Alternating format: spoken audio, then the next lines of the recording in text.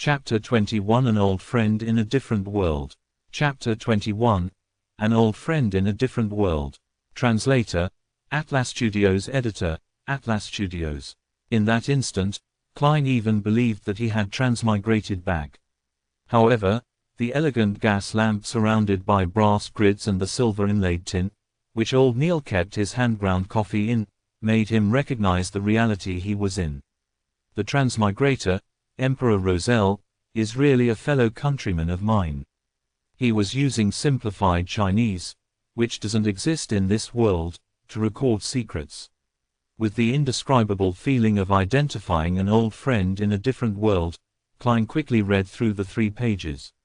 The 18th of November. Truly a fascinating matter. A blue sky experimentation and a chance mistake made me discover the pathetic fellow lost and trapped in the deep darkness amid the storms.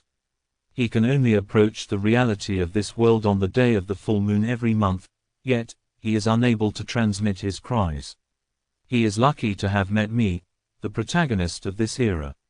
After reading the paragraph I wrote above, I suddenly felt a little down. Even my Chinese is written like a translation. 4 decades have passed in a finger snap. My past memories feel more like a dream. 1184, the 1st of January. At the Grand New Year Gala, Lady Florena was truly splendid. The 2nd of January. My diplomats are all idiots. The 3rd of January. I made a hasty choice back then. In hindsight, I should have chosen the apprentice, the seer, or the bandit. Unfortunately, there is no way of redoing it. The 4th of January. Why are my children so stupid? I've repeated myself so many times. Do not be fooled by those charlatans. The key thing about potions is not about grasping them, but digesting them. It's nothing about tapping powers, but acting. And the name of a potion is not solely symbolic at its core, but a concrete imagery, and the key to digestion. The 9th of September. An alliance opposing me has been established. Fesak from the north, Loan from the east, Phenopota from the south. My enemies have finally joined forces, but I have no fear. I will use facts to teach them that the generations of weapons and knowledge cannot be compensated by mere numbers and low-grade sequences. Besides, it's not as though I do not have subordinates. As for the higher grades, hey, have they forgotten who I am? The 23rd of September. I have lost communications with the ship seeking the forsaken land of the gods. I should consider inventing wireless telegraphs. I hope it would not be affected by the storm. The 24th of September. Miss Ithaca is more mesmerizing than Lady Florena. Perhaps, I'm just being nostalgic about my youth. Due to the complexity of characters in simplified Chinese, the font was slightly larger than normal, leading to less content on each page. Furthermore, for preservational and research purposes, the back of each page was left empty. But even so, Klein still felt an upheaval of emotions when he read the diary. In particular, Emperor Roselle's description of the crux of potions made him feel like he found the path to the solution. He was thrilled at having learned a priceless secret. Perhaps, this will be a beacon for my future path as a Beyonder. Well, the 3 pages belong to entries at different times. It seems Emperor Roselle only writes the year on the first entry of each year. It cannot be determined which year the 2 pages with September and November belong to. Who is the pathetic fellow he discovered? What do digesting and acting actually mean? Where is the forsaken land of the gods? These questions bubbled in Klein's head. It made him eager to immediately gather all of Emperor Roselle's diary and read it from cover to cover. Klein. At that moment, old Neil asked puzzledly across him. Klein jolted awake as he hurriedly covered it up with a laugh. I thought I would be the most special one. I was trying to decipher and interpret it. You are young indeed. Old Neil nodded, laughing. I once believed that I was the most special one as well. Klein flipped through the 3 pages in his hand and after confirming that he had not missed anything, he handed it over to old Neil and thoughtlessly asked, "Do we only have these few pages? I want to see more of Emperor Roselle's diary." "Did you think there would be many?" Old Neil caressed the scripts as his wrinkles deepened from his scoff. There are not many incidents a year that involve beyonders and mystery to begin with. Sigh, the major reason is the gradual extinction of extraordinary species in our northern continent. Without them, there won't be a lot of potions, causing the number of beyonders to reduce with time. Sigh, over the past few centuries, dragons, giants, and elves have become simply records in books. Even the sea folks are no longer seen near the coastal waters. Upon hearing this, Klein suddenly thought of a meme. He immediately said with a smile, "I think it's time to establish a Dragons and Giants Protection Association." Old Neil looked confused when he heard that. It took him quite some time to figure out what it meant. After figuring out its meaning, he rapped the table and laughed quite heartily in a not-so-gentlemanly manner. "Ha ha, Klein, you really are humorous. This is a tradition of our Lowen Kingdom. It's good that young people have a sense of humor.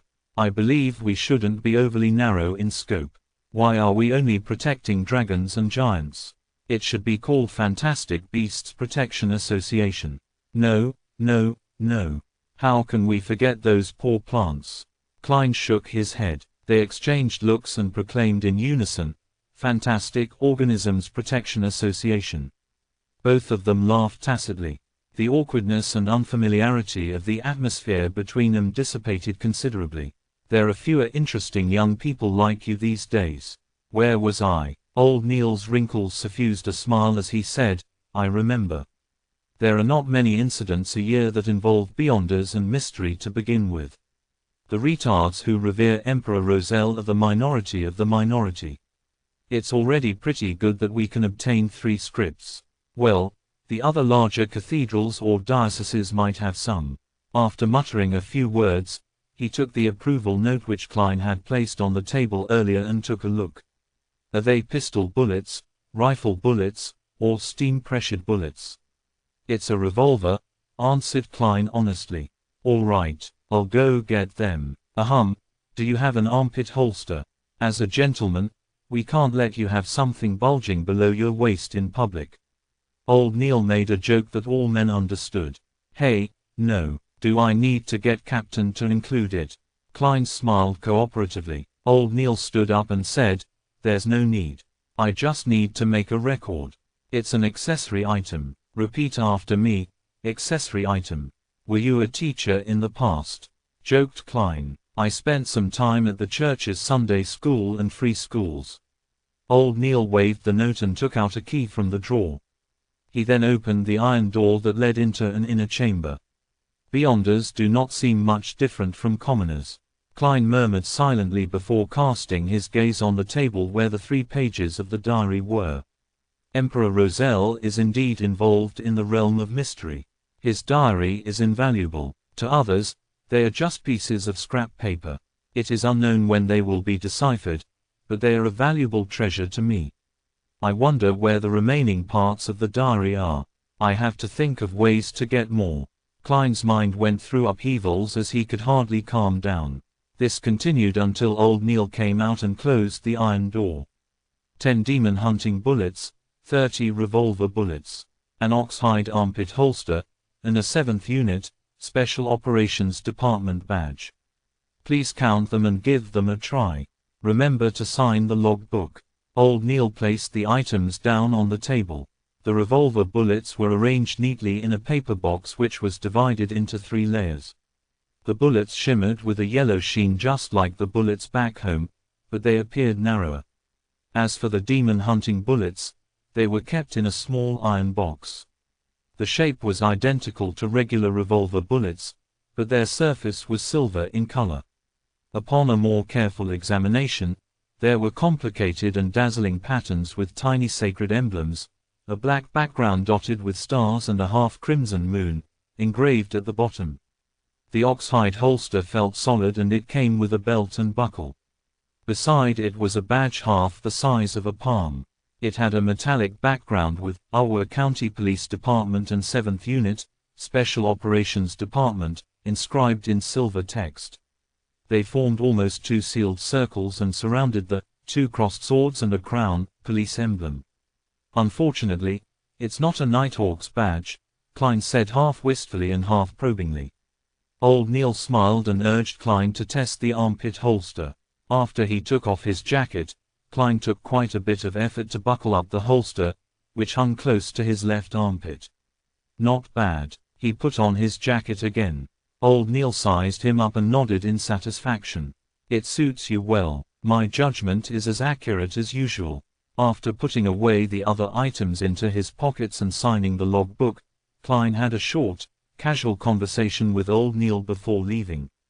Halfway, he slapped himself in the forehead. I forgot to learn more about the sequences and potions.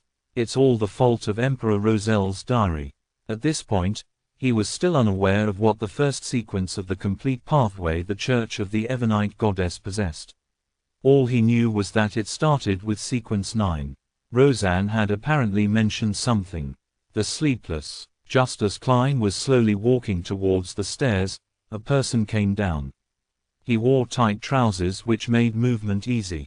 His white shirt was not tucked in, and he had a clear romantic temperament of a poet.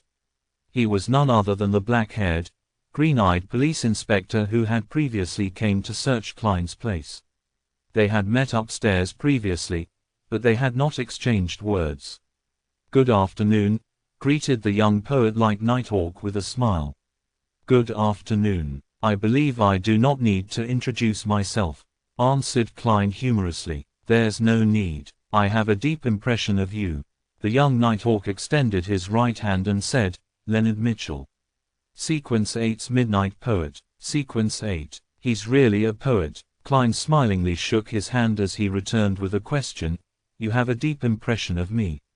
Leonard Mitchell's green eyes were deep as he replied with a very faint smile. "You have a special disposition." He feels and sounds so gay. The corners of Klein's mouth moved slightly as he barely said with a smile, "I don't think so myself." "After encountering an accident like that, you remained alive despite not receiving our protection immediately. That makes you special enough." Leonard pointed ahead. "I have to replace Captain. See you tomorrow." "See you tomorrow." Klein turned to make way for the Nighthawk.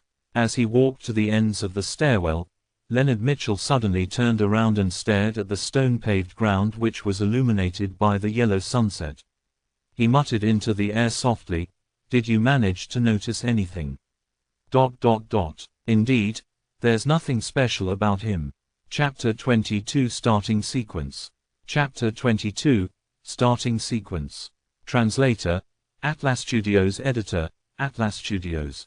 After he went up the stairs and returned to the reception hall, Klein was about to bid Roseanne farewell when he heard the brown-haired girl mention briskly, "Captain says that you can come on Monday. He wants you to settle your household affairs first." All right. Klein never expected the Nighthawk's management to be so humane and accommodating. It made him feel a little grateful. He was planning on waking early the next morning and make use of the opportunity to wander around, to visit Tingen University. He planned on informing the staff in charge of the interview that he was not participating in the follow-up interviews. After all, he had originally obtained the opportunity to make the interview because of his professor's recommendation letter. Regardless, it was basic courtesy to have formal closure. Even if it was not for himself, he had to respect his mentor's efforts. And in a world without telephones, where telegrams were charged by the character, and the fact that it would be too late to send a letter, he felt that taking the public carriage to the university was the most economical and suitable solution. Having received the captain's special approval, Klein did not need to tire himself out. He could wake up late and still make his way there on time. Klein was just about to take off his hat to bid Roseanne farewell when he suddenly thought of something. He looked around and suppressed his voice. "Roseanne, do you know what the starting point of the church's complete sequence is?" He had forgotten to ask old Neil. Roseanne's eyes widened as she looked at Klein in astonishment. "You wish to become a Beyonder? Was I that obvious?" Klein's body language betrayed him as he answered in embarrassment, "Having learned that extraordinary and mysterious powers exist in the world, it's inevitable that I have some yearnings for it."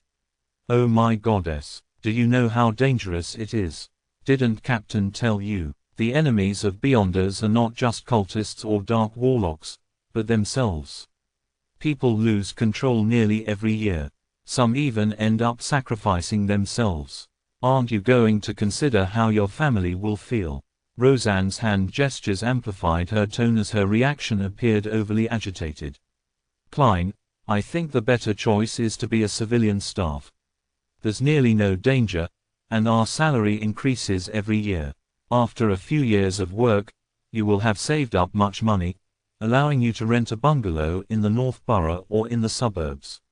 You can then marry a rich and charming lady and have a wonderful family, having adorable and naughty little angels. Roseanne, stop. Hold up. Klein hurriedly stopped her in exasperation when he realized that she was changing the subject.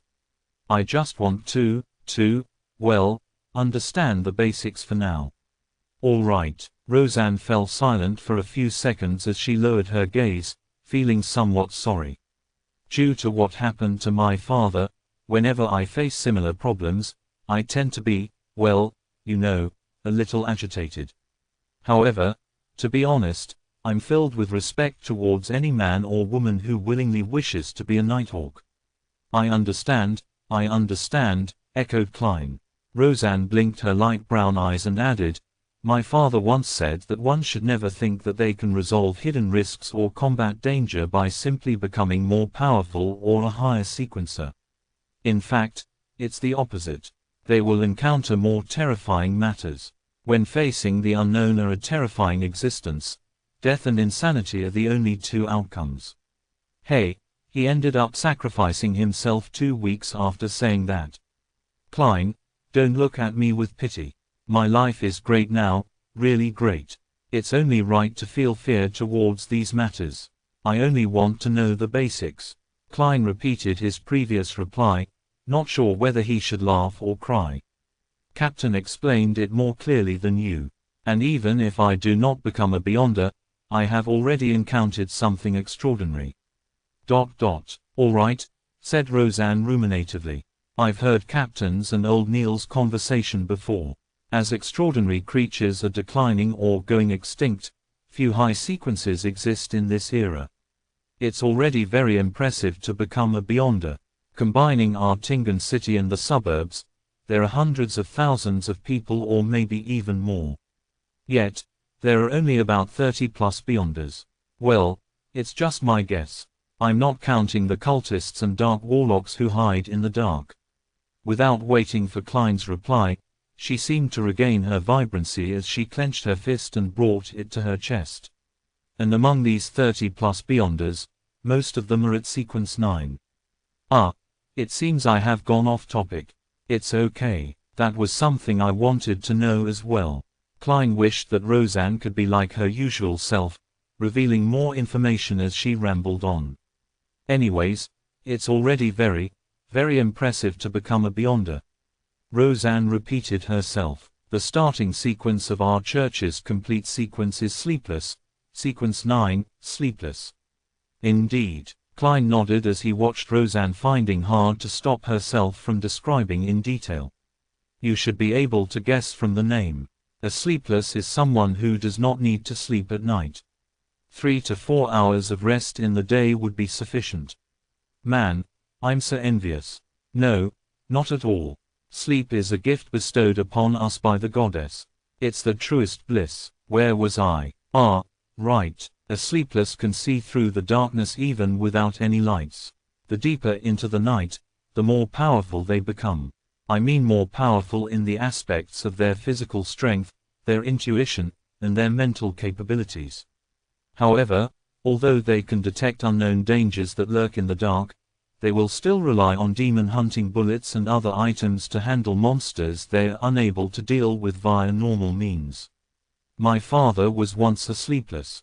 Without waiting for Klein to press on, Roseanne continued, after that, it's Sequence 8's Midnight Poet, and one level higher is Sequence 7's Nightmare. Nightmare. Klein instantly recalled that Dunn Smith had guided his dreams. He asked as a confirmation, Captain, you know about it? Roseanne's mouth nearly turned into an O shape. Captain once entered my dream.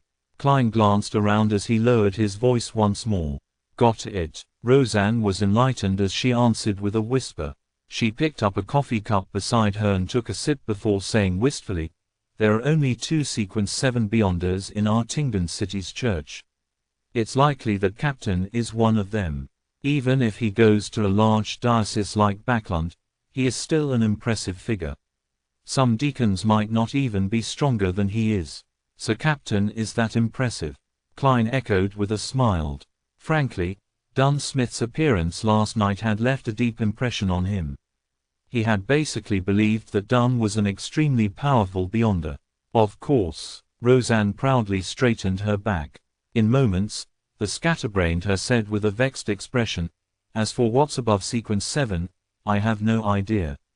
Among all the Nighthawks, perhaps only Captain will know." "Then what about other starting sequences? The ones that aren't complete?" Klein was satisfied as he changed the subject. It had to be said that Roseanne's description of Sleepless did match his imaginations and expectations of Beyonders. However, it was not the kind he wished to become. The perfect Sequence 9 was likely one that could study and grasp more knowledge of the mystery. By doing so, he could leverage on him to figure out the reason for his transmigration and lay the foundations of his future transmigration back. Roseanne thought for a moment before saying with a sigh, "I'm not that interested in this aspect. I only know we have more than other churches. After all, the goddess is the mother of the secrets. Well, there should be 2 or 3. Some of our teammates are cold and distant, making me fear them. They also have a strange smell to them. Some members, well, I mean you should talk to old Neil. He knows a lot, as well as quite a number of interesting magical rituals.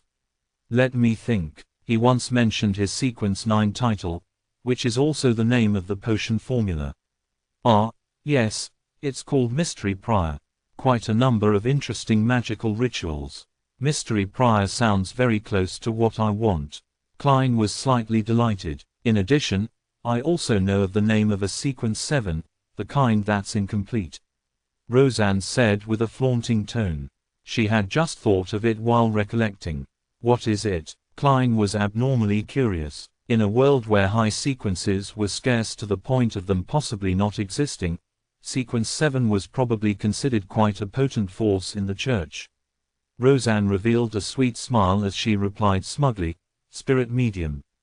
"MDM. Daily?" asked Klein subconsciously. After his initial surprise, he realized that it was nothing unexpected. Only a Sequence 7 Beyonder could achieve such an impressive performance as a medium. Roseanne's eyes widened once again as she said in disbelief, "How do you know of that too?" "I've met MDM. Daily." Klein did not hide the matter. "All right," said Roseanne with an envious tone. "If I can become a spirit medium, one just like MDM. Daily, then I'll be willing to be a Beyonder. No, I'll consider it carefully for 10 minutes. Yes, MDM. Daily fulfills all my imaginations as a Beyonder," echoed Klein in a slightly exaggerated manner.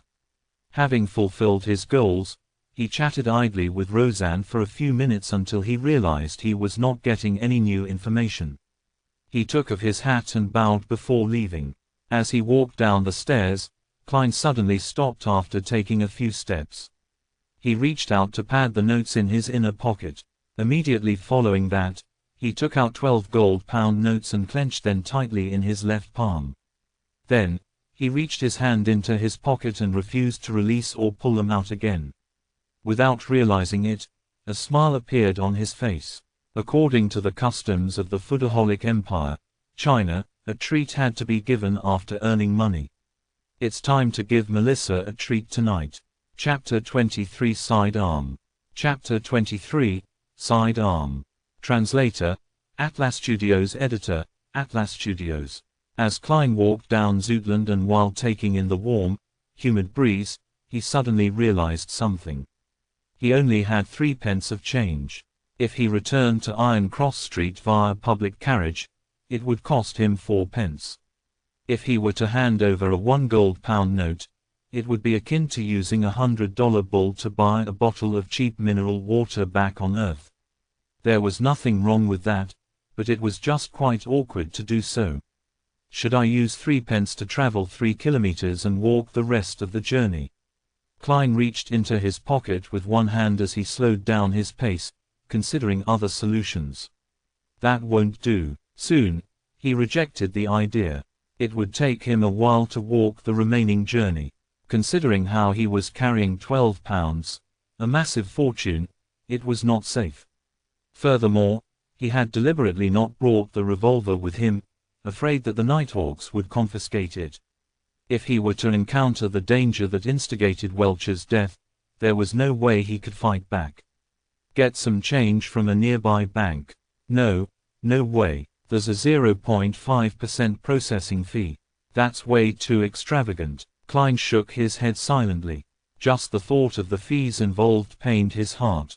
Having ruled out one solution after another, Klein's eyes suddenly lit up when he saw a clothing shop in front of him. That's right. Wouldn't the normal course of action be to buy something appropriately priced to get some change?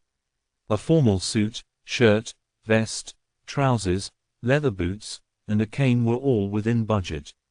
They had to be bought sooner or later. Oh, it's very troublesome when fitting clothes. Besides, Benson knows more about this than me and he's better at bargaining. I should consider it only after he's back. Then should I buy a cane? That's right. As the saying goes, a cane is a gentleman's best choice of defense. It is half as good as a crowbar. A gun in one hand and a cane in the other is the combat style of a civilized person. After debating internally, Klein made up his mind. He turned around and entered the clothing shop, Wilker Clothing and Hats. The clothing store's layout resembled the clothing stores on Earth. The left wall was filled with rows of formal attires. The middle rows were decked with things like shirts, trousers, vests, and bow ties. On the right were leather shoes and boots placed inside glass cabinets. "Sir, may I help you?" A male salesperson dressed in a white shirt and red vest came over and asked politely. In Lowen Kingdom, rich and powerful gentlemen of high standing enjoyed wearing black suits comprising of white shirts matched with black vests and trousers. Their colors were relatively monotonous, so they required their male servants, salespeople, and service attendants to dress more brightly and colorfully, in order to distinguish themselves from their masters. In contrast, ladies and mistresses wore dresses of all kinds in glamorous fashions. As such, maidservants would wear black and white. Klein thought for a moment before answering the male salesperson's question. A cane. Something that's heavier and harder. The kind that can crack the skulls of others. The red-vested salesperson sized up Klein furtively before leading him into the store. He then pointed at a row of canes in the corner. That cane inlaid with gold is made of iron-hard wood. It's both very heavy and hard, and costs 11 solely 7 pence. Do you want to give it a try? 11 solely 7 pence. Why don't you go rob a bank? Big deal with the gold inlay. Klein was shocked by the price. With an unperturbed expression, he nodded gently. All right. The salesperson took down the iron-hard wood cane and carefully handed it to Klein, seemingly afraid that Klein would drop and break the merchandise. Klein took the cane and found it heavy. He tried moving with it and discovered that he could not sway it smoothly as he wanted. It's too heavy. Klein shook his head in relief. This is not an excuse. The salesperson took back the cane and pointed at another 3 canes. This is made of walnut wood, created by Tingan's most famous cane artisan, Mr. Hayes. It's priced at 10 solely 3 pence. This is made of ebony wood and inlaid with silver. It's as hard as iron, costing 7 solely 6 pence. This is made from the core of a white boley tree and also inlaid with silver, costing 7 solely 10 pence. Klein tried each one of them and found them of appropriate weight. He then tapped them with his fingers to gain an understand of their hardness. Finally, he chose the cheapest one. I'll take the one made from ebony wood. Klein pointed at the cane with the silver inlay which the salesperson was holding. No problem, sir. Please follow me to proceed with the payment. In the future, if this cane is scuffed or stained, you can hand it to us for handling for free. The salesperson led Klein to the counter. Klein took the opportunity to release the 4 gold-pound notes from his tight grip and removed 2 of the smaller denominations. "Good day, sir. It will be 7 solely 6 pence. The cashier behind the counter greeted with a smile. Klein was planning on maintaining his gentlemanly image, but when he extended his hand with the 1 gold-pound note, he could not help but ask, "Can I get a discount?"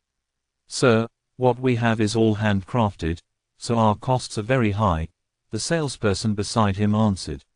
"Since our boss isn't here, we are unable to lower the prices." The cashier behind the counter added, "Sir, sorry about that." "All right." Klein handed the note over and received the black silver inlaid cane. While waiting for the change to be given to him, he took a few steps back and distanced himself from them. He swung around his side arm as a test. Whoosh, whoosh, whoosh. The wind sounded heavy when the cane sliced through the air. Klein nodded in satisfaction. He looked forward again, prepared to see notes and coins, but was appalled to see the red-vested salesperson retreating far away. The cashier behind the counter had retracted into a corner, leaning close to a double-barreled shotgun hanging to the wall. The Lowen Kingdom had a semi-regulated policy on firearms. To possess a firearm, one needed to apply for an all-purpose weapon usage certificate or a hunter's license. Regardless of which type, one could still not be in possession of restricted military firearms such as repeaters, steam-pressured guns, or 6-barrel machine guns. An all-purpose weapon usage certificate could be used to purchase or store any kind of civilian firearm, but earning the certificate was extremely troublesome. Even merchants of substantial standing might not be approved. A hunter's license was relatively easy. Even farmers in the suburbs could receive approval. However, the license was limited to hunting guns with restricted numbers. People with sizable assets would tend to apply for one to use it for self-defense in emergency situations, such as now. Klein looked at the 2 wary salespeople as the corners of his mouth twitched. He chuckled dryly. "Not bad. This cane is perfect for swinging. I'm very pleased." Realizing that he had no intention to assault them, the cashier behind the counter relaxed. He handed over the notes and coins he had taken out over with both hands. Klein took a look at what he received and saw 2 5-solely notes, 2 1-solely notes, a 5-pence coin, and a 1-penny coin. He could not help but nod inwardly. After a 2-second pause, he ignored the way the salespeople looked at him and unfurled the 4 notes towards the light to ensure that the anti-counterfeit watermarks were present. Klein put away the notes and coins when he was done. With the cane in hand, he tipped his hat and walked out of Wilka Clothing and Hats. He extravagantly spent 6 pence by taking a short-distance trackless carriage before transferring once before reaching home safe and sound. After closing the door, he counted the 11 pounds and 12 solely notes thrice before placing them into the desk drawer. He then found the bronze revolver with the wooden grip. Clink, clang. 5 brass bullets fell onto the table when Klein inserted the silver demon hunting bullets which had complicated patterns and the dark sacred emblem into the revolver's cylinder. Like before, he only inserted 5 rounds and left an empty spot to prevent any misfires. The remaining rounds were placed together with the 5 ordinary bullets in a small iron case. "Pa!" He snapped the cylinder in place, giving him a sense of security. He excitedly lodged the revolver into the holster at his armpit and buckled it securely. Then, he repeatedly practiced unbuckling and drawing the gun. He rested whenever his arms ached, and this continued until sunset when he heard the sounds of tenants walking along the corridor outside. Phew! Klein let out a foul breath before putting his revolver back into his armpit holster. Only then did he take off his formal suit and vest. He wore back his usual brownish-yellow coat and swung his arms to relax them. Tap, tap, tap. He heard the sound of nearing footsteps before the twisting sound of an inserted key. Melissa with her soft, black hair entered. Her nose twitched a little as she swept her gaze towards the unlit stove. The luster in her eyes dimmed slightly. "Klein, I'll heat up the leftovers from last night. Benson will likely be home tomorrow." Melissa turned to look at her brother. Klein had his hands in his pocket as he leaned against the edge of the desk. He smiled and said, "No, let's eat out." "Eat out?" Melissa questioned in surprise. "How does Silver Crown Restaurant at Daffodil Street sound? I heard they serve delicious food," suggested Klein. But Melissa was still confused. Klein grinned and said, "To celebrate my new job." "You found a job?" Melissa's voice rose unknowingly. But isn't the Tingen University interview tomorrow?" "Another job." Klein gave a faint smile before fishing the stacked notes from the drawer. "They even gave me an advance of 4 weeks' pay." Melissa looked at the gold pounds and slowly as she widened her eyes. "Goddess, what job did you get?" "This." Klein's expression froze as he deliberated on his words. "A security company whose mission is to seek, collect, and protect ancient relics. They were in need of a professional consultant. It's a 5-year contract, earning me £3 a week." "Were you vexing over this last night?" asked Melissa after a moment of silence. Klein nodded. "Yes, although being an academic at Tingen University is respectable, I prefer this job." "Well, it isn't bad either." Melissa gave an encouraging smile. She asked half suspiciously and half curiously, "Why would they give you an advance payment of 4 full weeks?" "It's because we need to move. We need a place with more rooms and a bathroom that belongs to us," said Klein while grinning and shrugging. He felt that his smile was impeccable, just short of the word surprised. Melissa was stunned momentarily before she suddenly spoke out in a fluster, "Klein, we are living quite well now.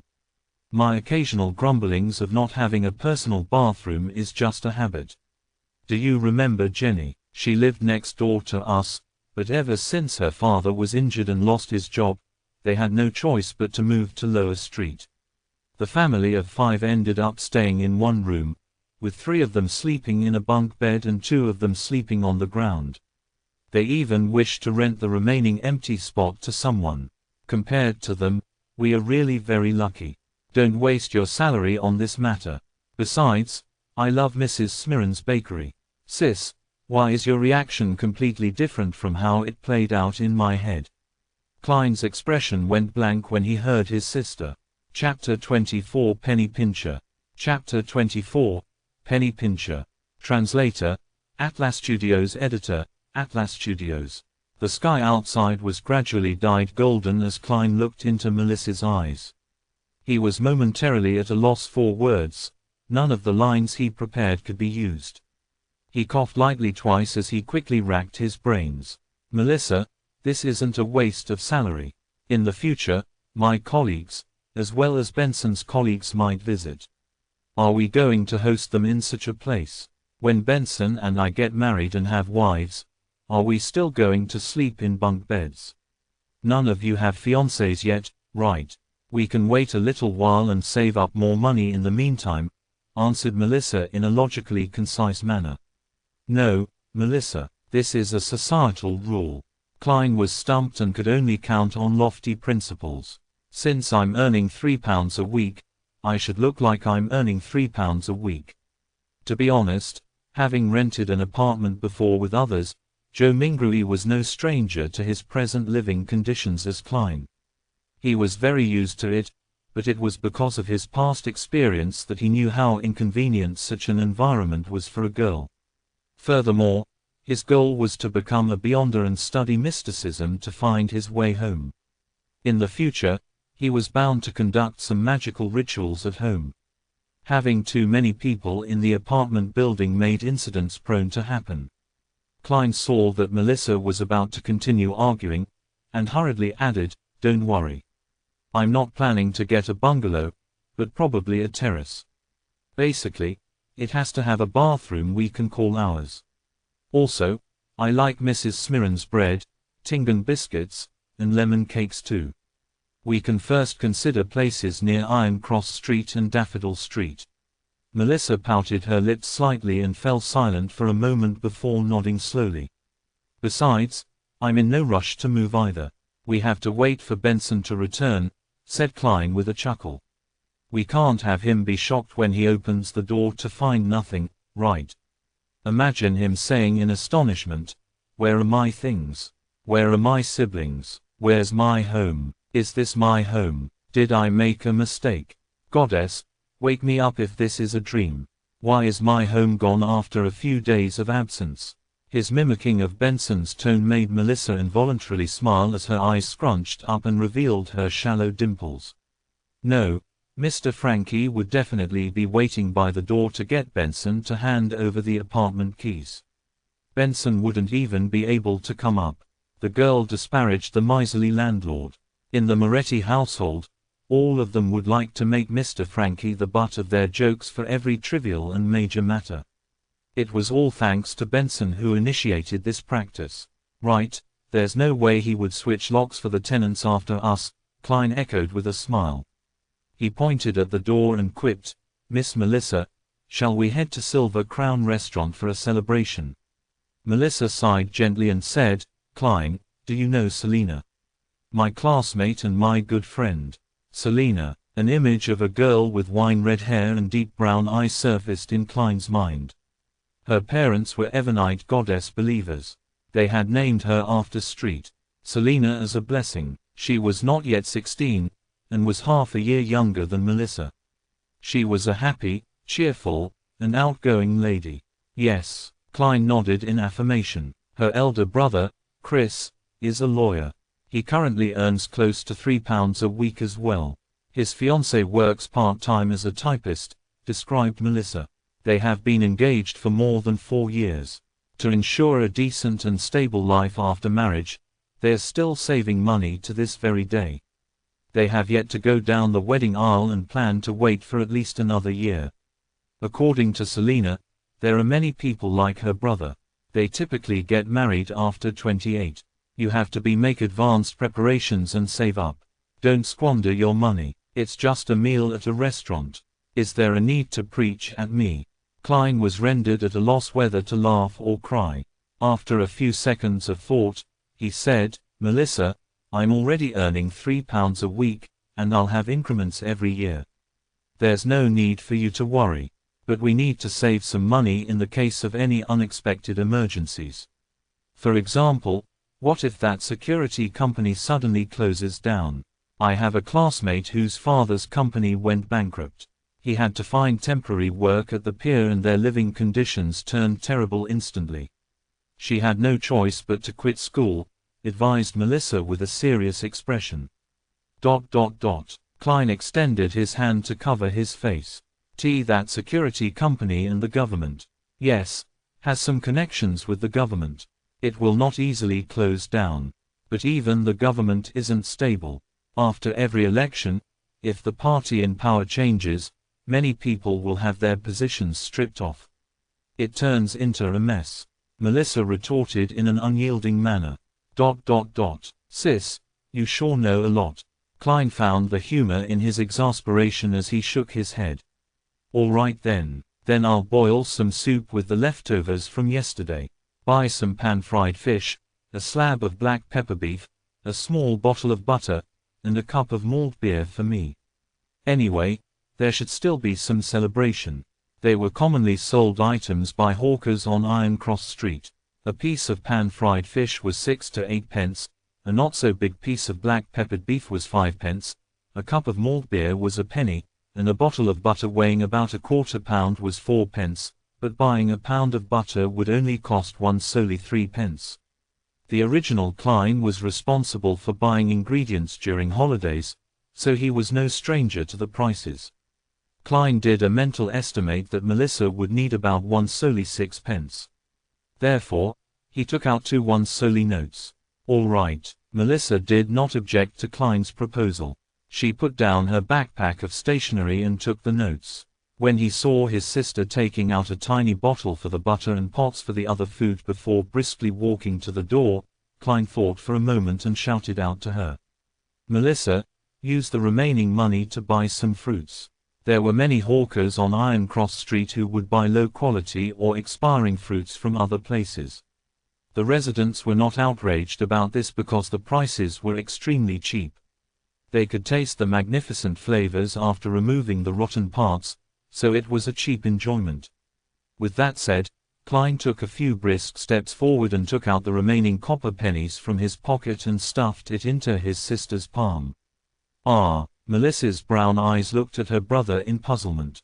Klein took 2 steps back and smiled. Remember to go to Mrs. Smirren's. Reward yourself with a tiny lemon cake. ...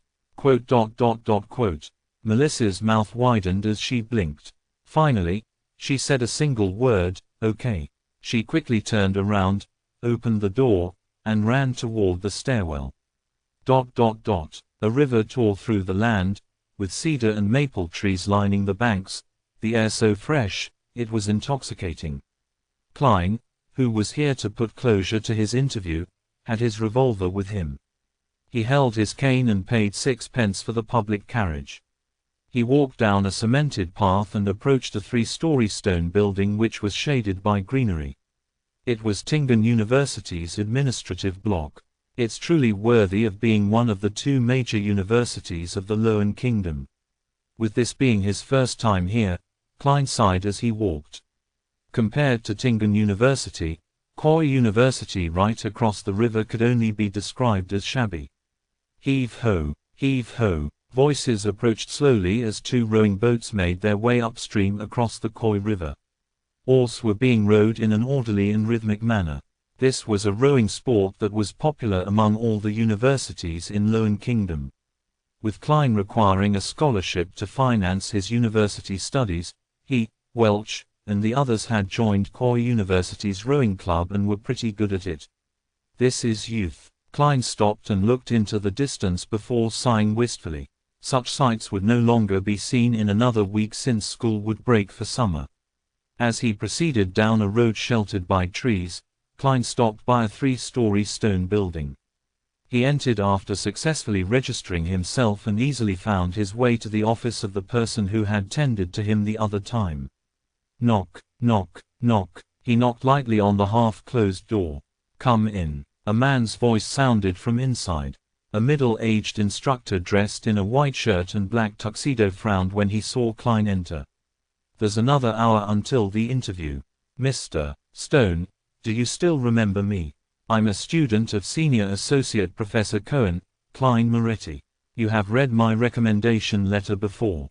Klein smiled as he took off his hat. Harvin Stone stroked his black beard and asked, puzzled, is there something wrong? I'm not in charge of interviews. Here's the situation. I've already found a job, so I won't be participating in the interview today. Klein gave his reason for coming. I see. When Harvin Stone learned of the reason, he stood up and reached out his right hand. Congratulations. You are really a polite lad. I will inform the professor and senior associate professors. Klein shook Harvin's hand and planned on making a little small talk before bidding him farewell when he heard a familiar voice behind him. Moretti, you found another job. Klein turned around and saw an elder with a head of silver hair that left a deep impression on his silhouette. His deep, blue eyes sunk deep into his face and he had few wrinkles. The man looked sharp in his black tuxedo. Good afternoon, mentor. Mr. Azik, he hurriedly greeted. Why are the 2 of you here? The elder was none other than Senior Associate Professor of Koi University's History Department, who was also his mentor, Mr. Quentin Cohen. Beside Cohen was a middle-aged man with bronze-colored skin of average build. He did not have any facial hair and held a newspaper in his hand. His hair was black and his pupils brown. His facial features were soft as his eyes revealed an indescribable sense of weariness like it had seen the vicissitudes of life. Beneath his right ear was a black mole which could only be seen if looked at carefully. Koi University recognized him since he was Koi University's History Department lecturer, Mr. Azik, who often helped the original Klein. He enjoyed debating with his mentor, Senior Associate Professor Cohen. They often had a clash of opinion, but even so, they were best friends, otherwise, they would not have enjoyed meeting up for a chat. Cohen nodded and said with a relaxed tone, Azik and I are here to participate in an academic conference. What kind of job did you get? It's a security company which seeks, collects, and protects ancient relics. They were in need of a professional consultant and are paying me £3 a week. Klein repeated what he said to his sister yesterday. Following that, he explained, as you know, I prefer exploring history, instead of summarizing it. Cohen nodded slightly and said, everyone has their own choices. I'm very happy that you bothered to come to Tingen University to inform them instead of just not showing up. At that moment, Isaac interjected, Klein, do you know what happened to Welch and Nair? I read on the newspapers that they were killed by burglars. The incident has become a case of armed burglary. And why it is already on the newspapers. Klein was taken aback as he weighed over his words. I'm not very clear of the specifics as well. Welch had obtained a diary of the Solomon Empire's Antigonus family from the Fourth Epoch. My help on interpreting it was sought. I helped them for the first few days, but I later got busy with job hunting. The police even came to me 2 days ago.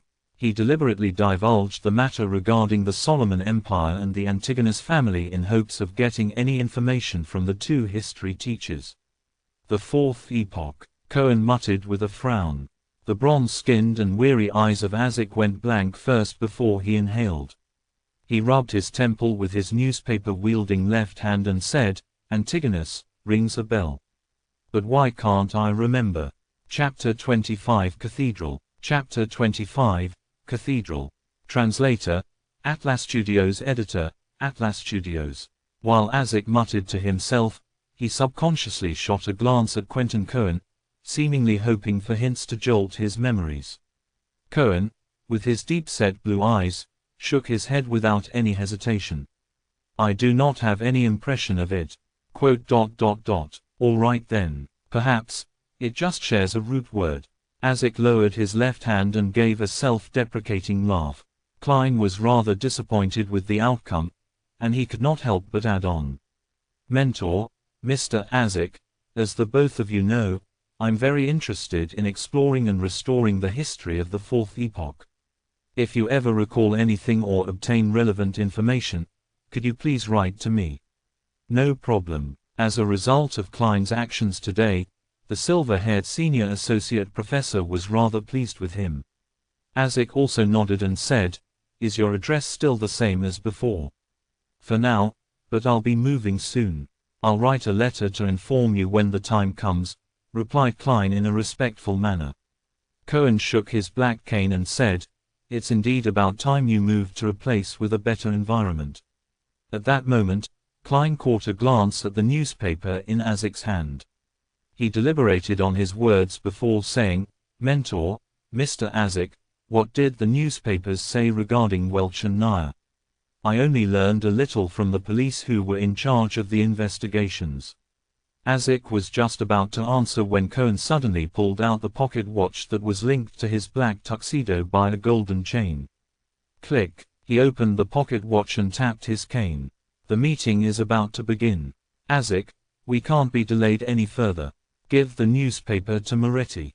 All right. Isaac handed over the newspaper he had read to Klein. We will be going upstairs. Remember to write a letter. Our address has yet to change. It's still the Koi University History Department office. Ha ha. He laughed as he turned around and left the room with Cohen. Klein took off his hat and bowed. After watching the two gentlemen leave, he bade farewell to owner of the office, Harvan Stone. He proceeded across the corridor and slowly exited the gray 3-story building.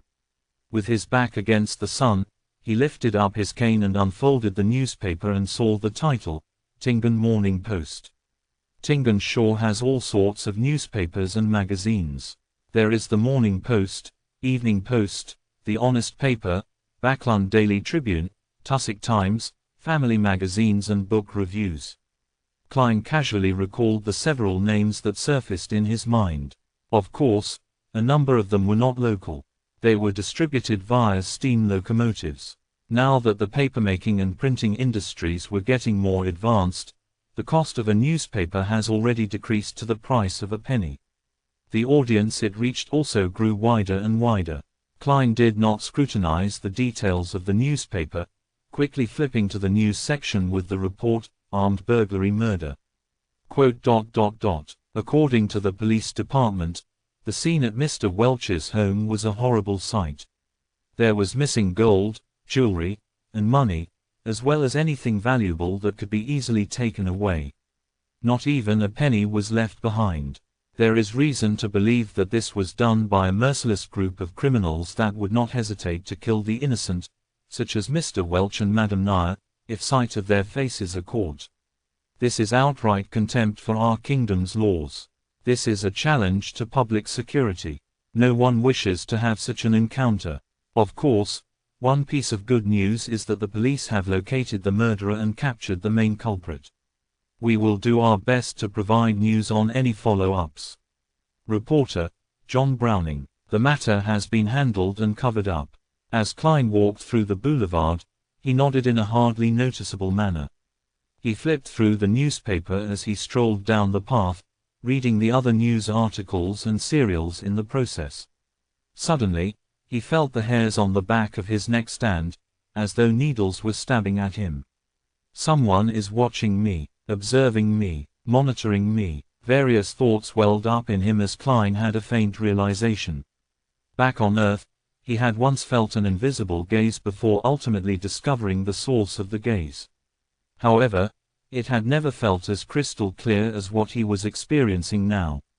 This was the same in the original Klein's memory fragments. Was it the transmigration or the mysterious luck enhancement ritual which enhanced my sixth sense? Klein fought back the urge to seek out the observer. Using his knowledge from reading novels and watching movies, he slowed his pace and put away the newspaper before looking toward Koi River. Following that, he acted as if he was admiring the scenery, slowly turning his head in different directions. He acted natural as he turned around, taking in everything with his eyes. Other than the trees, grassy plains, and students passing by in the distance, there was no other person there. But Klein was certain that someone was watching him. Klein's heart raced as his blood surged through his body with the intense thumping. He unfolded the papers and covered half his face, afraid that anyone would discover anything wrong with his expression. Meanwhile, he clenched his cane and readied himself to draw his gun. 1 step, 2 steps, 3 steps. Klein proceeded forward slowly. The feeling of being spied upon remained, but there was no sudden outburst of danger. He walked through the boulevard in a somewhat stiff manner and arrived at the waiting point for public carriages when a carriage pulled up coincidentally. Zoot. No, Champagne Street. Klein continually dismissed his thoughts. He originally planned on heading home immediately, but he was afraid of leading an observer of unknown motives to his apartment. Following that, he thought of heading to Zootland Street to seek help from the Nighthawks or his colleagues. However, he thought otherwise, afraid that he would end up alerting his enemy and expose the Nighthawks. Therefore, he casually chose somewhere else. 6 pence, the ticketing officer replied routinely. Klein did not bring any gold pounds with him today. He had hidden the money in the usual spot and had only taken 2 solely notes with him. And before he came, he had spent the same amount of money, leaving him with one solely 6 pence. Therefore, he took out all his coins and handed to the ticketing officer. He found a seat after boarding the carriage, and finally with the closing of the carriage doors, Klein felt that unease of being watched vanish. He exhaled slowly as he felt his limbs tingle slightly. What do I do? What should I do next? Klein looked out the carriage as he racked his brains for a solution. Until he was clear about the intentions of the person watching him, Klein had to assume that there was malicious intent. Many thoughts sprang up in his mind, but he dismissed them. He had never experienced such an event, and had to use a few minutes to organize his ideas. He had to notify the Nighthawks. Only they could truly get rid of this threat. But I can't head there directly or I might expose them. Perhaps, that might be the goal. Following this train of thought, Klein crudely surmised various possibilities as his thoughts turned clearer. He exhaled as he regained some semblance of composure. He looked seriously at the scenery outside flying past him. There were no accidents along the way to Champagne Street, but when Klein opened the door and stepped out of the car, he immediately had the uneasy feeling of being watched again. He acted as though he had not sensed anything. He took the newspaper and his cane, slowly making his way in the direction of Zoutland Street. But he did not enter that street. Instead, he took another route to the red moonlight street behind. There was a beautiful white plaza there, as well as a large cathedral with a pointy roof. St. Selina Cathedral, the Tingan headquarters of the Church of the Evernite Goddess. As a believer, there was nothing odd about him participating in Mass or prayer on his day off. The cathedral exhibited a design similar to Earth's Gothic style. It also had a tall, black, and imposing clock tower, situated between blue and red checkered windows. Klein stepped into the cathedral and followed an aisle into the prayer hall. Along the way, the stained windows were comprised of red and blue glass patterns that allowed colored light to shine into the hall. The blue was closer to black, the red the same color as the crimson moon. It made the surroundings seem unusually dark and mysterious. The feeling of being watched vanished. Klein acted unfazed as he walked toward the open prayer hall. There were no high windows here. The deep darkness was emphasized, but behind the arc-shaped holy altar, on the wall directly opposite the door, were about 20 circular fist-sized holes that allowed the radiant sunlight to enter the hall. It was akin to pedestrians seeing the starry sky when suddenly looking up into the dark night to see the shimmering stars in all their nobility, purity, and holiness. Even though Klein had always believed that gods could be analyzed and understood, he could not help but lower his head here. The bishop was preaching in a gentle tone as Klein silently made his way down the aisle that split the pews into two columns. He searched for an empty area close to the passageway before slowly taking a seat. Leaning his cane onto the back of the pew in front of him, Klein took off his hat and placed it onto his lap together with the newspaper. Then he clasped his hands together and lowered his head. The entire process was done slowly and routinely as though he was really there to pray. Klein closed his eyes as he silently listened to the bishop's voice in the darkness. Lacking clothes and food, they have no covering in the cold.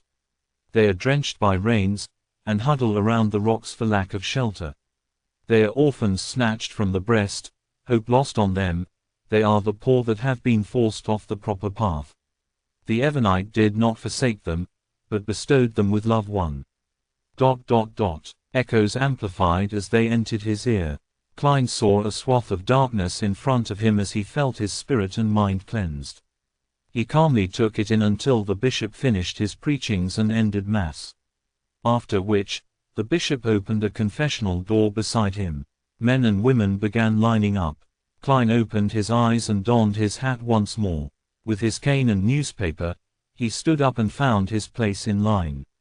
It was his turn after more than 20 minutes. He stepped in and closed the door behind him. There was darkness in front of him. "My child, what do you wish to say?"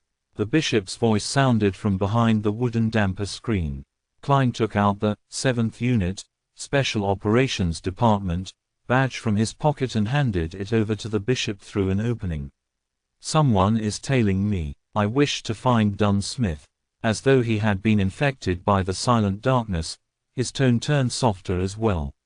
The bishop took the badge and after a few seconds of silence, he said, "Turn right from the confession booth and walk to the end. There will be a secret door to the side. Someone will lead the way after you enter." As he spoke, he pulled a rope inside the room, causing a particular priest to hear a chime. Klein retrieved his badge and took off his hat and pressed it to his chest. He gave a slight bow before turning around and exiting. After confirming that the feeling of being watched was gone, he wore his half-top hat. Without any excessive emotions, he held his cane and turned right, until he arrived by an arched altar. He found the secret door in the wall facing his side. He silently opened it before sneaking in quickly. The secret door closed silently as a middle-aged, black-robed priest appeared under the illumination of gas lamps.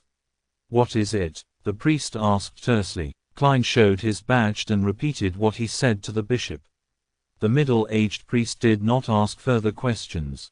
He turned around and proceeded forward in silence. Klein nodded and took off his hat. With his black cane, He followed silently in tow. Roseanne had once mentioned that heading left from the crossroads towards Cheney's Gate would reach St. Selena Cathedral. Chapter 26 Practice. Chapter 26 Practice. Translator, Atlas Studios. Editor, Atlas Studios. Tap, tap, tap. The sound of footsteps echoed through the dark, narrow corridor, which was otherwise silent. Klein kept his back straight as he kept up with the priest's pace. He did not pose questions or chat idly with him, remaining silent like a windless body of water. After passing through the heavily guarded passageway, the priest opened a secret door with a key and pointed down a stairwell made of stone. Turn left at the intersection to reach Cheney's Gate. May Goddess bless you. Klein gestured the sign of the crimson moon on his chest. Commoners practiced etiquette, while the religious partook in ritual blessings. Praise the Lady. The priest returned with the same gesture. Klein did not speak further as he walked down the dark stone stairwell with the aid of the refined inlaid gas lamps on both sides of the wall. Midway, he subconsciously turned back and saw the priest standing at the entrance. He was in the shadows and appeared like an immobile wax statue. Klein looked away and continued to proceed down.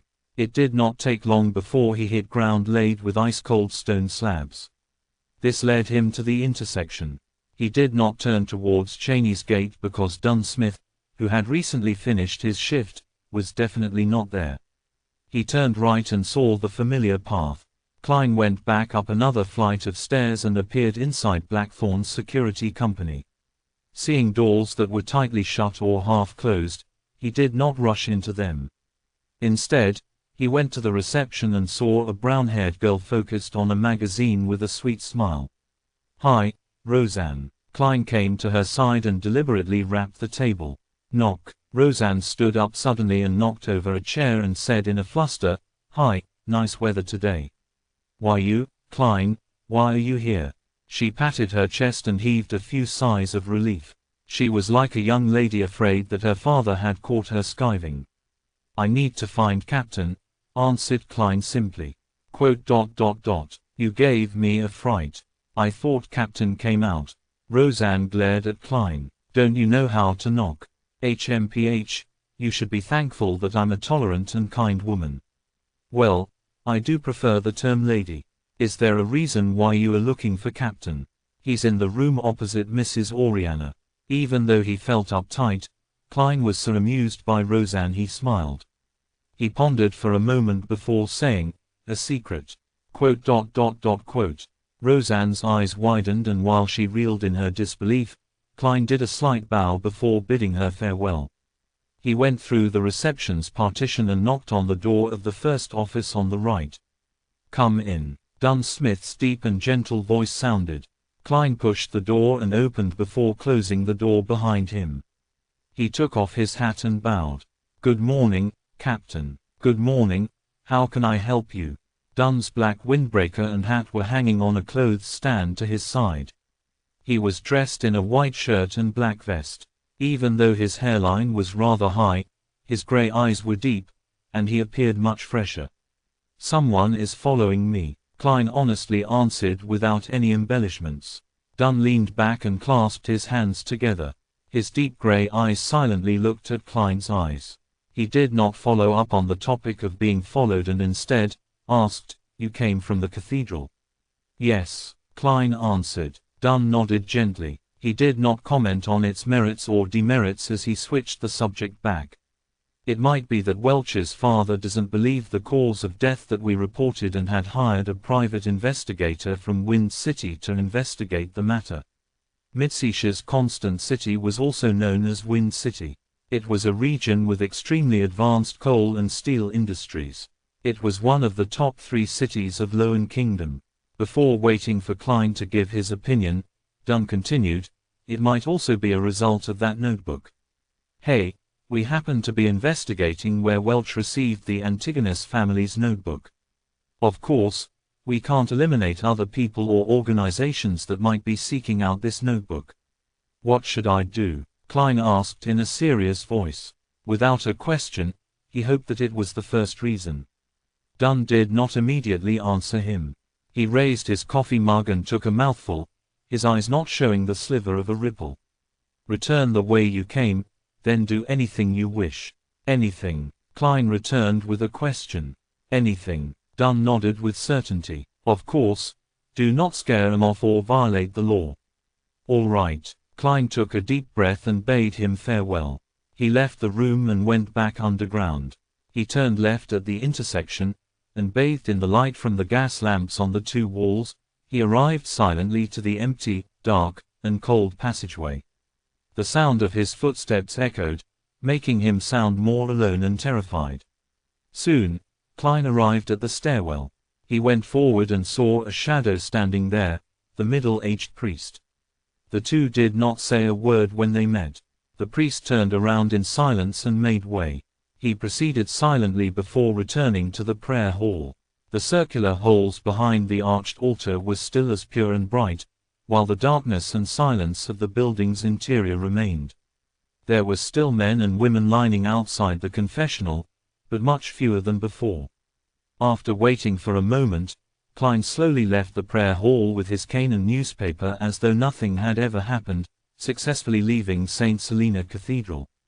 The moment he walked out, he saw the burning sun.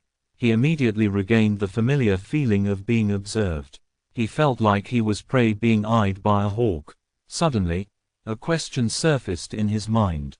Why didn't the observer follow me into the cathedral? Although I could have still used the dark environment and the priest to conceal my temporary disappearance, would it be hard for him to continue monitoring me by pretending to pray? If he had not done something wrong, there would be no problem walking in with an open and above-board manner, right? Unless the person has some dark history, making him afraid of the church or fear the bishop, knowing that he might have the powers of a beyonder.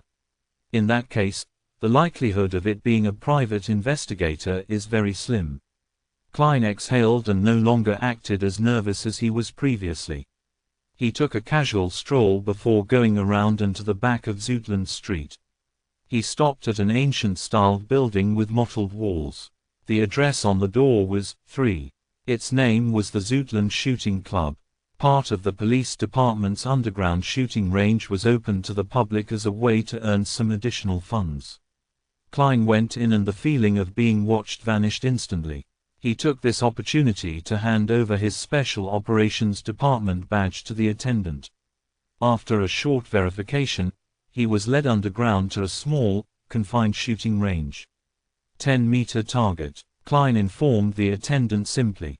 Next, he retrieved the revolver from his armpit holster and the box of brass bullets from his pocket. The feeling of being suddenly targeted made his desire to protect himself win over his procrastination. Therefore, he could not wait to come over to practice his shooting. After the attendant left, he flicked open the cylinder and removed the silver demon hunting bullets. Following that, he filled the cylinder with normal brass bullets. This time, neither did he leave an empty spot to prevent misfiring, nor did he take off his formal attire and halved top hat. He planned on practicing in his usual get-up. After all, it was impossible for him to shout, "Wait a minute, let me change into something more comfortable," after encountering an enemy or danger. Click. Klein closed the cylinder and rolled it with his thumb.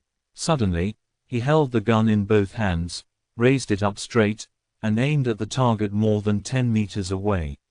However, he was in no hurry to shoot. Instead, he recalled his experience at Military Training 1, how to form a line with the iron sights, and knowledge about a gun's recoil. Rustle, rustle. While his clothes rustled, Klein repeated his aiming and his holding stance. He was as serious as a student taking a high school exam. After repeating it several times, he retreated to the wall and sat down on a long, soft bench. He placed the revolver to the side, began massaging his arms, and rested for quite a while. He spent a few minutes recalling his practice before he picked up the revolver with the wooden handle and bronze cylinder. He got into standard firing position and pulled the trigger. Bang! His arm trembled as his body moved back from the recoil. The bullet missed the target. Bang! Bang! Bang! Drawing from the experience he gained, He shot again and again until all 6 rounds were finished. I'm starting to hit the target. Klein stepped back and sat down again as he exhaled. Click. He swung the cylinder out and allowed the 6 shells to fall to the ground. Then, without a change in expression, he inserted the remaining brass rounds in. After relaxing his arm, Klein stood up again and returned to his shooting position. Bang, bang, bang. Ringing shots echoed as the target shook. Klein practiced and rested repeatedly. He expended all 30 normal rounds and the remaining 5 from before. He gradually hit the target and started aiming for the bull's eye. He swung his sore shoulders and threw out the final 5 shells. He lowered his head and inserted the demon hunting bullets with the complicated patterns back into gun, leaving an empty spot to prevent misfiring. After putting the revolver back into his armpit holster, Klein patted the dust from his body and walked out the shooting range to return to the streets. The feeling of being observed arose once again. Klein felt calmer than he previously felt as he slowly walked to Champagne Street. He spent 4 pence on a tracked carriage to return to Iron Cross Street before returning to his own apartment. The feeling of being spied upon vanished without a trace. Klein took out his keys and opened the door to see a short-haired man nearing his 30s and wearing a linen shirt seated at a desk. His heart tensed up before relaxing immediately. Klein greeted with a smile, "Good morning, no, good afternoon, Benson." This man was none other than Klein's and Melissa's elder brother, Benson Moretti. He was only 25 this year, but his receding hairline and decrepit appearance made him look nearly 30. He had black hair and brown eyes, resembling Klein somewhat, but he lacked the faint scholarly air which Klein had. "Good afternoon, Klein. How was the interview?" Benson stood up as he grinned. His black coat and half-top hat were hanging on a protrusion of their bunk bed. "Horrible," Klein replied in a deadpan manner. When he saw Benson stunned, Klein chuckled and added, "In fact, I didn't even participate in the interview. I found a job ahead of the interview and it pays £3 a week." He repeated what he told Melissa again. Benson's expression calmed down as he shook his head with a laugh. "It feels like I'm seeing a child grow up. Well, this job is pretty good." He sighed and said, "It's great that the first thing I heard is such good news after being away for work. Let's celebrate tonight and buy some beef." Klein smiled. "Sure. But I believe Melissa will feel the pinch. Let's buy some ingredients later in the afternoon. Let's bring at least 3 soli. Well, to be honest, a pound exchanges for 20 soli, and 1 soli exchanges for 12 pence. There are even denominations like the halfpence and quarterpence. Such a coin system just goes against logic. It's so troublesome. I think it must be one of the most foolish coin system in the world." When he said that, he saw Benson's expression turn stern. Feeling a little unease, he wondered if he had said anything wrong. Could it be that in the lost memory fragments of the original Klein, Benson was an outright, extreme nationalist who showed no tolerance for any negativity? Benson took a few steps and refuted him with a stern expression. "No, it is not one of, but the most foolish coin system." "Not one of." Klein was taken aback, but he quickly snapped to his senses. He looked at his brother in the eye and laughed. Indeed, Benson was great at mocking humor. Benson lifted the corners of his lips and said in all seriousness, "You should understand that to institute a reasonable and simple coin system, one needs to know how to count and grasp the decimal system. Unfortunately, there are too few talents among those important figures." Chapter 27 Siblings Dinner. Chapter 27 Siblings Dinner. Translator, Atlas Studios. Editor, Atlas Studios. "It's simply sharp and incisive." Klein burst out in laughter. Using the rich experience he had from his previous incarnation, he added another insult. "In fact, there is no evidence to suggest that those important figures have any brains at all." "Good, very good," Benson roared with laughter as he gave a thumbs up. "Klein, you are a lot more humorous than before." After taking a breath, he continued, "I have to go to the pier in the afternoon. I'm only off work tomorrow. After that I'll have time To go to Tingan City Housing Improvement Company with the both of you. Let's see if they have cheap and good terrace houses for rent. Also, I need to pay Mr. Frankie a visit. Our landlord, the perplexed Klein asked. Does our current landlord have some terrace houses from pretty good districts under his name? Benson shot his brother a glance and said, amused, have you forgotten the 1-year rental contract we have with him? It has only been 6 months. Hiss. Klein immediately drew a gasp of cold air. He had really forgotten the matter. Although rent was paid once a week, the lease was a year long. If they were to move now, it was equivalent to a breach in contract. If they were taken to court, they would have to compensate large sums of money. You are still lacking in societal experience. Benson touched his receding black hairline and said wistfully, this was a clause I fought so hard back then. If not, Mr. Frankie was only willing to lease it to us for 3 months each contract. To those with money, landlords would sign leases for a year, 2 years, or even 3 years to seek stable income. But for us, the pastors, and our neighbors, landlords would have to be constantly worried that something bad might happen, depriving them of their rent. Therefore, they would only sign short-term contracts. In that case, they can offer to raise prices according to the situation. Klein summarized and added, using the original Klein's memories and his own experience as a tenant. Benson sighed and said, this is the cruel reality of today's society. All right, you don't have to worry. The issue with the contract can be easily resolved. To be frank, even if we owe him a week's rent, Mr. Frankie would have immediately thrown us out and confiscated whatever valuable items we have. After all, his intelligence is below that of a monkey's. There's no way he can comprehend overly complicated matters. Upon hearing this, Klein suddenly recalled a particular Sir Humphrey's meme. He shook his head and said seriously, no, Benson. You are wrong. Why? Benson was puzzled. Mr. Frankie's intelligence is still slightly higher than a monkey's, Klein replied in all seriousness. Just as Benson seemed to smile in response, he added, if he is on form. Ha ha. Benson lost it and burst out in laughter. After a series of rapturous laughter, he pointed at Klein, momentarily unable to put his thoughts in words. Only then, he returned to the topic at hand. Of course, as a gentleman, we cannot employ such shameless tactics. I will discuss this with Mr. Frankie tomorrow. Believe me, he's easily convinced, easily. Klein had no doubts regarding Benson's point. The existence of the gas pipes was excellent proof.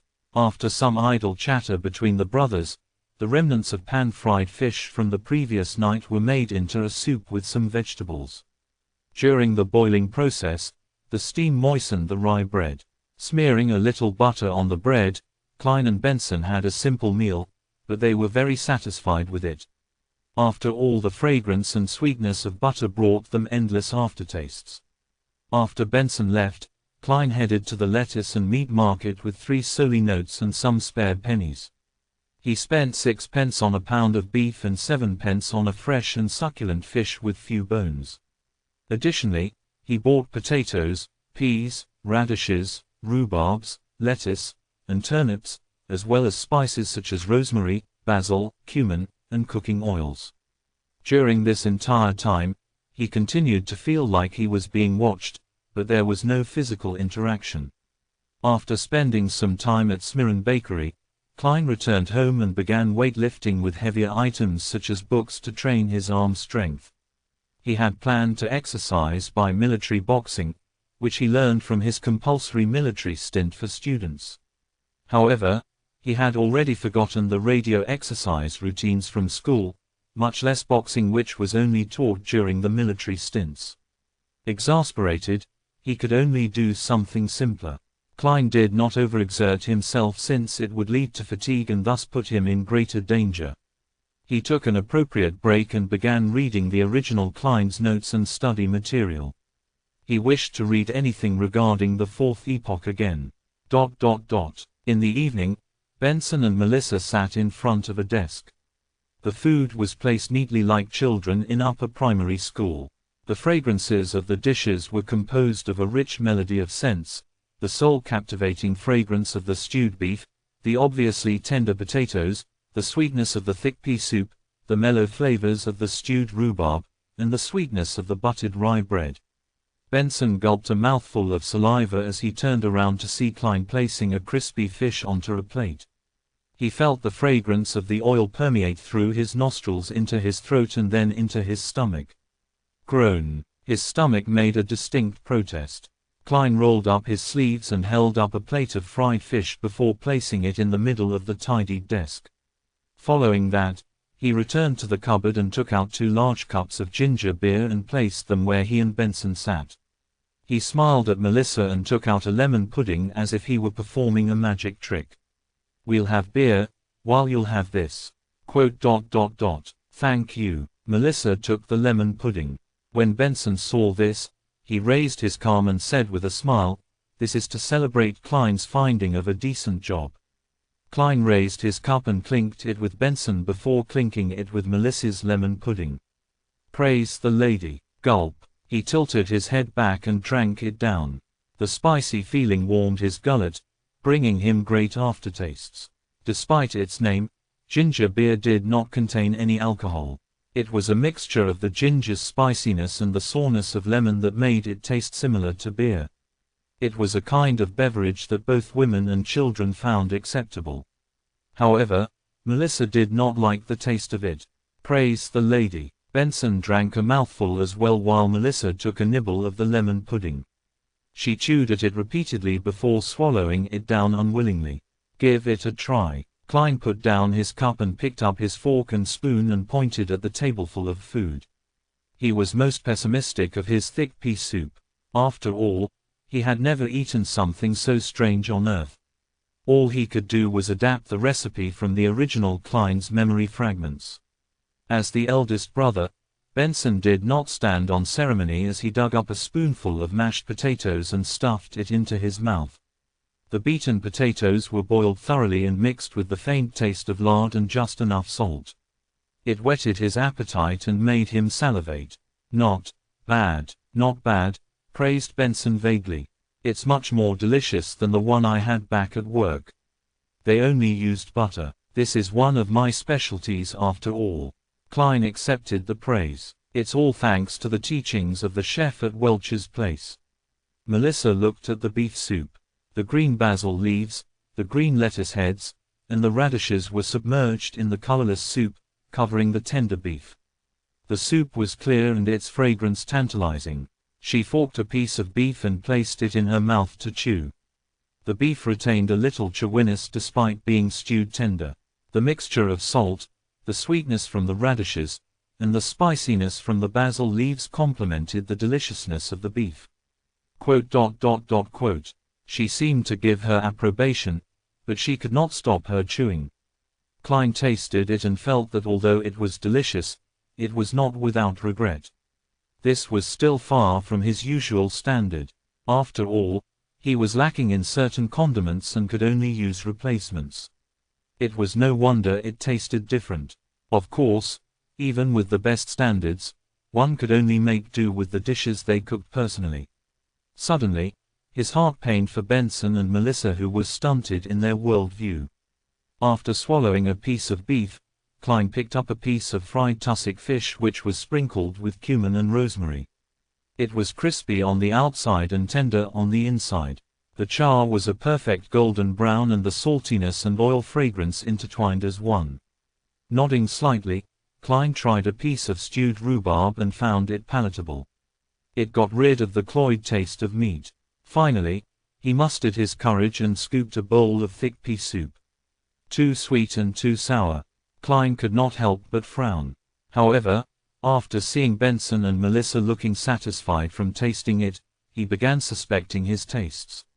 He could not help but down a mouthful of ginger beer to cleanse his tongue. The siblings were stuffed by the end of the meal. They laid slumped in the chairs for quite a while. "Let us praise the lady once more." Benson raised his ginger beer, which had only one mouthful left, as he said in satisfaction. "Praise the lady." Klein downed the last bit of his beverage. "Praise the lady." Melissa finally put the last bit of lemon pudding into her mouth and enjoyed the flavors swishing through her mouth. When Klein saw this, he took advantage of his tipsiness and smiled. "Melissa, that's not right. You should eat the thing you find most delicious thing at the beginning.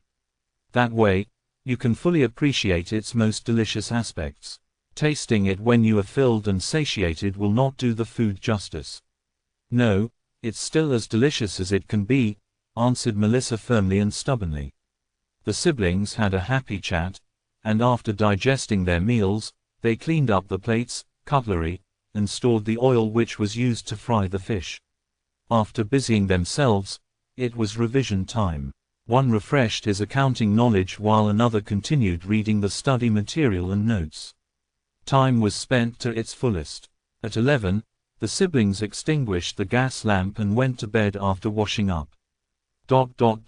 Klein felt groggy as he stared at the darkness in front of him. A figure wearing a black windbreaker and half-top hat appeared suddenly in Klein's vision. It was Dunn Smith. "Captain." Klein jolted awake and knew he was dreaming. Dunn's gray eyes remained calm, as though he was mentioning something trivial. "Someone has sneaked into your room. Pick up your revolver and force him to the corridor. Leave the rest to us. Someone has sneaked into my room. The observer has finally taken action." Klein jumped in fright, but did not dare ask further. All he did was nod and say, "All right." The scene before his eyes changed immediately as a swath of colors appeared like the bursting of bubbles. Klein's eyes opened as he carefully turned his head. He looked toward the window and saw a thin but unfamiliar back standing at his desk, rummaging for something in silence. Chapter 28 Secret Order. Chapter 28 Secret Order. Translator, Atlas Studios. Editor, Atlas Studios. Badump, badump, badump. Klein's heart began beating rapidly. It shrank into a clump before expanding abruptly. It made his body tremble gently. There was an instant when he nearly forgot what he had to do until the lurking figure suddenly paused. The figure pricked his ears slightly as though listening for any changes. Blood flowed back from his brain as Klein regained his basic cognitive abilities. He reached beneath the pillow for the wooden grip of the revolver. He felt the firm but smooth feeling as he rapidly calmed down. He silently and slowly pulled out the revolver and aimed it at the trespasser's head. To be honest, he had no confidence in striking the intruder. Although he was already able to stably hit the target during practice, a moving person and a fixed target were completely different. He was not arrogant enough to confound the two together. However, he vaguely remembered something from his previous life. The general idea was that a nuclear weapon wielded the greatest strength before its launch. The principle held in his current situation. The best deterrence was before he shot.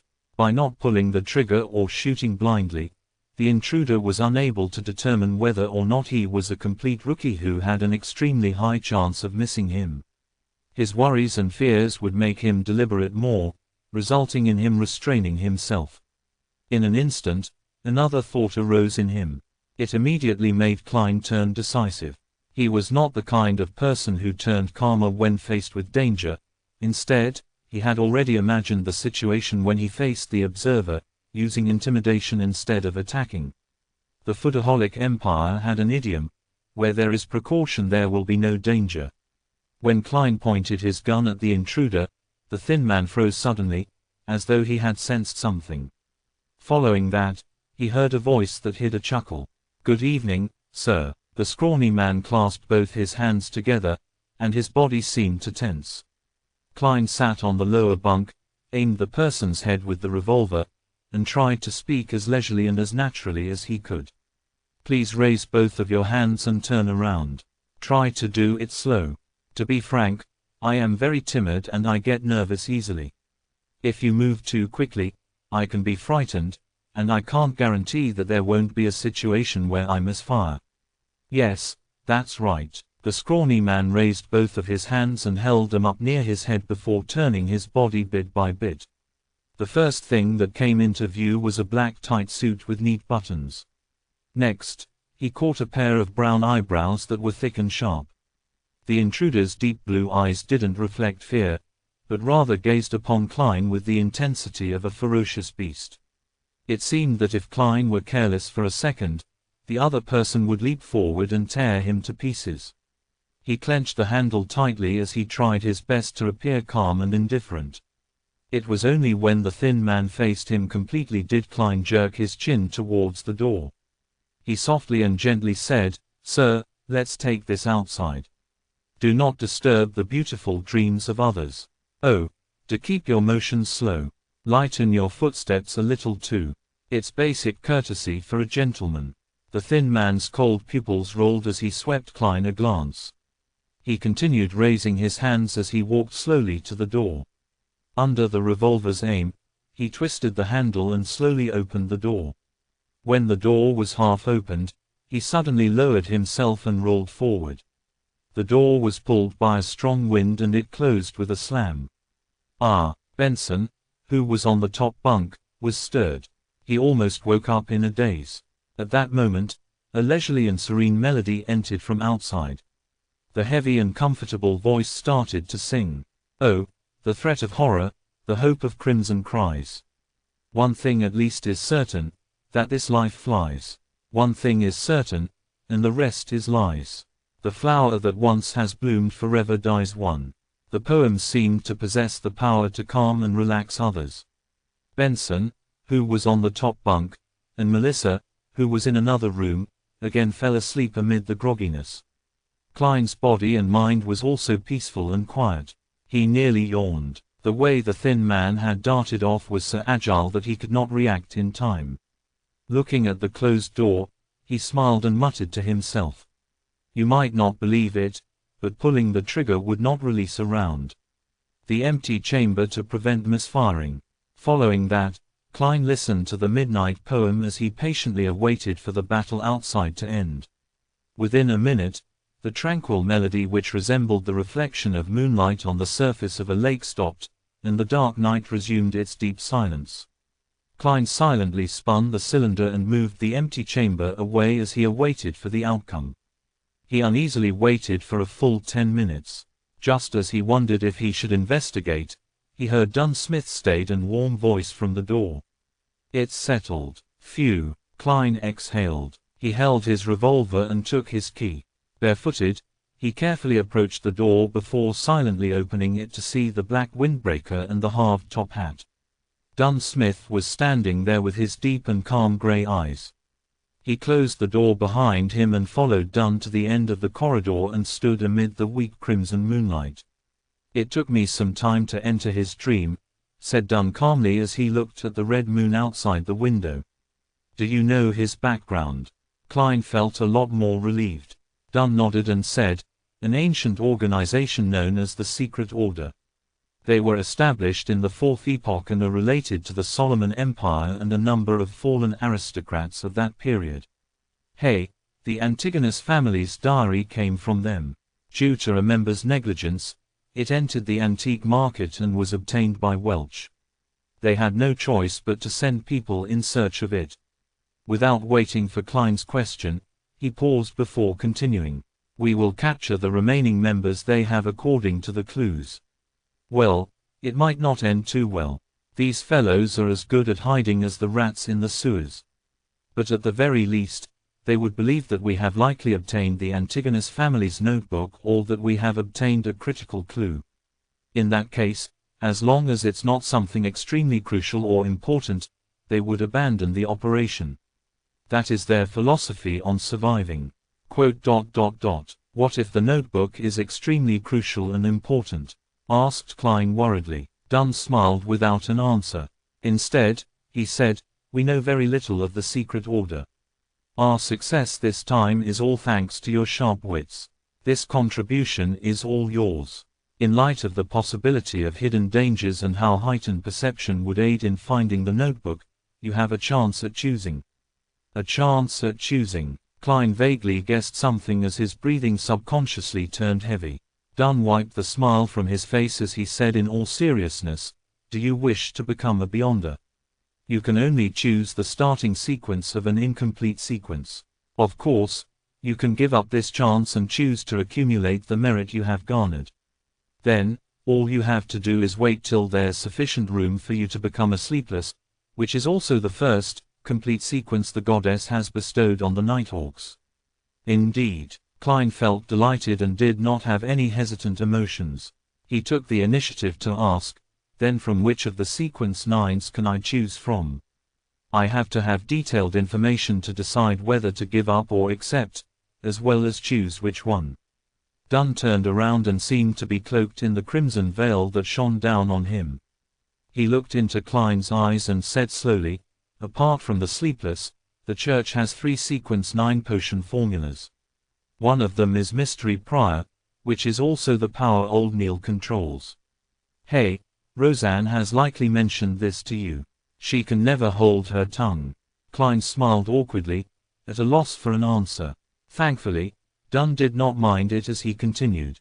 Our Mystery Prior potion formula and the later sequences that aren't directly chained were obtained from the Moses ascetic order. Back then, it was said that they had yet to fall to corruption. They persisted in their morals and precepts, determined in their pursuit of knowledge. They kept their secrets strictly confidential. Anyone that entered the order would be barred from speaking for 5 years after becoming a Mystery Prior. They would learn to keep silent, so as to cultivate and enhance their focus. The motto of Moses' ascetic order, do as you wish, but do no harm, began from them. Mystery Priors have a comprehensive but rudimentary understanding and grasp of magic, witchcraft, astrology, and other mystical knowledge. They also know a fair number of magical rituals, but they can easily sense certain existences that hide among matter. Therefore, they have to be careful and show respect to their powers as a beyonder. We lack a large portion of this sequence, causing it to be an incomplete chain. For example, it's sequence 8. Of course, perhaps the Holy Cathedral has it. This pretty much meets all my requirements. Klein nodded slightly, to the point of having the urge to choose. Thankfully, he still remembered certain things. What about the other 2? The second type is named Corpse Collector. Quite a number of cultists who worship death in the southern continent choose it. After consuming the potion, unintelligent dead spirits would mistake them as one of their kind and not attack them. They would gain resistance to the cold, decay, and corrosiveness of cadaveric auras.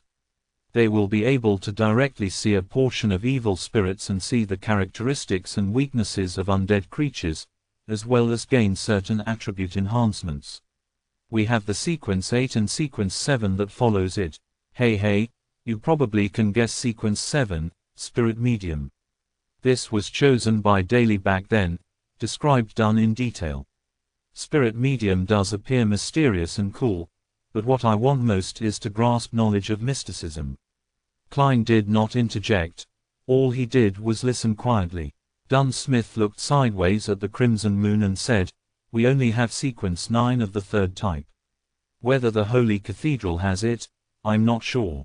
It's called Seer. Seer. Klein's pupils constricted as he recalled the regret Emperor Roselle had left in his diary. He regretted not choosing to an apprentice, bandit, or seer. Chapter 29 Jobs and Rentals are Serious Business. Chapter 29 Jobs and Rentals are Serious Business. Translator, Atlas Studios. Editor, Atlas Studios. Klein tried his best to remain his usual self as he asked with genuine interest, what abilities do seers have? Your question is inaccurate. The question should be, what abilities does consuming the seared potion give? Dunn Smith shook his head and chuckled. His gray pupils and face turned away from the moon as his features hid in the shadows. There are many kinds of things involved: astromancy, cartomancy, spiritual pendulums, and scrying. Of course, it does not mean that consuming the potion will immediately allow you to grasp all of them. The potion only equips you with the qualifications and ability to learn it. As they lack direct means of fighting enemies, hey, you can probably imagine that setting up a magical ritual requires a lot of preparation. It's not suitable for combat.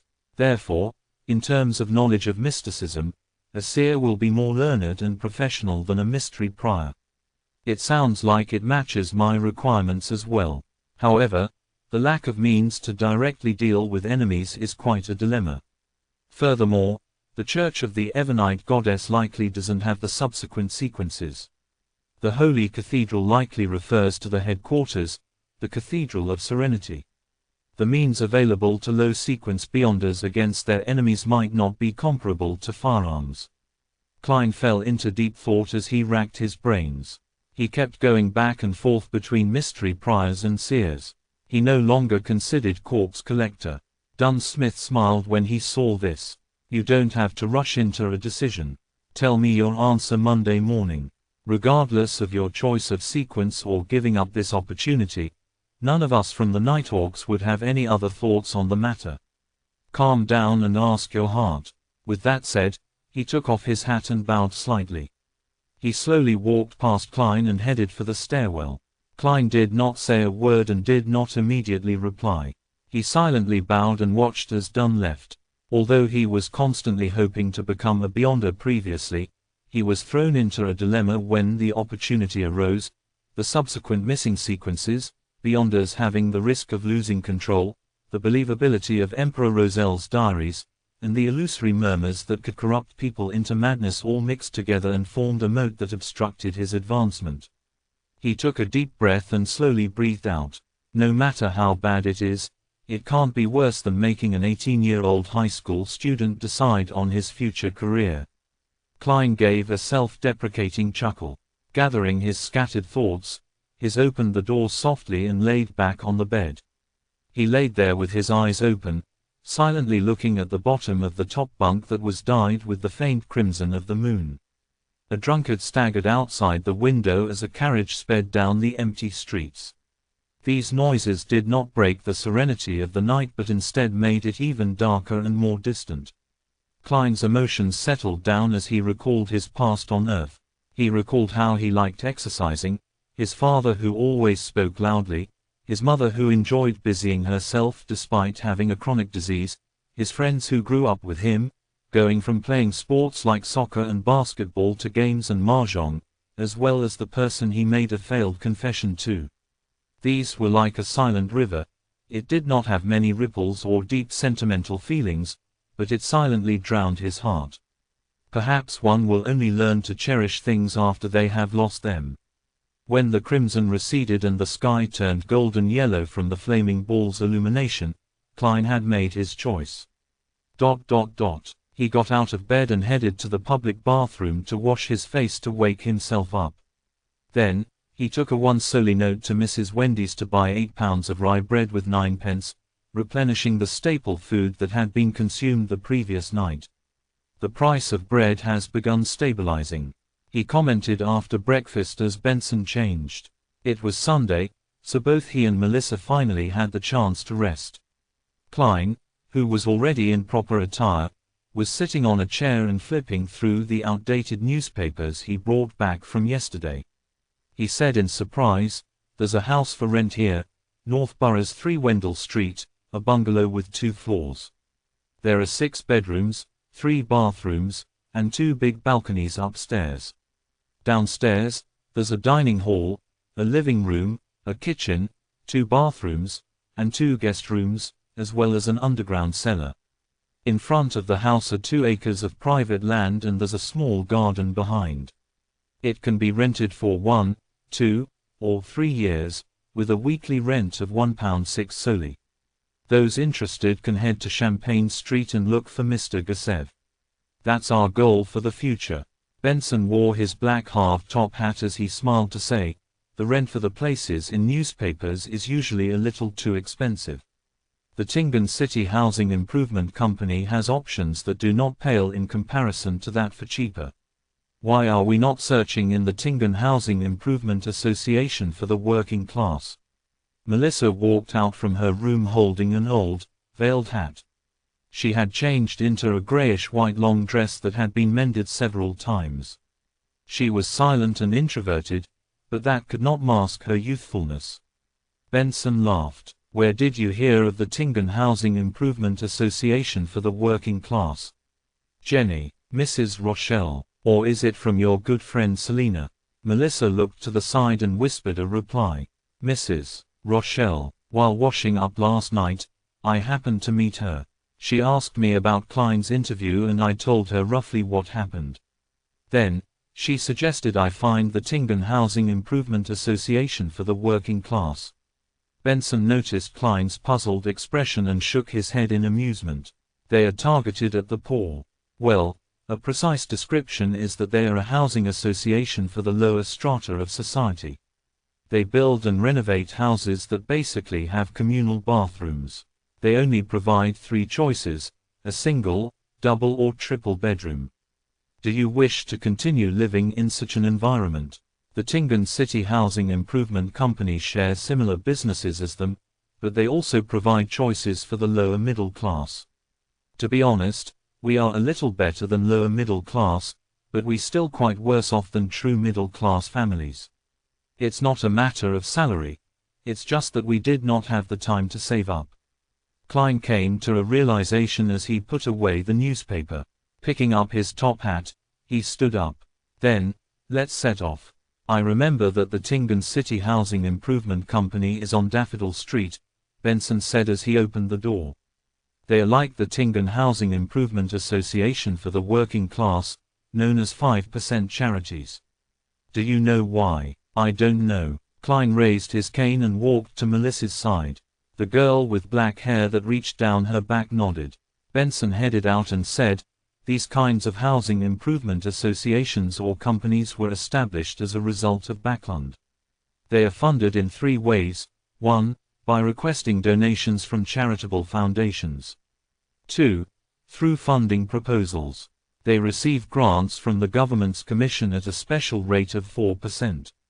3rd, through investments. By taking a portion of the rent received, they will give their investors 5% returns. That's why they are called 5% charities. The siblings went down the stairs and slowly walked toward Daffodil Street. They decided to confirm a place before talking to their present landlord, Mr. Frankie. They did not want to be in a situation where they were forced to move when had no place to stay. I heard from Selena that there are housing improvement companies that are purely run as charities. Melissa asked in thought. Benson chuckled. There are, such as the Deweyville Trust, which Sir Deweyville donated money to establish. He builds apartments targeted for the working class. He also provides dedicated estate management personnel while only charging rather low rent. However, the criteria for applying is very strict. It sounds like you aren't fond of the idea. Klein acutely sensed it as he asked with a smile. No, I respect Sir Deweyville a lot, but I'm certain he does not know what true poverty is. Staying in his apartment is like a priest giving hope. It's not very pragmatic. For instance, tenants have to receive the main vaccines and they have to take turns cleaning the bathroom. They are unable to sublease their apartments or use it for commercial activities. They aren't allowed to throw their rubbish wantonly and children are prevented from playing in the corridors. Goddess, does he wish to make everyone ladies and gentlemen? Benson answered in his usual tone. Klein creased his brows in doubt. Doesn't sound problematic. Those are all very reasonable criteria. Yeah, Melissa nodded in agreement. Benson cocked his head and looked at them before chuckling. Perhaps I have protected the both of you too well that you have not seen actual poverty. Do you think they would have the money for the main vaccines? The line for free charitable organizations sets them back 3 months. Do you think their work is stable and not temporary? If they cannot sublet parts of their apartment to receive some extra income, are they to move out when they lose their jobs? Besides, many ladies mend clothes or make matchboxes at home to maintain their livelihood. Those are included as commercial activities. Are you going to chase them all out? Most of the poor use all their efforts to survive. Do you think they have the time to discipline the children and stop them from running along the corridors? Perhaps they can only be locked at home until they're old enough, then sending them to places that accept child labor when they are around 7 or 8 years old. Ben did not use many adjectives to describe the matter. It caused Klein to shudder a little. This was how people from low socioeconomic classes lived. Beside him, Melissa fell into silence. It took a long while before she said in an ethereal tone, "Jenny no longer wished for me to visit her after she moved to the lower street. Let's hope her father gets back on his feet after that injury and finds a stable job. However, I have seen too many alcoholics use alcohol to numb themselves." Benson laughed with a somber tone. Klein was at a loss for words. Melissa seemed to be the same. As such, the siblings walked silently down Daffodil Street and found Tingan City Housing Improvement Company. The person who served them was a middle-aged man with an amiable smile. He did not wear a formal attire or a hat, but instead, wore a white shirt and black vest. "You can call me Scarter. Might I know what kind of house you have in mind?" When he caught a glance at Klein's silver-inlaid cane, his smile widened. Klein looked at Benson, who was better with words, and gestured for him to answer. Benson directly answered, "A terrace house." Scarter flipped through the files and documents in his hand before smiling. "There are currently 5 that haven't been rented out. To be honest, we are geared more to serving customers, laborers and their children who have housing difficulties where 6, 8, or even 10 or 12 people squeeze into a house. There aren't many terrace houses. There's one at 2 Daffodil Street, one in the North Borough, one in the East Borough. The weekly rent goes from 12 to 16 solely. You can take a look at the detailed introductions here." He handed over a document to Benson, Klein, and Melissa. After reading through it, the siblings exchanged looks and pointed to the same spot on the piece of paper simultaneously. "Let's take a look at 2 Daffodil Street first," said Benson. Klein and Melissa nodded in response. This place was a district they were familiar with. Chapter 30 Brand New Beginning. Chapter 30 Brand New Beginning. Translator, Atlas Studios. Editor, Atlas Studios. 2, 4, and 6 Daffodil Street were terrace buildings with multifaceted hipped roofs. Their exteriors were painted grayish-blue, and 3 chimneys stood erected. The place obviously did not have lawns, gardens, or porches. The entrances directly faced the street. Tingan City Housing Improvement Company's Scarter took out a bunch of keys and while opening the door, introduced, "Our terrace houses do not have foyers, so you enter directly into the living room. There's an oriel window facing Daffodil Street, so there's pretty good lighting." Klein, Benson, and Melissa were greeted by a fabric sofa bathing in the golden rays of the sun, and an area more spacious than the previous 2-bedroom apartment. This living room can be used as a guest hall. To its right is the dining room and on the left is a fireplace that will keep you warm in winter. Scarter pointed around with great familiarity. Klein looked around and confirmed that it was a crude, open-style concept. The dining room and the living room were not separated by any partitions, but they were also far from the oriel window, making those spots rather dim. There was a rectangular red wooden table surrounded by 6 hardwood chairs with soft cushions. The fireplace on the left wall looked exactly like the ones in foreign movies and TV series that Klein used to watch.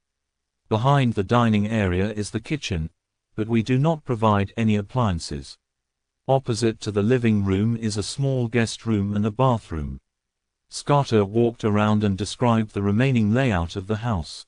The bathroom was separated into 2 parts. The outer area was where one would wash their face and brush their teeth, while the inner area was the toilet. There was an accordion door that separated them. The guest room was described to be small, but it was as big as the room that Melissa currently stayed in. She was stunned at the sight. After looking around the first floor, Scarter brought the 3 siblings to the stairway next to the bathroom. Down below is the underground cellar. It is quite stuffy downstairs, so you must remember to let some fresh air in first before entering. Benson nodded casually and followed Scarter to the second floor. On my left, there's a bathroom. On the same side, there are an additional 2 bedrooms.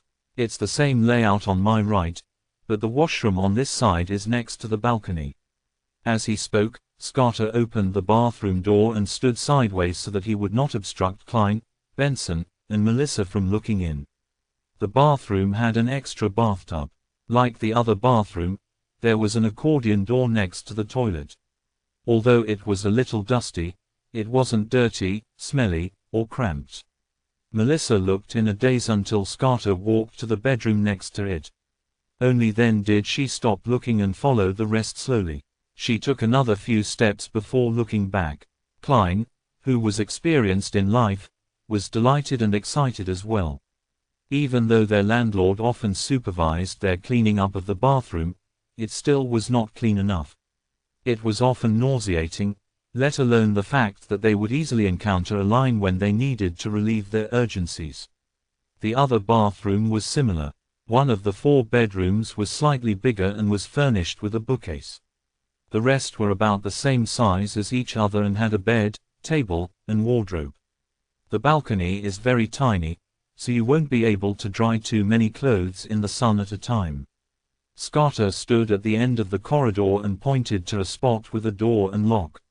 There is a complete underground drainage, gas piping, meter, and other facilities. It is very suitable for you gentlemen and a lady like yourselves. It only requires 13 soldi of rent and 5 pence for use of the furniture weekly. In addition, there is a deposit that amounts to 4 weeks of rent. Without waiting for Benson to say a word, Klein looked around and asked curiously, roughly how much would it cost to buy the house? As a transmigrator from the Foodaholic Empire, the desire to buy property still existed within him. Upon hearing that question, Benson and Melissa were shocked. They looked at Klein as though they were seeing a monster. Scarter replied calmly and firmly, "Buy. No, we do not sell property. We only provide rental properties. I'm just trying to have a general sense of the prices," Klein explained awkwardly. Scarter hesitated for a few seconds before saying, "Last month, the owner of 11 Daffodil Street sold a limited period land deed with a similar property sitting atop the land, £300 for 15 years. It is much cheaper than renting directly, but not everyone can fork out such a large sum of money. If one would like to buy it over completely, the owner's posted price £850. £850. Klein quickly made the mental calculations. My weekly pay is £3, Benson earns £1.10. Rent is 13 soldi, and if we eat well every day, we would spend nearly £2 a week. On top of that, there are expenses such as clothes, transportation, social expenditures, so on and so forth. We can only save less than 20 soldi a week. 1 year adds up to about £35. £850 would require more than 20 years. Even if we bought the land for a limited period of time for £300, it would take us at least 8 or 9 years. That doesn't include getting married, living independently, raising children, traveling, and so on. In a world without individual housing loans, most people are likely to opt for rental." Realizing this, he stepped back and stole a glance at Benson. He beckoned him to talk to Scarter about the rent. As for Melissa's intentions, they were obvious from her bright eyes. At that moment, Klein suddenly thought of letting Benson loose. Benson tapped his plane cane and looked around before he said, "We should take a look at other houses. The dining area's lighting isn't good, and the balcony is very small. Look, only that bedroom has a fireplace, and the furniture is too old. If we move in, we have to at least change half of these." He pointed out faults in a hurried tone, spending 10 minutes to persuade Scarter to lower the rent to 12 soldi and the furniture usage fee to 3 pence, while rounding up the deposit to £2. Without further ado, the siblings returned with Scarter to the Tingen City Housing Improvement Company and signed 2 copies of the contract. They then headed over to the notary office of Tingen City to notarize the contract. After paying the deposit and first week's rent, Klein and Benson's remaining money added up to £9, 2 soldi, and 8 pence. Standing before the door of 2 Daffodil Street, they each held a bunch of copper keys. They were momentarily unable to look away, their emotions churning within them. It feels like a dream. After a while, Melissa lifted her head to look at the future Moretti residence, and she spoke with a low yet unsteady voice. Benson let out a breath and smiled. Then don't wake up. Klein wasn't as emotional as they were. He nodded and said, we need to change the locks of the main door and balcony door as soon as possible. There's no hurry. The reputation of Tingan City Housing Improvement Company is very good. The rest of the money is for your formal suit. However, before that, we need to pay Mr. Frankie a visit. Benson pointed in the direction of the apartment. The siblings made do with rye bread at home before heading for a terrace apartment on Iron Cross Street. When they knocked on their landlord's door, Mr. Frankie declared imposingly while his short frame perched on a sofa, you know my rules. No one is allowed to be behind their rent. Benson leaned forward and smiled. Mr. Frankie, we are here to give up our lease. That's straightforward. Would negotiating this way work? Standing beside Benson, Klein was shocked when he heard him. On the way here, Benson had said that his bottom line was a compensation of 12 soli. Give up your lease? No, we have a contract, and there's still half a year left. Frankie glared at Benson as he flailed his arms. Benson looked at him seriously and waited for a moment before saying calmly, Mr. Frankie, you should understand that you could have made much more money. Make much more? Frankie asked with interest, touching his skinny face. Benson sat up straight and explained with a smile, the 2-bedroom unit was rented to the 3 of us for 5 soli and 6 pence. But if you were to rent it to a family of 5 or 6 people, with 2 or 3 of them working and getting paid, I think they would be willing to pay more to stay there instead of staying at Lower Street where it's ridden with crime. I think 5 soli 10 pence or 6 soli would be a reasonable price. Frankie's eyes brightened up and his throat moved as Benson continued to say, besides, you are certainly aware that rental prices have been increasing in recent years. The longer we stay, the greater a loss you incur. But, I need time to look for a new tenant. Mr. Frankie, who had inherited the apartment building, obviously liked the idea. I believe you can find one very quickly since you have the ability and resources to do so. Maybe 2 days, maybe 3 days. We will pay for the losses you incur during this time. How about the deposit of 3 soli that we have paid? It is very reasonable. Benson immediately decided for Frankie. Frankie nodded in satisfaction. Benson, you are such a conscientious and honest young man. All right then, let's sign the termination of contract. Klein was dumbfounded watching this happen. He completely understood how easy it was to convince Mr. Frankie. That's way too easy. With the problem of the previous contract resolved, the 3 siblings first helped Klein buy his formal wear and then got busy with moving house. They didn't have anything heavy or bulky as bulkier items belonged to the landlord. Thus, Benson and Melissa rejected Klein's idea of hiring a carriage, and instead carried their things themselves. They went back and forth between Daffodil Street and Iron Cross Street. The hot sun outside the window set in the west, and golden rays shone through the oriel window, scattering across the desk surface. Klein looked at the rack that had books and notebooks arranged neatly before putting an ink bottle and a fountain pen on the table which he had wiped clean earlier. It's finally over. He let out a breath of relief and heard his stomach growl. He loosened his rolled-up sleeves as he walked towards the door. He had a bed that belonged to him. The bedsheet and blanket were white, old but clean. Klein twisted the doorknob and walked out of his bedroom. Just as he was preparing to say something, he saw both doors on the opposite side open simultaneously as Benson and Melissa came into his view. Looking at the dust and dirt marks on their faces, Klein and Benson suddenly burst out into laughter, sounding abnormally cheerful. Melissa bit her lips lightly, but the laughter was contagious. She eventually let out a soft laugh. The next morning, Klein stood before a full-length mirror with no cracks, seriously smoothing out his collar and sleeves of his shirt. The outfit included a white shirt, black tuxedo, silk top hat, black vest, a set of trousers, boots, and a bow tie. He felt the pinch of paying £8 in total. However, the effect was great. Klein felt that his reflection in the mirror exhibited greater scholarly qualities and made him look more handsome. Click. He closed his pocket watch and put it into his inner pocket. He then took his cane and hid his revolver. He took the tracked public carriage and arrived at Zoutland Street. The moment he entered the Blackthorn Security Company, he realized that he was so used to his previous lifestyle that he had forgotten to give Melissa extra money but allowed her to walk to school instead. Shaking his head, he took note of it before stepping into Blackthorn's security company. He saw the brown-haired girl, Roseanne, making coffee. A rich aroma permeated throughout the office. "Good morning, Klein. The weather is great today," Roseanne greeted him with a smile. "To be frank, I have always been curious. In such weather, don't you men feel hot wearing those formal suits?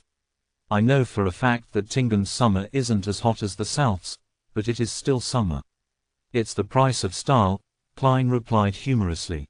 "Good morning, Miss Roseanne. Where's the captain?" "Same old place." Roseanne pointed inside. Klein nodded. He went through the partition and knocked on Dunn Smith's office door. "Come in." Dunn's voice was deep and gentle as usual. When he saw Klein, who looked quite different in a set of nice formal wear, he nodded and his gray eyes smiled. "Have you decided?" he asked. Klein took a deep breath and answered seriously, "Yes, I have made a decision." Dunn slowly sat up straight. His expression became solemn but the deep recesses of his gray eyes remained the same. "Tell me your answer." Klein replied without hesitation, "Sir." Chapter 31 Potion. Chapter 31, Potion. Translator, Atlas Studios. Editor, Atlas Studios. Dunn Smith stared at Klein with his gray eyes for a full minute without a word.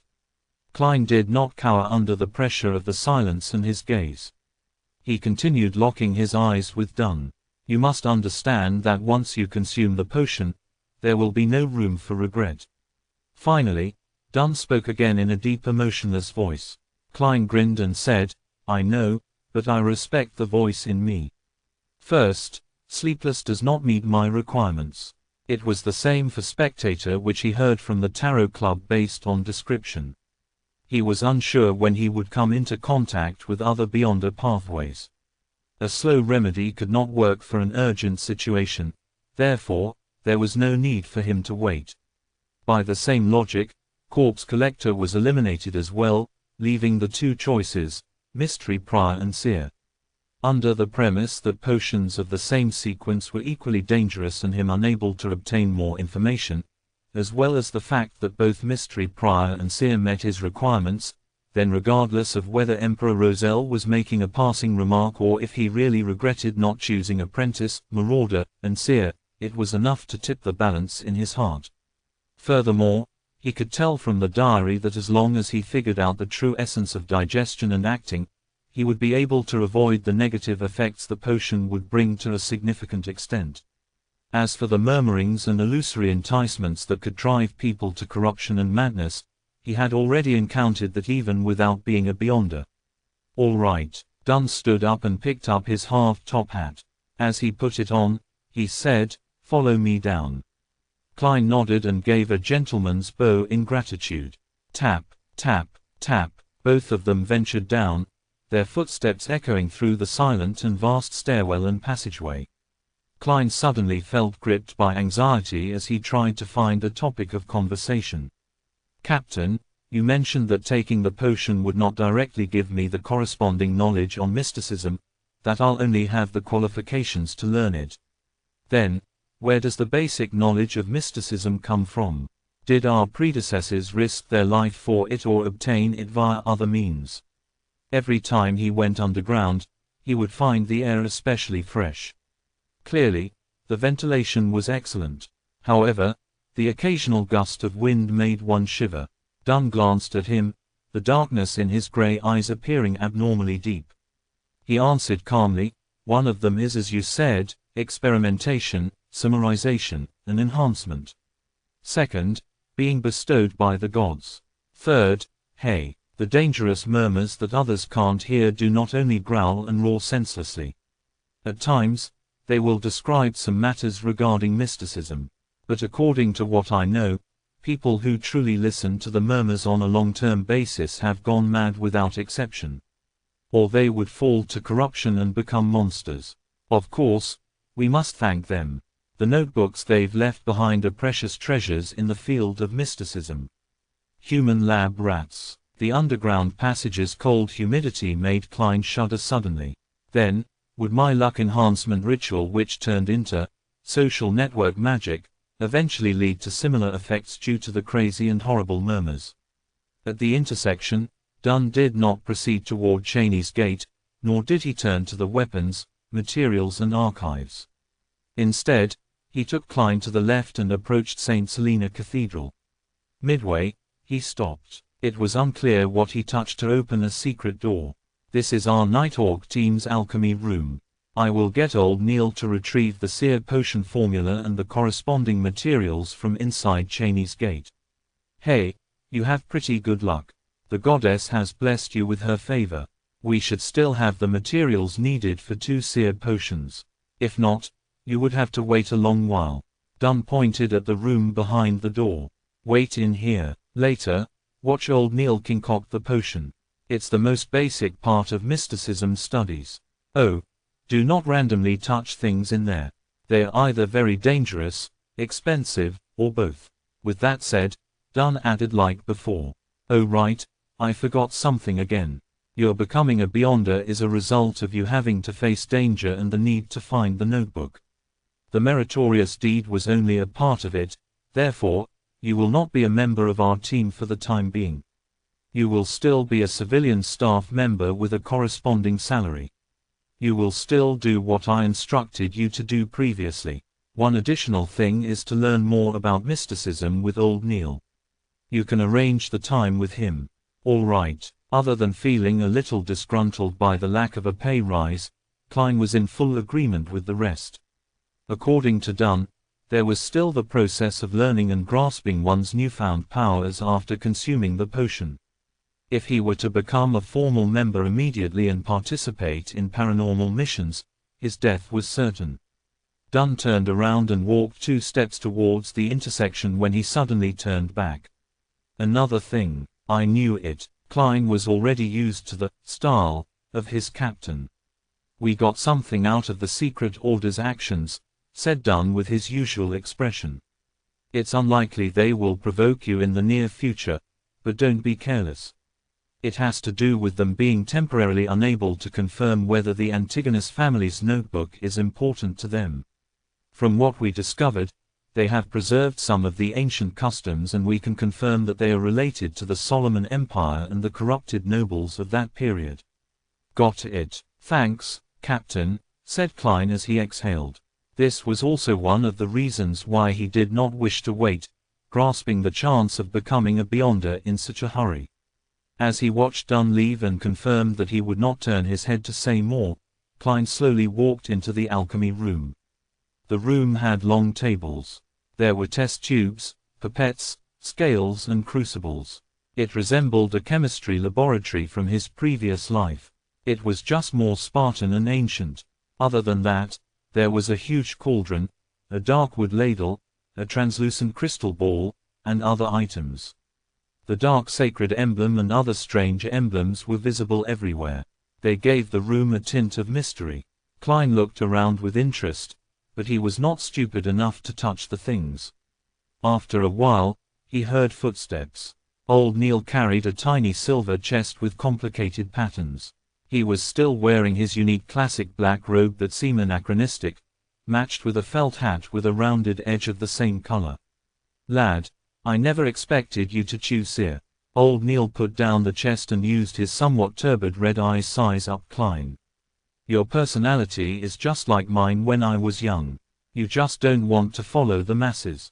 Not bad. Light these few gas lamps and close the door." "All right." Klein tried hard not to tremble as he lit each gas lamp in the alchemy room. He made dim light rule over the place once again. Tack, tack, tack. The secret door was closed. He turned back to see the white-haired and deep-wrinkled old Neil using a bunch of strange tied tree branches to scrub. "The black cauldron. The concoction of a sequence potion is extremely simple," at least for sequence 7 and below. There's no need for a special flame or any additional ritual, much less an incantation. There's no need for one to participate in it spiritually. All one needs to do is go according to the formula's steps, add the precise amounts, and mix it. That will be all. Old Neil's wrinkles seemed to bloom from his smile. For real? Klein questioned in surprise. This sounds as simple as my luck enhancement ritual. Man, it's quite frightening when you come to think of it. Perhaps it's a gift of the gods. Praise the lady. Old Neil drew a haphazard circle over his chest. Following that, he opened the silver chest and pulled out goatskin parchment that exuded antiquity. The yellowish-brown goatskin unfurled inch by inch, revealing words on it. Klein looked from a distance and realized it was in Hermes, a language he was very familiar with. It was written in ink that resembled blood, seeming to still having its fluidity intact. But other than that, it did not seem extraordinary in any way. Sear, 100 milliliters of pure water, 13 drops of night vanilla liquids, 7 gold mint leaves. Klein silently recited the formula's content, but the rest of it was blocked by Old Neil's wrist, preventing him from reading it. Pure water is water that is repeatedly distilled. Thankfully, I made some previously, so there's no need to waste time on it. While Old Neil gave the introduction, he took a large sealed glass bottle from the table with great familiarity. He took off the stopper and poured about 100 milliliters of pure water into the cauldron without much thought. Klein did not dare ask, afraid he would affect Old Neil's concoction. After all, he was the one drinking the potion. 13 drops of night vanilla juices. This can be extracted and stored as an essential oil ahead of time. Old Neil took out a tiny brown bottle from the silver chest and with a pipette and dripped 13 drops into the cauldron in a relaxed manner. A faint but easing fragrance emanated, making Klein feel an abnormal sense of peace. 7 gold mint leaves. Old Neil picked up a silver patterned can and removed its lid. With his bare hands, he picked up a few leaves and scattered it into the cauldron. He caught a whiff of a fresh and stimulating scent. 4, 5, 6, 7. Perfect. Old Neil chuckled and looked at the potion formula on the goatskin. 3 drops of poison hemlock. This isn't something you should drink randomly. It can cause your entire body to numb to the point of death. In ancient times, it proved to be the best option for committing suicide. It's not like I'm silly. Klein lampooned. Old Neil changed pipettes and dripped the poison hemlock into the cauldron. The mixture caused a strange smell that freshened one's mind. 9 grams of dragon blood grass powder. Old Neil took his time to reach his hand into the silver chest and pulled out a transparent test tube. There was some deep black powder inside. He used a beaker and a scale to measure 9 grams of powder and poured it into the cauldron. He then stirred the mixture twice with the dark wood ladle.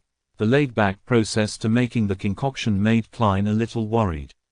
In fact, the materials from before were just supplemental.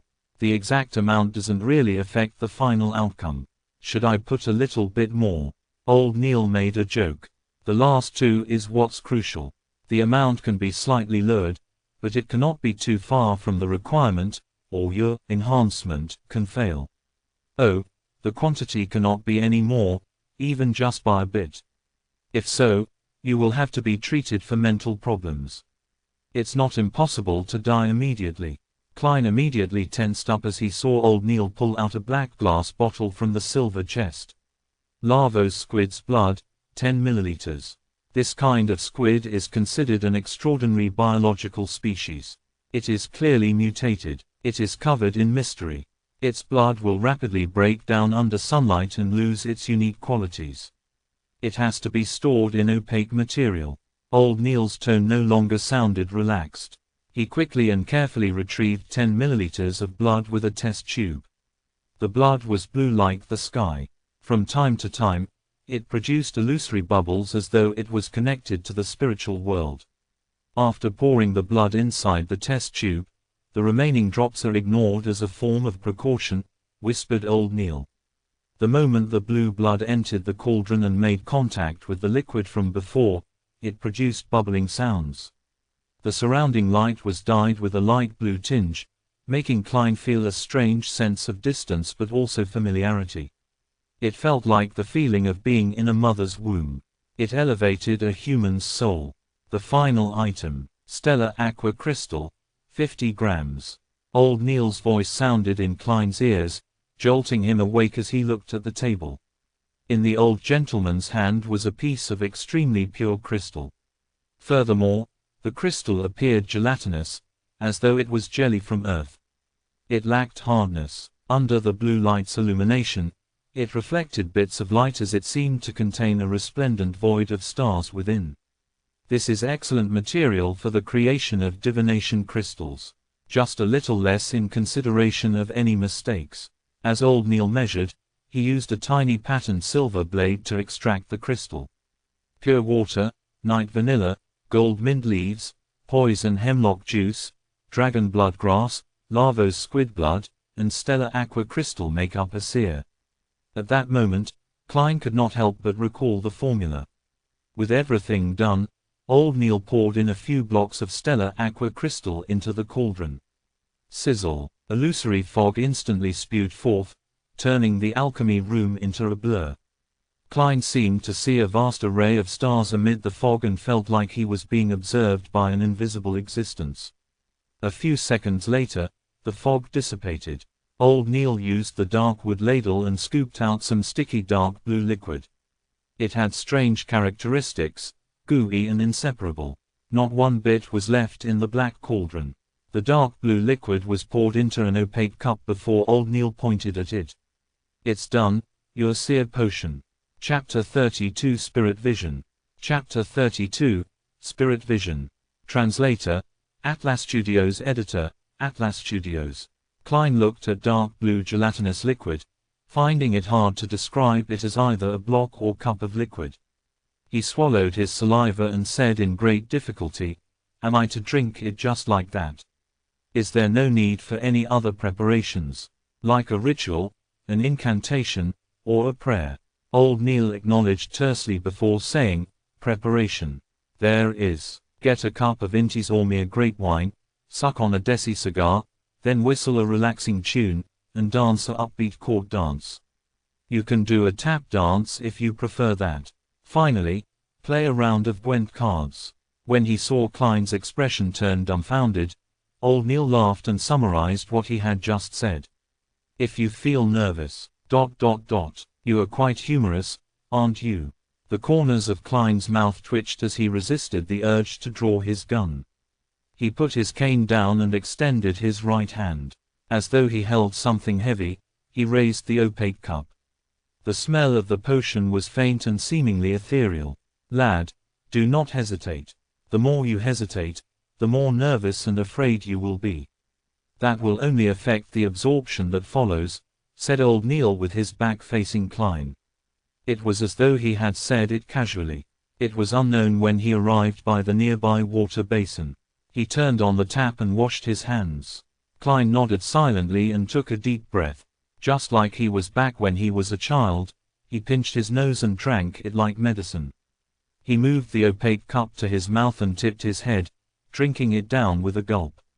A cool and smooth feeling quickly filled his oral cavity. It then flowed through his gullet and into his stomach. The sticky, dark blue liquid seemed to grow out thin and long tentacles, bringing stimulation and coldness to every cell in Klein's body. He could not help but convulse as his vision rapidly went into a blur. All colors seemed to saturate. The reds were redder, the blues were bluer, and the blacks were blacker. The rich colors blended like an impressionist painting. Klein had seen such a scene before. It was back when he was questioned by the spirit medium, daily. At that moment, his vision became a blur, and although his mind felt light, it was clear. He felt like a castaway floating in the sea. Slowly, his surroundings turned discernible. All the colors returned to their original as a grayish and blurry fog emanated. Around him were bodies he found difficult to describe. There were transparent objects that did not seem to exist. Deep down, there were clean light clusters of different colors. The light seemed to possess life or contain immense knowledge. This is a little similar to what I saw during the luck enhancement ritual. As Klein instinctively looked down, he realized that he was still standing in his original spot, body convulsing. Suddenly, he came to a realization, causing his consciousness to sink abruptly and fuse with him. Boom! The fog quickly dissipated as the colors restored to normal. The bright, clear halo and the inexistent objects instantly vanished. The scene in the alchemy room returned to normal, but Klein felt his head swell. He felt like it was being yanked apart. Whatever he saw had countless afterimages. His ears were overwhelmed by an ethereal murmur. Hornassus, Phlegria, Hornassus, Phlegria, Hornassus, Phlegria. Klein felt a stabbing pain at his forehead as he quickly had thoughts of causing destruction to vent the discomfort in him. He frowned and hurriedly shook his head. Is your vision abnormal? Are you also hearing things you did not use to hear? Said old Neil, at his side with a concealed smile. Yes, Mr. Neil, what should I do? Klein tolerated the intense mania and asked. Old Neil chuckled. This is the resulting seepage of the potion's energy. You lack the means to control it. All right, do as I say. Think of an object in your mind, something common. Make it simple and easy. Klein quickly focused as he envisaged his own halved top hat woven from black silk. He recalled the feeling when he touched it and its exact shape. Place all your focus on it. Keep repeating that while creating the outlines. Does it feel a little better? Old Neil's voice penetrated into his mind like a serene song. Klein turned his focus bit by bit to the imagined top hat. He felt the murmurs subside into a whisper before they vanished. The afterimages he saw also stacked upon one another and no longer appeared a blur. Much better, said Klein after calming his mind of chaotic emotions and having exhaled. He looked down at his body and discovered that nothing abnormal had happened. He moved his limbs and with half anticipation and half doubt, asking, I succeeded. I'm now considered a seer. Old Neil pulled out a mirror-like mercury plate and shoved it in front of him. Look at your eyes. Klein focused his gaze and saw that he was wearing a black top hat. His outline stood out and his facial features looked normal. Apart from having his face covered in sweat, he did not seem different in any way. He followed old Neil's instruction and carefully looked at his eyes. Only then did he discover that his brown eyes had deepened quite significantly. It was so much deepened that it was like the night, one in complete darkness. It felt so deep that it could absorb the souls of others. Normally, dark brown pupils are easily recognized as black. Without looking very carefully, even Klein himself would not have noticed. This is a physical manifestation of the potion's powers. When you learn cogitation and how to converge your power, your eyes will return to normal. Old Neil smiled as he reached out his right hand. Congratulations, our new Beyonder, our seer. Thank you. Klein reached out his hand and shook it. Mr. Neil, when can I learn how to cogitate? You can learn it now. The initial steps of cogitation is relatively simple. It's even more so for Beyonders, said old Neil with a smile. Just now, producing an object in your mind to divert your attention and turning the energy seepage inwards is actually the first step to cogitation.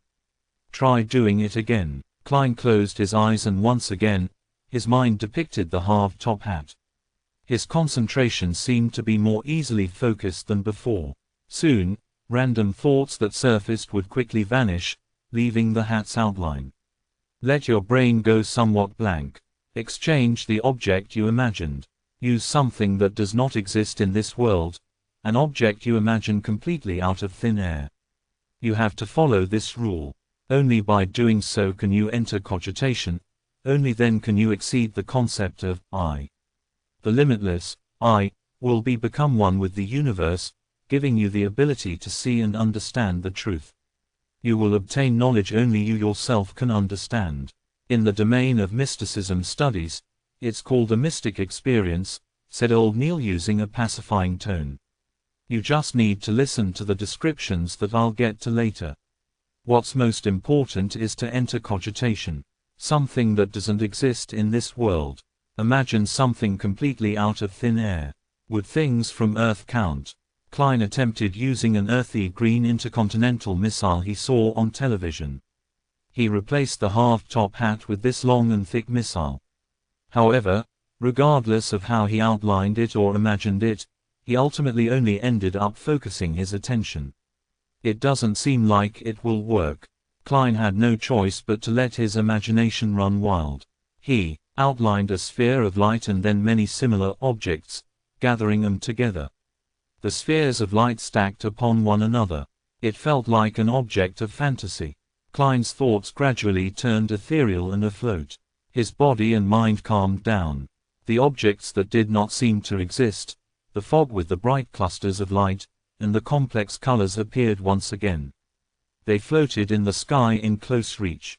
He extended his spirituality inch by inch as he looked down at them quietly.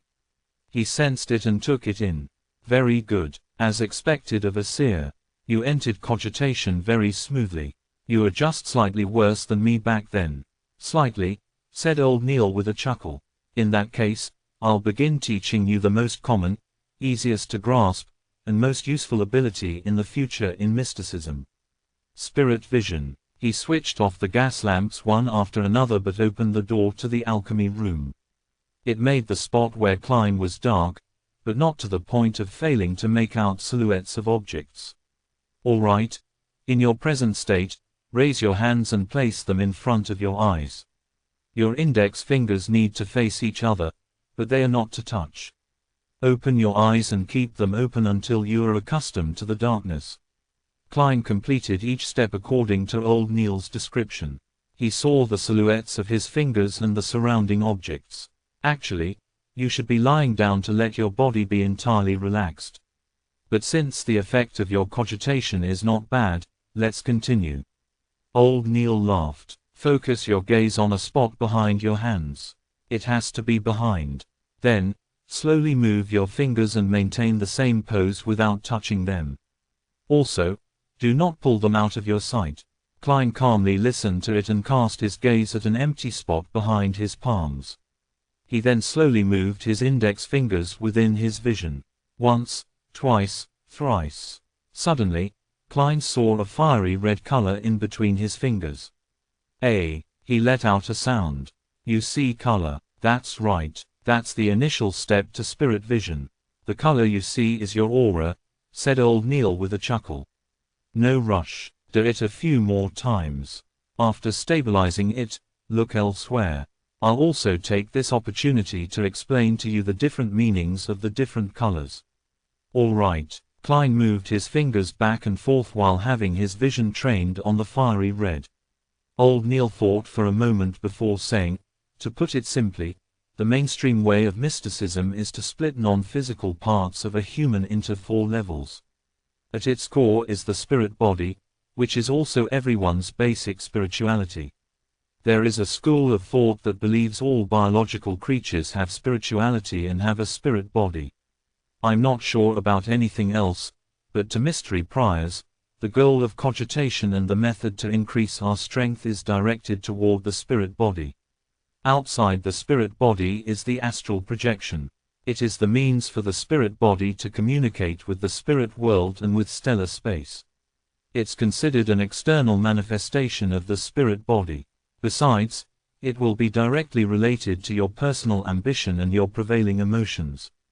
The scenes you see after consuming the potion are scenes your astral projection sees when it wanders through the spirit world. That world does not obey the laws of the physical world. It involves exceeding the concept of I, the limitless I, and the universe's I. The past, present, and future might be stacked upon one another, and that is the source of divination. In the spirit world, what you see is just an imagery, a symbol. You have to interpret it to understand its actual meaning. Divination and many magic spells are cast through the astral projection. Do not mistake its relationship and differences with a spirit body. One is just a body and the other is for form. Klein continued looking at the aura in between his fingertips and made the simple conclusion. Further out will be the body of heart and mind. From this point forth, it will combine with the physical body. It involves your brain and is an overall manifestation of your inferential abilities, your analytical abilities, your observational abilities, and identification abilities. Some potions will mainly raise this. Quite a number of magic spells target it as well. Old Neil explained in relatively great detail, the outermost layer is the ether body. It is a manifestation of your vital energies and physical form. The aura color you see is an external phenomenon of your ether body. In other words, apart from the spiritual bodies, ghosts, and specters you can see directly with spirit vision, it might also include certain existences that should not be seen. You can also see the ether bodies of others or their auras. From their thickness, brightness, and color, you can determine their health and emotional state. When your spirit vision improves and you grasp more mysticism knowledge, you will be able to discover even more details. You can even determine the lifespan of others.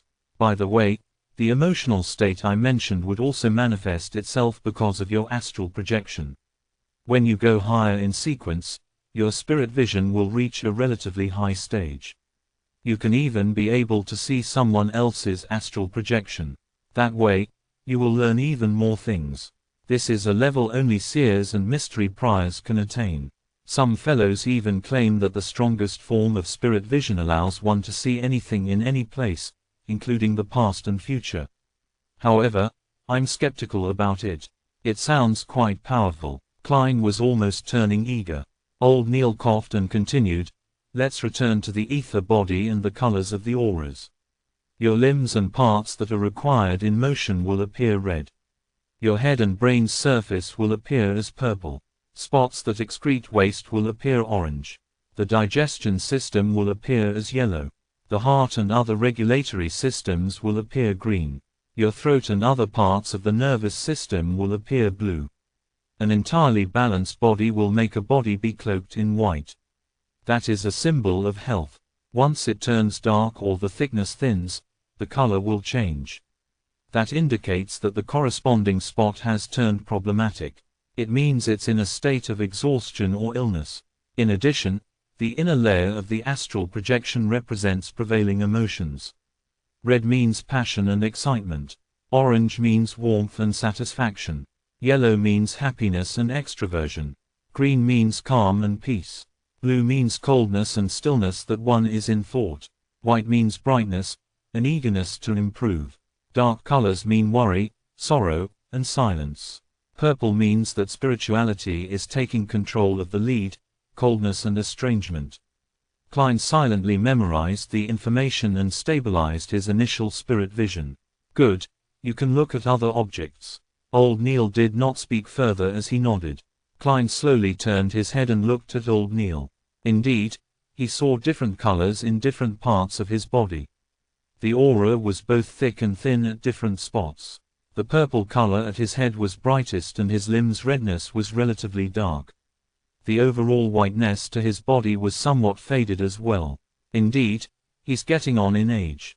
Klein made a silent comment to himself. Only with what he saw did he feel that he had become a beyonder. I am now a beyonder. He shifted his gaze and carefully sized up Old Neil when suddenly he saw a translucent pair of cold and ruthless eyes without any brows in the void behind him. This nearly illusory eyes were staring at Old Neil intently, as well as him. This, Klein shuddered as he gaped and said, you have a pair of eyes behind you. Old Neil was taken aback before he forced a smile. Ignore them. Chapter 33 Switch. Chapter 33 Switch. Translator, Atlas Studios. Editor, Atlas Studios. The moment Old Neil finished his sentence, the illusory pair of eyes that lurked in the darkness behind him vanished. Even in his spirit vision state, Klein was no longer able to identify traces of its existence. This is a characteristic of ritualistic magic, explained Old Neil with a chuckle. Fascinating. Is spirit vision an enhanced version of yin-yang eyes? Klein felt like a child who had received a new toy. In excitement, he turned his gaze away and began observing every corner of the room. He wanted to see the differences of the alchemy room with and without the spirit vision.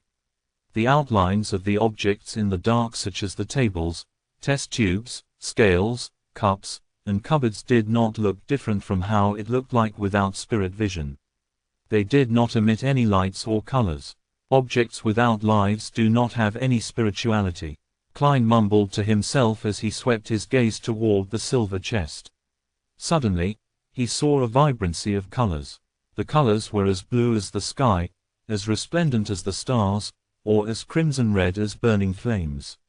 Materials from extraordinary beings still have some life in them, and are still active. Even if the source is already dead. Klein deliberated on his words as he sought old Neil's help. A precise description is that they have remnant spiritualities. It is one of the crucial points of a successful potion concoction. It is also one of the reasons why a Beyonder will lose control. Dunn should have already informed you, explained old Neil frankly. He suddenly laughed, having recalled something. I remember that the formula of corpse collector requires a desiccated mature black spotted frog. To consume that potion requires a lot of courage. Klein imagined a little and found it disgusting. He did not echo old Neil's words and turned his gaze to a dark area. However, there were no spiritual bodies or ghosts that he looked forward to seeing. Isn't it said that the world of spirits is everywhere? He asked out of curiosity. Old Neil chuckled tersely before saying, "Punk, repeat after me. This is the headquarters of a Nighthawk squad. This is the ground beneath the church of the Evernite goddess. There are many Beyonders in here. Do you think we will allow spirits and souls to wander around in here? Furthermore, the spiritual world and spirit are two different concepts." Klein felt a little embarrassed as he turned his head, pretending to look at the faint light from the gas lamps at the entrance. "I get it." While speaking, the area between his brows began to spasm. "What's happening?" Just as Klein turned around to ask, he suddenly saw a figure standing quietly by the door at the periphery of the light.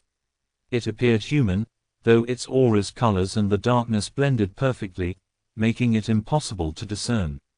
Hiss! Klein felt a painful spasm at his glabella 1. His vision turned chaotic as he focused his attention again, but there was no formless figure. Strange. He turned around and asked, "Mr. Neil, the spot in between my brows is a little painful from spasms." "Ha, this is very common. You are a new Beyonder. Spirit vision places a great burden on your spirit body. Furthermore, it drains you constantly. Physical effects can be glabellar spasms, headaches, oversensitivity, and minor bouts of hallucinations. And while viewing things with spirit vision, it's very easy to feel uncomfortable as a result of the unfamiliar surroundings. It's also very easy to have your emotions affected by others. These are things that require you to pay attention. You can become accustomed to and eliminate them with repeated practice. In addition, use it sparingly and end it in a timely fashion," answered old Neil with a smile. "Why does it feel like you are delighted by this?" Klein hurriedly asked for advice.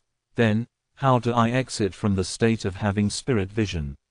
He had planned on mentioning the invisible figure he had seen, though when he heard of the minor bouts of hallucination among the symptoms, he struck that thought away. From the glabellar spasm and headache, he could completely guess old Neil's answer. Like before, think of an item to divert your attention. It will bring you out of cogitation. Close your eyes and control your spirituality and repeatedly tell it to end.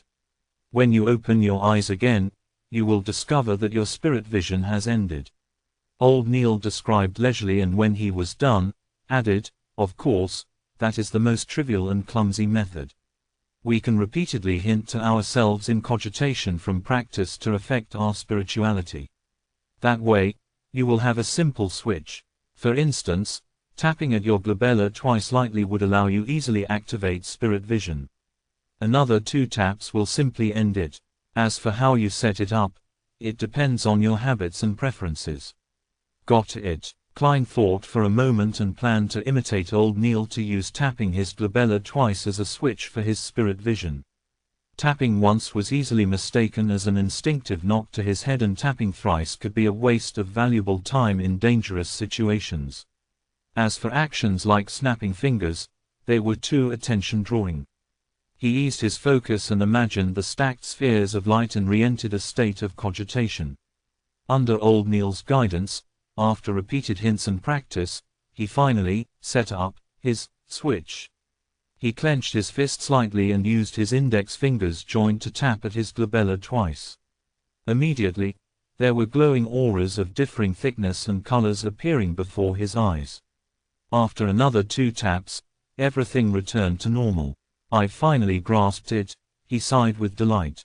Only then did he realize how exhausted he was, feeling like he could fall asleep at any time. His mind hurt as though he had stayed up for 3 nights. Old Neil said with a chuckle, "We are not sleepless. Every practice and every time spirit vision is used excessively, you will need some sleep. You can now go back and have a good rest. In the afternoon, go to Iron Cross Street where Welch's place is and walk around. Try your best to find clues about the Antigonus family's notebook as soon as possible. Tomorrow, I'll continue teaching you about mysticism.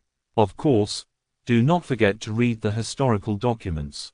"All right." Klein was in full agreement with Old Neil's arrangements. He picked up his cane and left the alchemy room. He watched the door close as Old Neil returned to the armory. Klein massaged his glabella and temples and with the help of his cane, sauntered up the stairwell. At that moment, Dunn Smith came from behind him with the corners of his lips hooked. With a deep gaze, he said, "I heard from Old Neil that you are a very suitable candidate. Even without cogitation, you were able to use spirit vision. Perhaps, it's a unique trait of being a seer," replied Klein humbly. He guessed that Dunn had been watching the armory for Old Neil. Dunn slowed down and went ahead of Klein a little. After a few seconds of silence, he turned around and said, "You have to remember that curiosity killed the cat. It can also kill beyonders. Do not attempt to probe the murmurings you should not be listening or see existences you should not see." "All right." Klein knew this was another reminder of how beyonders lost control. After entering Blackthorn's security company, he greeted Roseanne, who obviously did not know that he had become a beyonder. He slowly walked out the door and reached the streets where he took a trackless carriage to Daffodil Street. He nearly fell asleep on his return journey. It was still in the morning and the temperature was about 26 degrees Celsius. Klein pulled out a copper key from his waistband and opened the door to his home. There were still many items missing from his home. The living room and dining hall was still empty. Benson and Melissa had work or school, so they had both left early in the morning. Klein did not have the capacity to bother with anything else. He closed the door and briskly went to the 2nd floor and entered the bookshelf-equipped bedroom that belonged to him. After taking off his tuxedo and hanging it on a clothing rack, he eagerly plunged into bed. The moment his head hit the pillow, he fell asleep. Klein was awoken by bright sunlight. He turned his head and slowly opened his eyes to discover the burning sun outside. "What time is it? Did I miss the tarot club in the afternoon?" He struggled to get up and walked to the clothing rack to take out his pocket watch from the pocket of the tuxedo's inner lining. Not only had he forgotten about the matter, he had forgotten to close the door to his bedroom and pulled the curtains to the oriel window. "Pa." Klein pulled out the pocket watch and immediately felt relieved when he opened it. It was only slightly past noon. There was still a lot of time until the scheduled gathering at 3 in the afternoon. It was Monday, the day he would have a gathering with the Hanged Man and Justice. Klein went into thought as he tapped his glabella twice. The scene before him changed once again as he saw that his body had restored to a bright luster. He tapped twice again and stopped his spirit vision. Relaxed, he went to the 1st floor and boiled a kettle of water. He placed some inferior quality tea leaves and chewed on some rye bread dabbed in a little butter. Afterwards, Klein flipped through historical materials and original Klein's diary. He began revising and consolidating his knowledge. At 2:57 p.m., Klein closed his book and capped his fountain pen before pulling the curtains. Immediately following that, he locked the bedroom's door, making the room turn abnormally dark. He tapped his glabella twice and activated spirit vision to survey his surroundings. After confirming that there were no invisible spiritual bodies in his room, Klein stopped the spirit vision and took out his pocket watch to check the time. Tick-tock, tick-tock, 1 minute before 3, he opened up his pace and like before, walked 4 steps in a counterclockwise manner in a squarish shape. He incanted in Chinese softly. Only this time, he did not prepare any staple food. Klein closed his eyes as he felt the back of his hands turn itchy. It felt like the 4 black dots forming a square was protruding and projecting something. Hysterical shouts and alluring murmurs began resounding, but Klein realized that the headache was not as bad as the first time. It was not that he was unaffected, but that he was doing his best to stop himself from listening. As a beyonder, he had to have more self-control in such an environment. Soon, his body turned light as he floated up. He saw the grayish-white and blurry fog that emanated. Then, he saw dark red stars. 2 of them had a minuscule connection with him with an abnormal sense of familiarity. Klein looked at his blurry self and muttered in confusion, the astral projection that old Neil mentioned. He remained calm for a few seconds and again transformed the opulent divine palace with the tall bronze table under the domed ceiling, as well as the 22 high back chairs that corresponded to the different constellations. Klein calmly walked to the seat of honor and made his body and face be immersed in thicker gray fog. He extended his right hand and tapped 2 familiar deep red stars and created a miraculous connection. Chapter 34 Advance Payment. Chapter 34 Advance Payment. Translator, Atlas Studios. Editor, Atlas Studios. In an underground basement without any windows, the burly Alger Wilson sat by a long table with various apparatuses and goatskin parchments on it. In front of him was a half-consumed candle. The dim, yellowish flames flickering made the shadows of the objects and table move like a mirage. Alger's hair was disheveled like seaweed with a deep blue color that resembled black. He wore a robe with lightning patterns embroidered on it. He clasped his hands with his thumbs facing each other while he focused on a bottle of black liquid to the left of the candle. Whoosh, whoosh, whoosh, splash, splash, splash. The sound of tempestuous winds or the crashing of the sea waves howled from inside the sealed bottle. And in spots where the black ink did not sink, a faint fog would swirl. It was as though it grew eyes and a mouth. Alger cocked his head to glance at the clock hanging on the wall and watched the needle strike 3. He pressed down on his temple as his eyes turned dark. Fascinating colors surfaced from the various items on the table. At that moment, he discovered a deep red light appear like a tidal wave from nowhere, drowning him instantly. Backlund, Empress Borough, inside the Hall family's luxurious mansion. After dismissing her dance teacher, Audrey locked the door and sat straight up in front of her dressing table. The sun outside was bright and gorgeous. There was a light brown notebook made of exquisite goat skin. It was flipped open to reveal that it was blank. To its right was a fountain pen with a golden tip and embedded rubies. Audrey did a test and made sure that she could pick up the fountain pen and write down the formula the moment she left the gathering. "I'm so looking forward to it." She inhaled to repress her excited emotions as she looked at the mirror with puckered lips. However, she did not see it reflect herself. Instead, a dark red and illusory beam burst out from her body. Above the gray fog stood a majestic divine hall that looked like a giant's residence. Dark red colors bloomed on both sides of the bronze table. They surged upwards like a fountain before pattering down. It carved 2 blurry figures who sat in the same spots as before. Audrey, with her soft blonde hair and tall, slim build, instinctively looked towards the seat of honor. She saw the figure immersed in thick gray fog sitting back. One hand was flat, touching the table's side while the other hand was stroking his chin. "Good afternoon, Mr. Thor," Audrey shouted with a cheery voice. Following that, she turned her head and looked at the person opposite her. With the same tone, she said, "Good afternoon, Mr. Hanged Man. This lady sure is unsophisticated. Is she so sure that I'm a good person? Why isn't there any fear from her? Is she a noble lady who has been protected well? Klein smiled and maintained his unfathomable image. "Good afternoon, Miss Justice." As he spoke, he lowered his head slightly and moved his left hand and tapped his glabella twice. What he saw changed instantly. He saw Justice and the Hanged Man emit the colors of their aura. And the surrounding gray fog and dark red stars remained the same. Nothing that seemingly did not exist or lustrous brilliances that possessed life was seen. He shifted his gaze and saw that Justice's aura perfectly matched the colors old Neil described. What was supposed to be red, purple, blue, or white were their respective colors. Furthermore, they maintained a lustrous brilliance and were of appropriate thickness. It was easy to tell that she was a vibrant young girl. The colors of her emotions are red and yellow. That's joy, zeal, and excitement. Klein made a judgment before casting his attention towards the Hanged Man. Like Justice, there was nothing special about the colors of the Hanged Man's aura.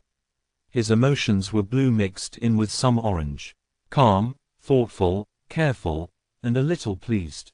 With this being his first attempt, Klein made a conclusion without much confidence.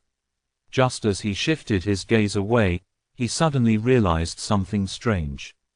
The aura of the Hanged Man's innermost layer was nearly of the same color. Klein focused his mind and took another careful look. He could faintly see that deep within the Hanged Man's ether body was a deep blue, akin to the sea. It felt like a tidal storm. His astral projection, or should I say the surface of his astral projection. From the looks of it, he's really a Beyonder, and one that's apparently stronger than old Neil, Klein analyzed as his mind was filled with questions.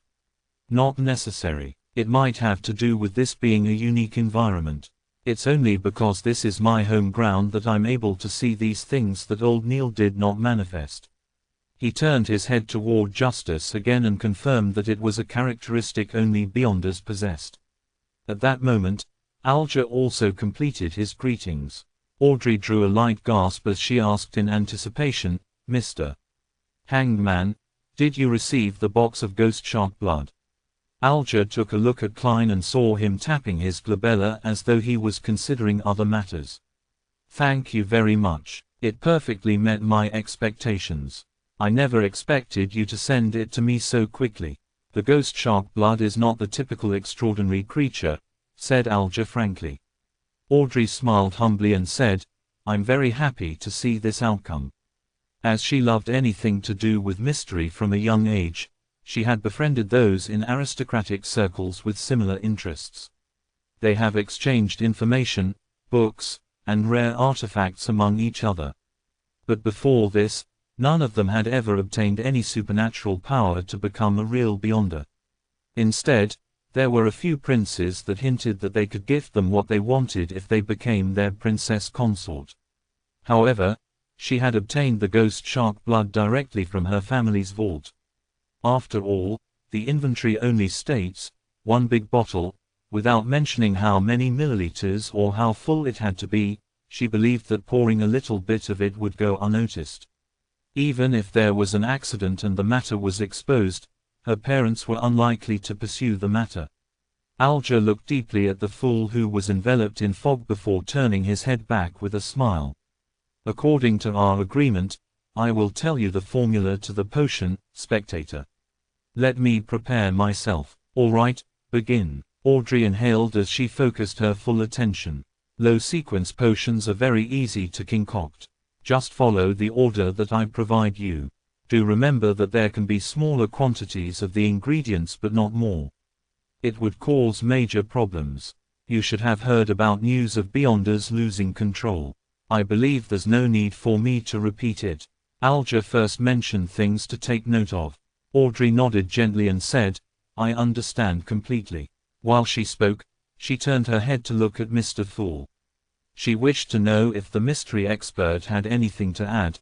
Unfortunately, the fool was sitting silently there like a statue.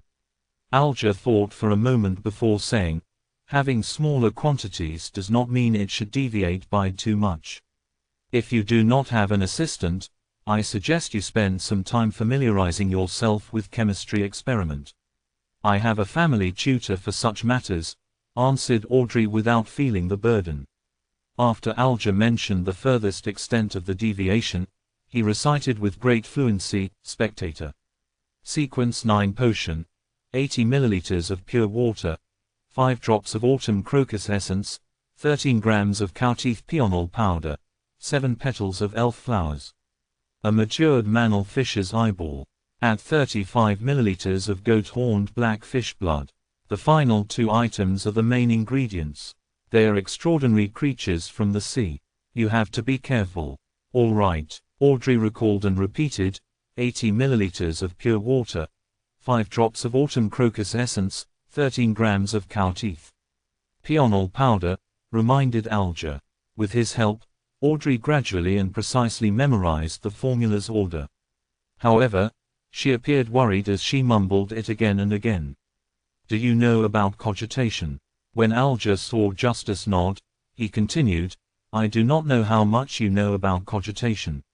Let me describe it once.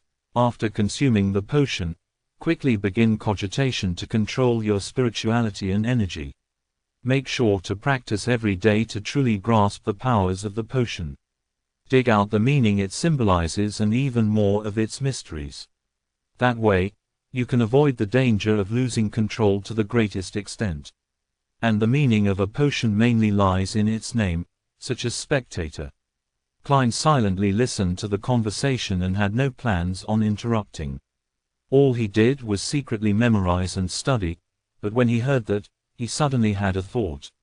Audrey listened to the hanged man's explanations attentively, and just as she was about to inquire about something more detailed, she suddenly heard the rapping sound on the table. She and Alger turned their heads and looked at the fool. They realized that the mysterious and mighty figure was tapping gently with his fingers. He said in a deep voice, It's not about grasping them, but rather digesting them. It's not about discovery, but rather acting. The name of a potion is not only symbolic, it's also imagery. It is the key to digesting. Audrey was dazed and confused from hearing that. She was not very clear on what Mr. Fool was trying to express. She subconsciously eyed the hanged man for a reaction from the corner of her eyes.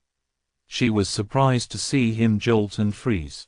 It was as though an ordinary person had heard a loud and sudden clap of thunder.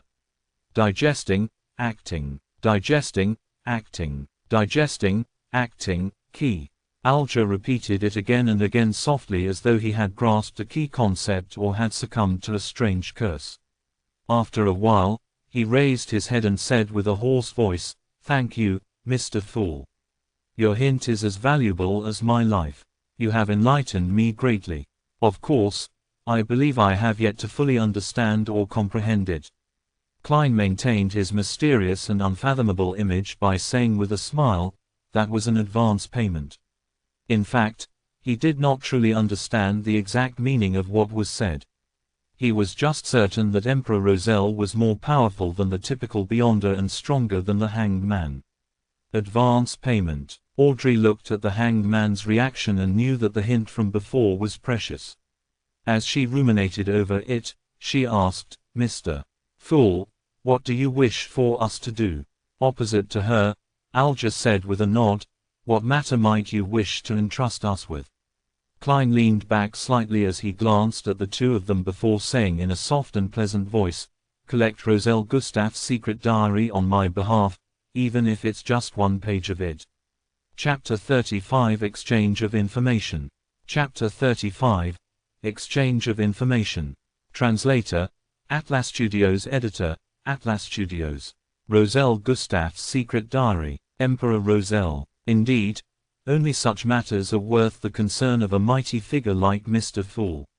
Audrey was first taken aback before she realized that she found it nothing surprising. Rumor had it that Emperor Roselle had once seen the blasphemy slate. It was said that the secret cards he created hid the 22 paths of the divine. This was something every high-sequence Beyonder would definitely pay attention to. Diary. That's a diary. Alger frowned slightly as he keenly noticed this tidbit. The item which Roselle Gustav had left behind had been described by Mr. Fool as a diary. How did he know? How did he determine it? Could he know the way to decipher Roselle's cryptic text? Faced with the hanged man's question and having obtained the desired effect, Klein leaned back into his chair and interlocked his hands. He answered in a relaxed manner, "Let us first view it as a diary for now." He did not deny or confirm it. Audrey had heard the children of other nobles mention the matter. However, she had never really learned much of it. With her curiosity piqued, she asked, "It said that Emperor Rosel's, well, diary was written in a cryptic language or symbols he invented." "Yes," answered Alger simply.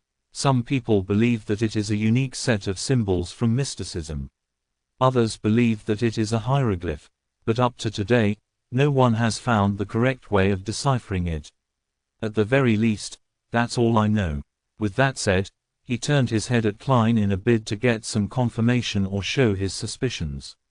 "They are texts that have been passed down for generations, so are no longer in their original state. According to your line of thought, how can it be deciphered?" Klein maintained his calm as he secretly gave a self-deprecating laugh. As for how to handle the symbols of mysticism, he instantly thought of a ridiculous and funny scene. Dressed in a black pointed hat and long robe, an evil mage pulls up his sleeve to reveal a symbol tattooed on his arm. It was said that this was a symbol with mysterious power left behind by Emperor Rosel. They were written in two blue, large simplified Chinese characters. "Retarded Joker." The corners of Klein's mouth curved up slowly as he found himself in a good mood. After hearing the hanged man's description, Audrey said in a stumped manner, "We can't understand the symbols or the words. Then, how are we to pass the information to you, Mr. Fool? Or are we to mail it somewhere? This is quite an important question. I do not have the means to accept an item secretly." Klein was in no hurry to answer. He repeatedly released his thumbs from his interlocked hands before tapping them back again. Soon, he thought of a solution. "Since I can create a divine palace and table according to my wishes in here, would it be possible to project the content in the minds of others here? I'll give it a try." At that moment, Audrey and Alger saw Mr. Fool slowly sit up amid the thick grayish fog. "Miss Justice, let us give it a try. Imagine a paragraph of text and give it the emotions of writing it with urgency. Yes, pick up the fountain pen beside you and write on the piece of paper." Before Klein finished his sentence, Audrey saw a piece of yellowish-brown goatskin parchment and a dark red fountain pen in front of her. She picked up the fountain pen both curiously and doubtfully. In accordance with the instructions, she imagined a poem Emperor Rosel once wrote. "If winter comes, can spring be far behind one?" After scrutinizing the text, she picked up her fountain pen and imbued them with the desire of projecting them out. Klein sensed the emotions and using the fountain pen as a medium, he guided her. The moment Audrey landed her fountain pen, she saw a line appear on the goatskin parchment. "If winter comes, can spring be far behind?" "Goddess, how fascinating!" Audrey exclaimed in astonishment while feeling rueful. Following that, she looked at Klein with some fear. "Mr. Fool, can you read what I'm thinking?" "No, I'm only guiding you. I simplified the process of writing for you and made it become an imprint. If you did not wish to express it, nothing would appear." Klein placated her with a low tone. "Is that so? Then we can only memorize the symbols or the way the cryptic text looks like. Then, we can present it directly as we wish." Audrey heaved a sigh of relief as she asked in enlightenment. "Yes," Klein answered, "that's not a bad method. Miss Justice, do not doubt your memory. After becoming a spectator, you will receive immense improvement in this aspect." Alger had watched the attempt from the side, fully coming to the realization that the fool was more powerful and mysterious than he imagined. As for his memory, he believed that the next advancement would improve it sufficiently. Regarding this, Audrey nodded in delight. "You have delighted me with this reminder. Mr. Hanged Man, do you have any other guidance on spectators?" With that said, she looked toward the seat of honor. "Mr. Fool, I will work hard to complete your mission. I will do my best to gather more of Emperor Rosel's secret diary." I mentioned before that I'm a person who likes a fair and equal exchange. The advanced payment I gave is only equivalent to 2 pages of the diary for each person. If there are more, I will give additional in return, Klein said calmly, like he was an adult who did not take advantage of children. As for where the additional payment could come from, it was naturally from the newly acquired Emperor Roselle diary pages. This formed a virtuous cycle. You are truly a generous gentleman. Alger fell silent for a few seconds before bowing slightly with his hand by his chest. After the bow, he turned to Justice and said, "Let me emphasize once more. A spectator will forever be a spectator. I know that many spectators enjoy imagining themselves to be the protagonist or some other character. As a result, they invest a lot of feelings into it, to the point of crying, laughing, raging, and turning sorrowful because of the drama. However, that is not what a spectator should do. While faced with the various dramas of society and figures who knowingly or unknowingly act the role of particular characters, you have to maintain the attitude of being an absolute bystander. Only then can you calmly and objectively observe them. You will discover their habits, their tics from lying, or their scent of nervousness. From those minute clues, you can grasp the true thoughts. Believe me, everyone is different because of their emotions. They will secrete different things and different smells. However, only a real spectator can sniff it out. Once you invest too many of your emotions, your observation will be influenced. Your sensitivity towards the emotions of others will deviate." Audrey listened attentively as her eyes brightened gradually. "It sounds, really interesting." Klein's heart stirred when he heard that. The spectator potion's requirement when summarized seemed to be an absolutely objective and neutral spectator. In a particular sense, it was equivalent to acting. Acting. Was this the acting which Emperor Roselle was referring to? Then, I will have to act as a seer, and from there, digest the potion bit by bit. Just as Klein was immersing himself in thought, Alger finished explaining the demands he knew of a spectator. He sighed before saying, "It seems like there's nothing else. Perhaps we can have a casual chat. We can talk about things happening around us. Perhaps it is something very normal to you, but in the ears of others, it might be a very important clue." "Sure." Klein snapped back and nodded slightly. He was already planning to attempt to act as a seer. After all, it did not seem like there were any negative effects from doing so. "Then, shall we begin with you, Mr. Hanged Man?" Audrey agreed in excitement. Alger thought for a moment before saying, "The infamous pirate who calls himself Lieutenant General Deweyville has begun his voyage to explore the eastern end of the Sonia Sea again." "Oh, the owner of the Black Tulip?" returned Audrey with a question after some thought. "Yes," Alger replied with a nod. "I don't even know who that is." Klein listened silently while he pondered over the news he planned on sharing. It had to be something that did not expose him while also allowing him to gain feedback. Soon, he decided. He maintained his unfathomable image as the fool and caressed the side of the bronze table with his fingers. "According to what I know, the Secret Order has lost an Antigonus family notebook." This news was not only known by the Nighthawks from Tingan City. The Secret Order as well as Beyonders with close ties with them similarly knew. "An Antigonus family notebook," Alger repeated before smiling with a shake of his head. "I'm really curious as to what reaction the Church of the Ebonite Goddess will have if they learn of it." Why would he mention the Church of the Ebonite Goddess? Klein acutely sensed a problem, but it was not appropriate for him to ask. That would shatter his image as the mysterious and profound fool.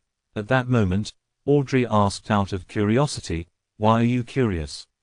What sort of special reaction would the goddess's church have?" Alger smiled and said, "The Antigonus family was destroyed by the Church of the Ebonite Goddess. I'm not really sure if it happened at the end of the Fourth Epoch or the early stages of the present epoch." This, Klein's pupils constricted as a chill suddenly swept through him. From the looks of it, the value the Nighthawks have placed on this Antigonus notebook far exceeds my imagination. The reason why they nominated me as a beyonder, having some contribution and to prevent danger to me are likely negligible reasons, is that they wish for me to raise my spiritual sensitivity to aid them in finding the notebook. This was not kept from me by Captain. He had mentioned it, but I just didn't pay much attention to it. After hearing the hanged man's explanation, Audrey said with deep interest, "I never imagined that such a thing would happen. All right, my turn. Let me think of what I have to share." She cocked her head and held her head up with her hand before chuckling. "Yesterday, my etiquette teacher taught me how to faint elegantly without any faux pas. It's a practical skill used at social events to avoid awkward situations or nasty guys. Hey, I was just organizing my thoughts. What I really wanted to say is that ever since the failure of the battle on Balam's eastern shore, the king, premier, and gentlemen are under immense stress. They eagerly wish to change." Chapter 36 A Simple Question. Chapter 36 A Simple Question. Translator, Atlas Studios. Editor, Atlas Studios. While Audrey recalled the conversation between her father and elder brother about the situation, she put in her own words, "They believe that the government's structure is too chaotic. Every election, if there is a change of the ruling party, there will be a change of personnel from top to bottom. It makes things a mess and lowers efficiency tremendously. Not only does it cause the battle loss, it also brings great inconvenience to the civilians." Klein knew very well that as there was no example to reference, the Lowen Kingdom had yet to evolve into a system that examined public servants. The political situation was still in its preliminary stages, therefore, after every election victory, many so-called positions would be awarded to members and supporters. Emperor Roselle not establishing such an institution in Intis does not match his personality. Could it be that he diverted his focus to other things later in life? When the hanged man, Alger, heard that, he interjected with a soft chuckle. "They believe. Then their beliefs are a little slow. Perhaps they will only feel the itch a year after they get bitten by black mosquitoes."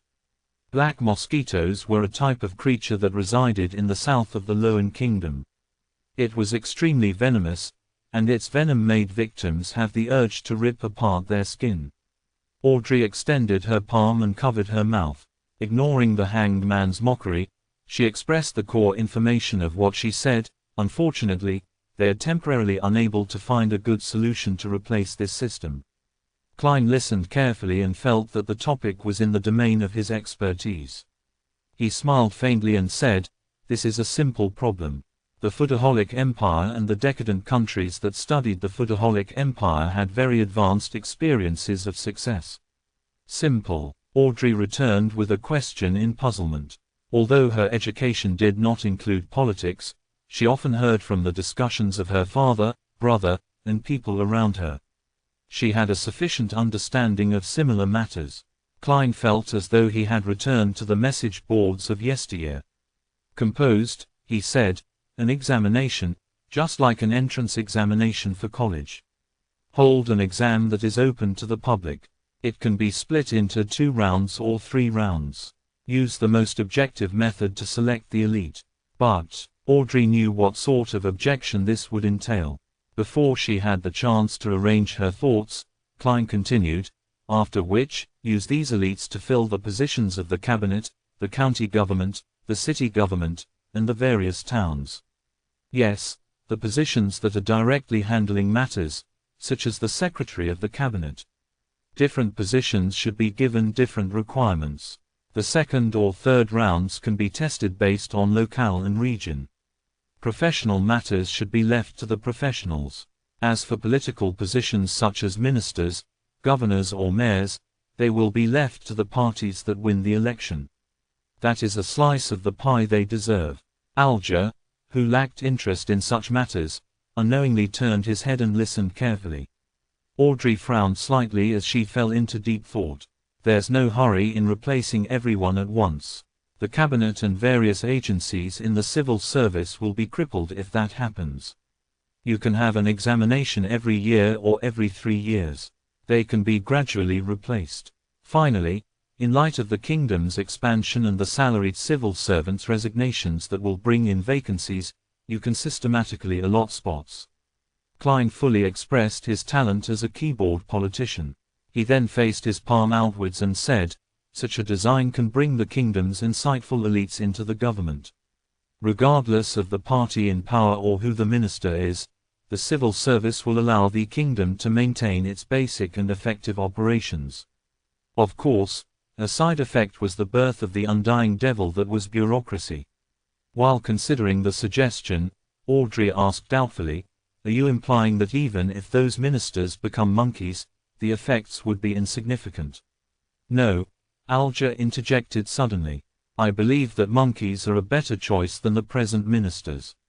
He paused before adding, "After all, monkeys only need to eat, sleep, and mate.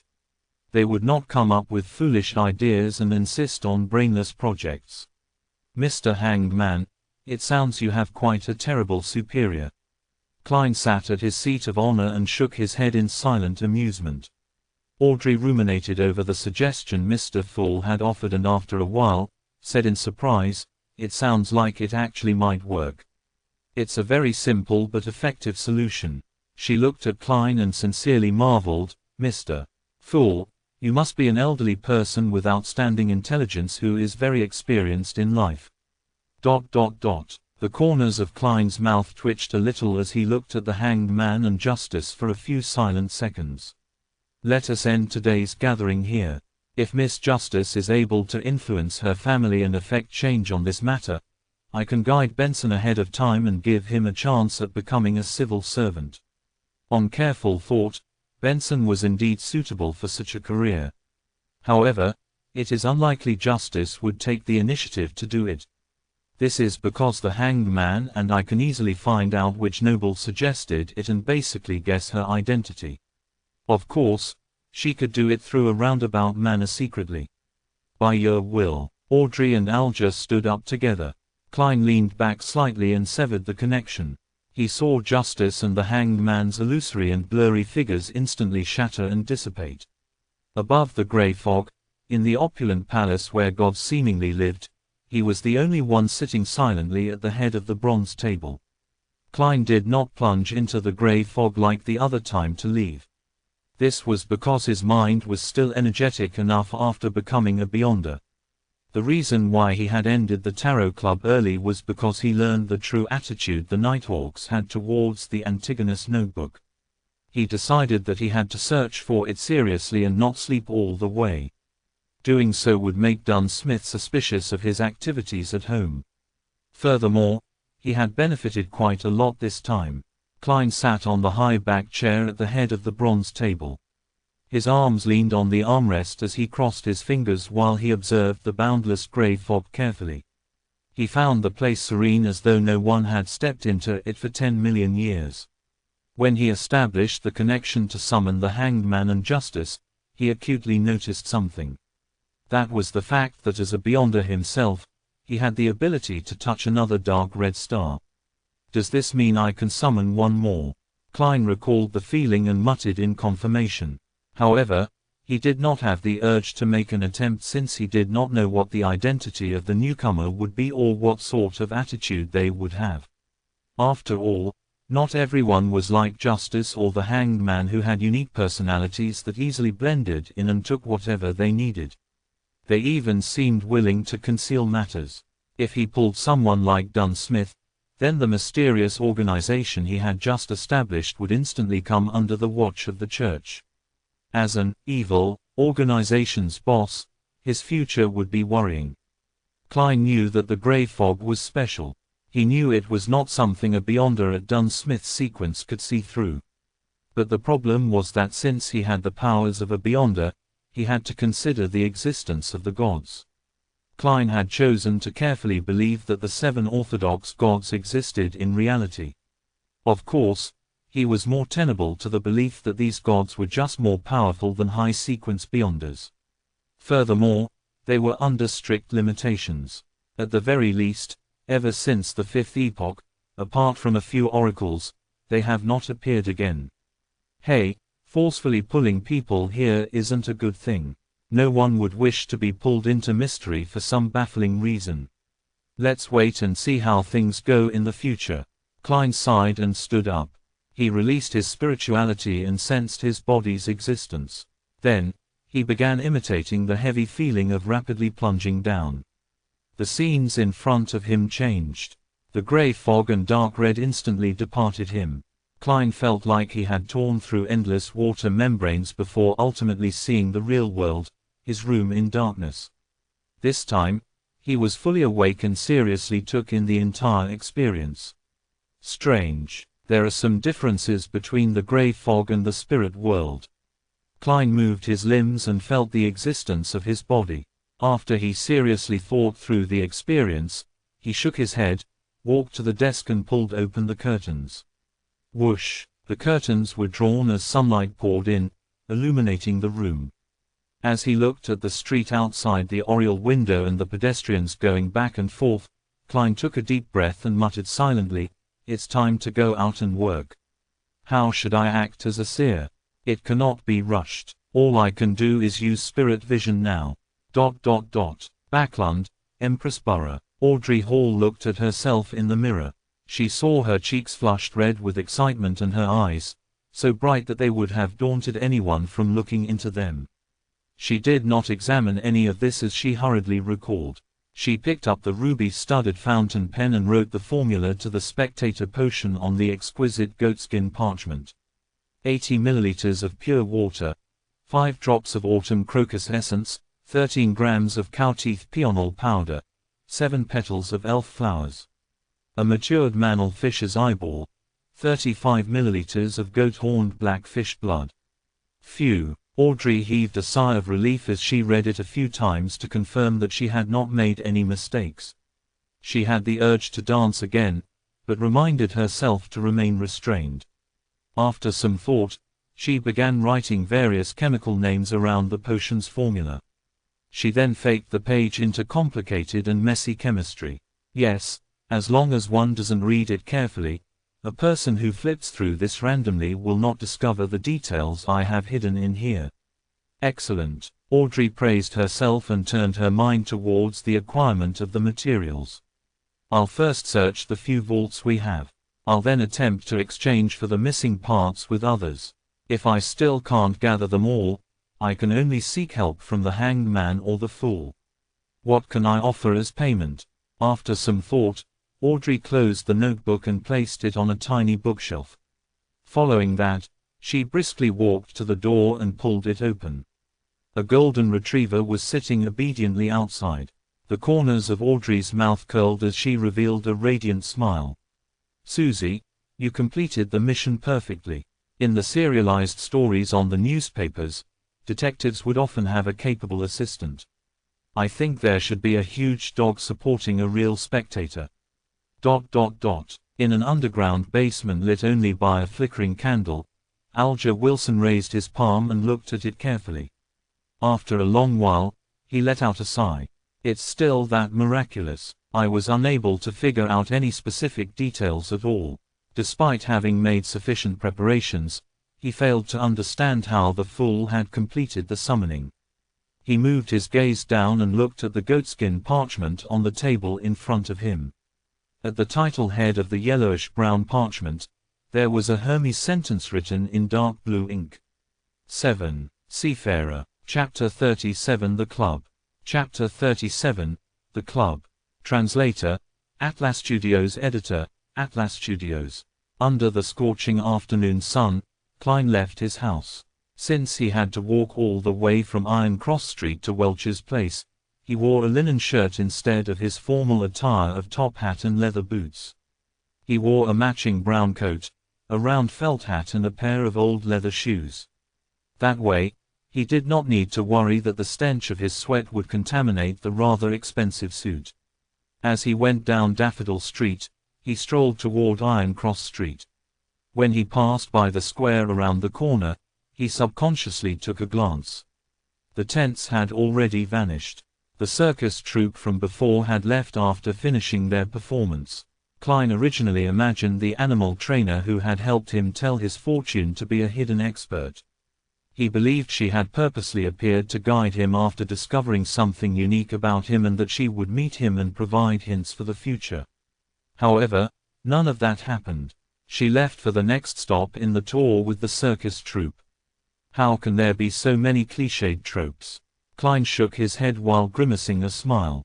He turned toward Iron Cross Street. Iron Cross Street was not characterized by just a single street. Like its name suggested, it was formed by two roads that crossed each other. With the intersection at its core, it was split into Left Street, Right Street, Upper Street, and Lower Street. Klein, Benson, and Melissa previously lived on Lower Street. However, the residents living at his former apartment and the surrounding area did not think of the area as Lower Street. Instead, they created the term Middle Street. By doing so, they made a clear difference between those staying there and the poor who lived 200 meters down the road. There, a bedroom was occupied by 5 or 6 people, and sometimes even up to 10. Klein walked along the periphery of Left Street as he let his mind wander. He recalled the Antigonus family's notebook and how it was missing. He thought of its importance to the Nighthawks and thought of the deaths that resulted from it. His heart slowly turned heavy as his face turned ashen.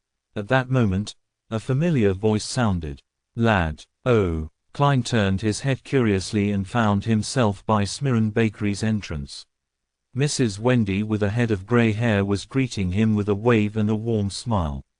"You don't look very happy," Wendy asked genially. Klein rubbed his face and said, "A little. Regardless of your worries, tomorrow will always come," said Mrs. Wendy with a smile. "Here, try out my newly created sweet iced tea. I'm not sure if it suits the palate of the locals." "Locals? Aren't you one, Mrs. Smirren?" Klein shook his head in amusement. "Trying out something means it's free, right?" Wendy Smirren raised her chin a little and said, "You guessed right. I'm actually a Southerner. I came to Tingen with my husband, but that was more than 40 years ago." Hey, back then, Benson was not born yet. Even your parents did not know each other. I have always been a little unaccustomed to the dietary preferences of Northerners and I'm always missing my hometown's food. I miss pork sausages, potato bread, roasted pancakes, vegetables fried in lard, and roasted meat with specialty sauces. Oh, and I also miss sweet iced tea. Klein suffused a smile when he heard that. "Mrs. Smirren, this sure is a topic that makes me hungry. But I feel a lot better. Thank you very much. Delicacies can always cure sorrow." Wendy handed him a cup of brownish red liquid. "This is sweet iced tea I made according to my memories. Try it and tell me if it's nice." After thanking her, Klein took a sip and found it resembling iced red tea from Earth. However, it was not as stimulating. The taste of tea was stronger and felt more refreshing. It instantly expelled the heat brought by the burning sun. "It's excellent," he marveled. "That puts me at ease." Wendy smiled with squinted eyes as she watched him finish the cup of tea in a genial manner. After chatting with Mrs. Smirren about his moving, Klein returned to the street he was most familiar with. There were far fewer street-side hawkers in the afternoon. They gathered again after 5:30. The ones that stayed behind looked drowsy and listless. The moment he entered the area, Klein's heart suddenly felt overwhelmed by darkness. His heart felt heavy, down, and gloomy for an inexplicable reason. What's happening? He sharply sensed something wrong about himself. He immediately stopped and observed his surroundings, but did not see anything strange. After some thought, Klein raised his hand and tapped his glabella like he was thinking. The extent of his vision immediately transformed. The auras of the hawkers and pedestrians all appeared. Before Klein could observe the colors of their health, his attention was pulled away by the colors that represented gloominess. He was unable to determine the exact thoughts of the observed, but the despondent, apathetic, and gloomy impression was deeply carved into his heart. As he surveyed the area, he realized that even the sun could not disperse those dark colors. It was a sense of gloom that tainted them from years of repression. Upon seeing this, Klein instantly understood the reason. Just as old Neil said, Activating his spirit vision easily pulled him into unfamiliar environments and made him feel discomfort. It was also easy for himself to be affected by the emotions of others. A similar principle could be used on an ability like perception. This was an ability he obtained without additional practice after becoming a seer. It was a passive sense that could not be declined. It allowed him to directly sense the existence of anything abnormal. There was bound to be a level of interaction when perceiving things. Therefore, in the beyonder eyes of someone like a spirit medium, the intensity of everyone's perception is clear. It is like a fire in the night. Therefore, people with high perceptivity were naturally affected by the intense atmosphere of anything abnormal. It could only be repeatedly practiced to grasp, control, and adapt to such outcomes. Such a repressed color is probably formed over extended periods of time, right? Klein sighed as he shook his head, feeling somewhat affected. He tapped his glabella twice again and tried hard to converge his spirituality. Tap, tap, tap. Klein walked toward the apartment and sensed for any abnormal existences or tiny connections while also searching for the Antigonus family's notebook which he had hidden. The streets were the same as usual. There was filthy water and trash on the streets.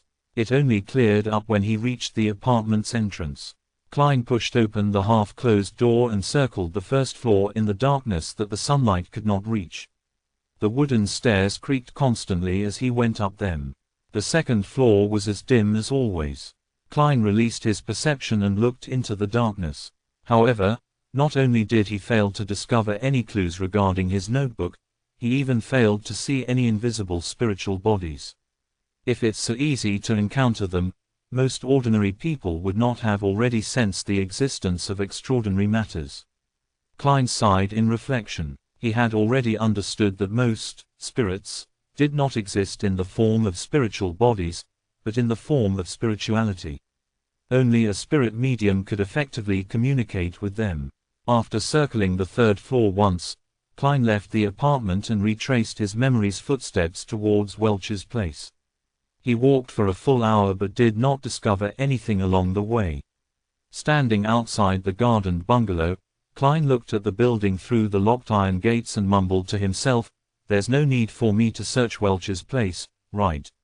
Captain and Madam Daly must have done a carpet search of the place. Besides, I don't have the key. They can't expect me to climb the walls, right? I'll try another path tomorrow. I've walked so much today, but there are no step counter rankings." While lampooning, Klein returned to the nearby district. He planned on taking a public carriage to Blackthorn Security Company to retrieve his daily allocation of 30 bullets. He needed to make use of his time and practice. A seer's lack of quick and effective offensive means could only be made up with his revolver and cane. The district around Welch's place was relatively clean. Shops with clean and bright windows lined the two sides of the street. At the turn of the street, Klein was just about to seek out the carriage stop when his gaze swept past a few signboards on the second floor. Harrods Department Store, Military Veterans Mess, Divination Club, ... Divination Club. Klein silently repeated the name and recalled that he had to act as a seer. Yes, I should take a look and seek out new ideas. Amid his mixed thoughts, Klein went across the street and went to the second floor. He entered the main foyer to see a beautiful female attendant. The woman with coiled brownish-yellow hair sized up Klein before saying with a smile, "Sir, do you wish to have your fortune told, or do you wish to join our club?" "What are the conditions for entry?" asked Klein casually. The woman explained with great familiarity, "Fill in your particulars and pay an annual membership fee. The first year is £5 and subsequent years will be £1 a year. Don't worry, we are not like political or business clubs which allow entry through recommendations from formal members. Members can freely use the club's meeting room and various divination rooms and tools. They can enjoy the coffee and tea we provide and read the newspapers and magazines we subscribe for free. They can buy lunch, dinner, and alcoholic beverages at cost price, as well as education materials and materials needed for divination. In addition, We invite at least one famous fortune teller to lecture every month to answer any questions. Most importantly, you can find a bunch of friends with the same hobbies and have an exchange with them. It sounds pretty good, but I do not have the money.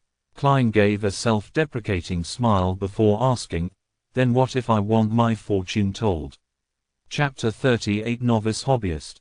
Chapter 38 Novice Hobbyist. Translator, Atlas Studios. Editor, Atlas Studios. Upon hearing Klein's question, the beautiful lady with elegantly tied-up brownish-yellow hair appeared to lose her patience. However, she maintained her smile and said, "Our members are free to do divination for others in the club. They also have their prices and we take a very tiny cut as a fee. If you wish to have your fortune told, you can take a look at this album. It has introductions and rates of the members who are willing to do divination for others. However, it's Monday afternoon, so most of our members are busy at work. We only have 5 here today." As she introduced the club, she invited Klein to have a seat on the sofa beside a window in the reception hall. Then, she flipped through the album and pointed out the present club members. Hannes Vincent, famous Tingan fortune teller, the club's resident mentor, good at various forms of divination. He charges 4 soli each time. It's really expensive. That's enough to feed Benson, Melissa, and me to 2 sumptuous dinners. Klein clicked his tongue silently and did not reply. When the woman saw this, she continued flipping the page and introducing one member after another. And the final one, Glacy, a member who joined the club this year. He is skilled in tarot divination. He charges 2 pence each time. Sir, who do you plan on choosing? Klein did not stand on ceremony and answered, Mr. Glacy. The female attendant fell silent for 2 seconds before saying, Sir, I have to remind you that Mr. Glacy is only considered a novice. I understand. I will be responsible for my own decision. Klein nodded with a smile. Then please follow me. The woman stood up and led Klein through a door beside the reception hall. It was not a very long corridor and an open meeting room was situated at its end. There was enough sunlight and it was equipped with tables and chairs. There were newspapers, magazines, and paper cards. A faint coffee aroma drifted out. About 2 rooms from the meeting room, the attendant gestured for Klein to stop. She sped up her pace and entered the room. She shouted gently, Mr. Glacy, someone wishes for your divination. Me. A voice filled with surprise and doubt immediately sounded. Following that, there was the sound of a chair moving. Yes, which divination room would you like to use? Replied the lady without any emotion. Topaz room. I like Topaz. Glacy appeared by the meeting room's door and looked curiously at Klein who was waiting not far away. He was a man in his 30s. His skin was slightly dark and his pupils were a dark green shade. Under his light, yellow and soft hair, he was dressed in a white shirt and black vest. A monocle hung from his chest and he seemed to have a good disposition. The attendant did not say anything further as she opened the door to the Topaz room which was next to the meeting room. The curtains inside were tightly shut, making it dim. It appeared that only by doing so would one gain revelations from the gods and spirits to obtain an accurate divination outcome. Hello there, I'm Glacy. I never expected you to choose me for your divination. Glacy gave a gentleman's bow, briskly stepped into the room, and sat behind a long table. Frankly, I'm only attempting divination for others. I do not have much experience. For now, I'm not a good fortune teller. You still have a chance for regret. After Klein returned the bow, he entered and closed the door behind him.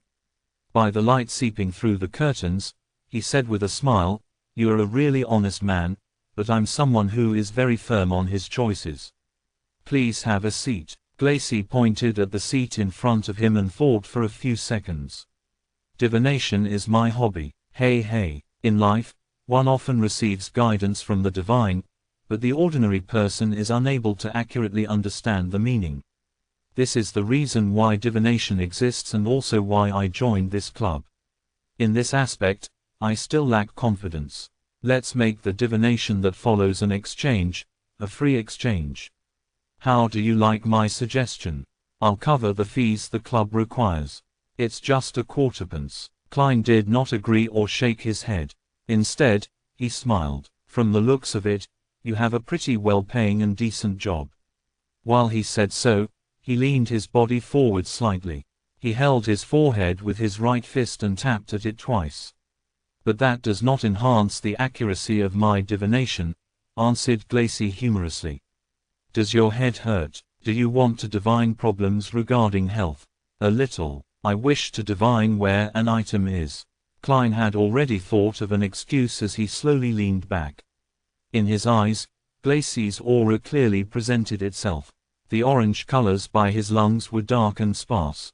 They even influenced the brightness in other areas. This is not a symptom of exhaustion. Klein nodded in an indiscernible manner. Are you searching for a lost item? Glacy thought for a few seconds before saying, then let's do a simple determination. He pushed the neatly stacked tarot cards on the black table toward Klein. Calm down. Think of that item and ask yourself, can it still be found? While doing so, shuffle and cut the deck. All right. Klein actually did not remember what the ancient notebook looked like. All he could do was repeat the question to himself, can the Antigonus family's notebooks still be found? While he repeated the thought, he skillfully shuffled and cut the deck. Glacy picked the topmost card and pushed it in front of Klein. The card was facing down horizontally. Turn it clockwise until it sits vertical. Then flip it open. If the card is inverted, which means the picture on the card is facing away from you, it indicates that the item cannot be found. If the card is upright, then we can continue the divination and seek its actual location. Klein followed his instructions and turned the horizontal card vertical. He clasped the end of the tarot card and flipped it over. It was an inverted card. What a pity. Glacy sighed. Klein did not respond because his attention was focused on the tarot card in front of him. The inverted card's picture was dressed in gorgeous clothes and splendid headdress, the Fool. It's the Fool again. It can't be so coincidental, right?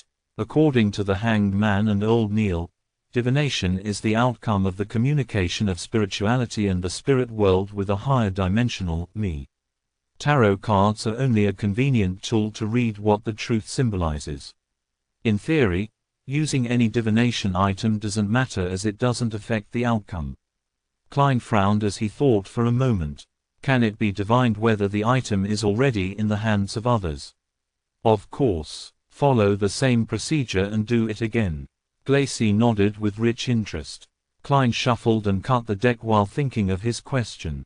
He drew a card and placed it horizontally before turning it vertical clockwise. He finished all the preparations with a serious expression. Taking a deep breath, Klein reached out his hand and flipped over the tarot card. Please do not be the Fool again.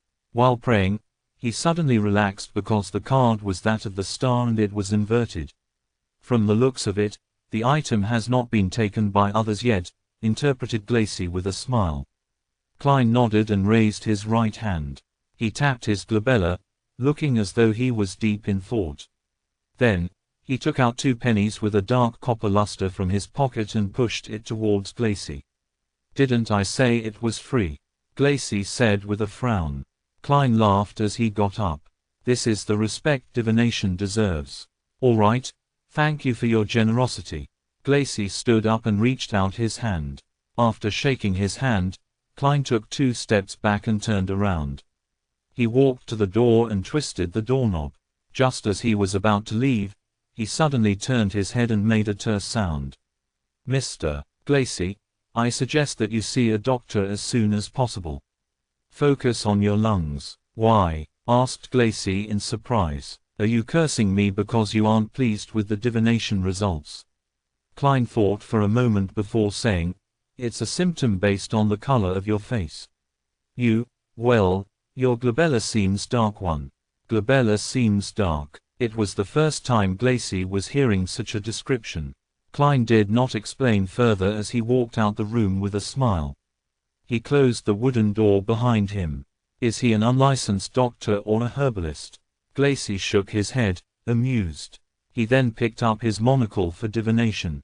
On careful look, he realized his glabella was indeed dark. But this was a problem of the environment. In the darkness due to the closed curtains, not only was his glabella dark, his entire face was shrouded in darkness.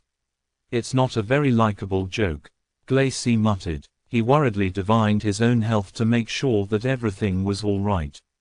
After leaving the divination club, Klein had an additional plan for the future.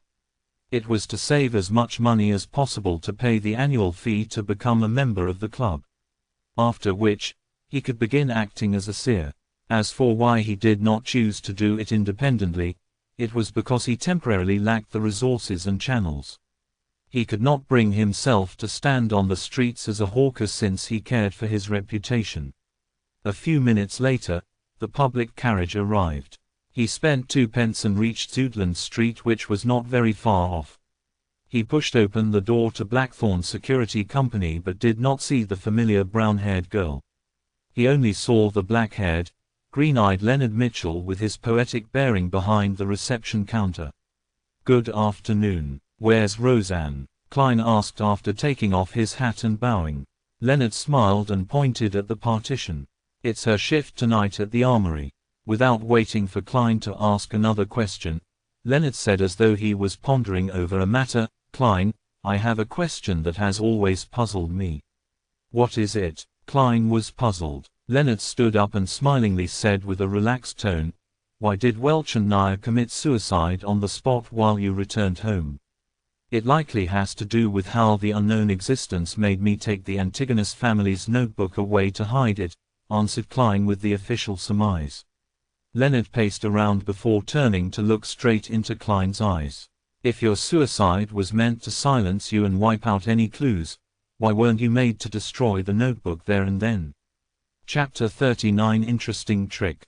Chapter 39 Interesting Trick. Translator, Atlas Studios. Editor, Atlas Studios. In fact, I do not know if the notebook is destroyed or hidden, but by using backward reasoning, if it is to be destroyed, it could have been done on the spot. There was no need for me to take it away to carry out the destruction. Upon hearing Leonard's question, Klein instantly went into keyboard detective mode and said with a sigh, "Perhaps when Welch, Nair, and I made contact with the unknown existence, it enjoyed the sacrifice of life or wished for similar situations to continue. With the suicide definitely easily discoverable, I was made to take away the notebook to hide it so as to prepare for the existence's second round of entertainment. However, some mishap happened during the process and I failed to succeed in my suicide." This was a reasoned guess Klein made from his consumption of novels, movies, and TV dramas which involved cult sacrifices. As for the mishap that happened midway, he knew very well that it was due to the unexpected variable of him being a transmigrator. Quite a good explanation, but I believe there might be other possibilities. Welch's and Nair's suicide sacrifice might have made it possible for the unknown existence to descend on this world. Then, that notebook is a vessel or a breeding ground for evil.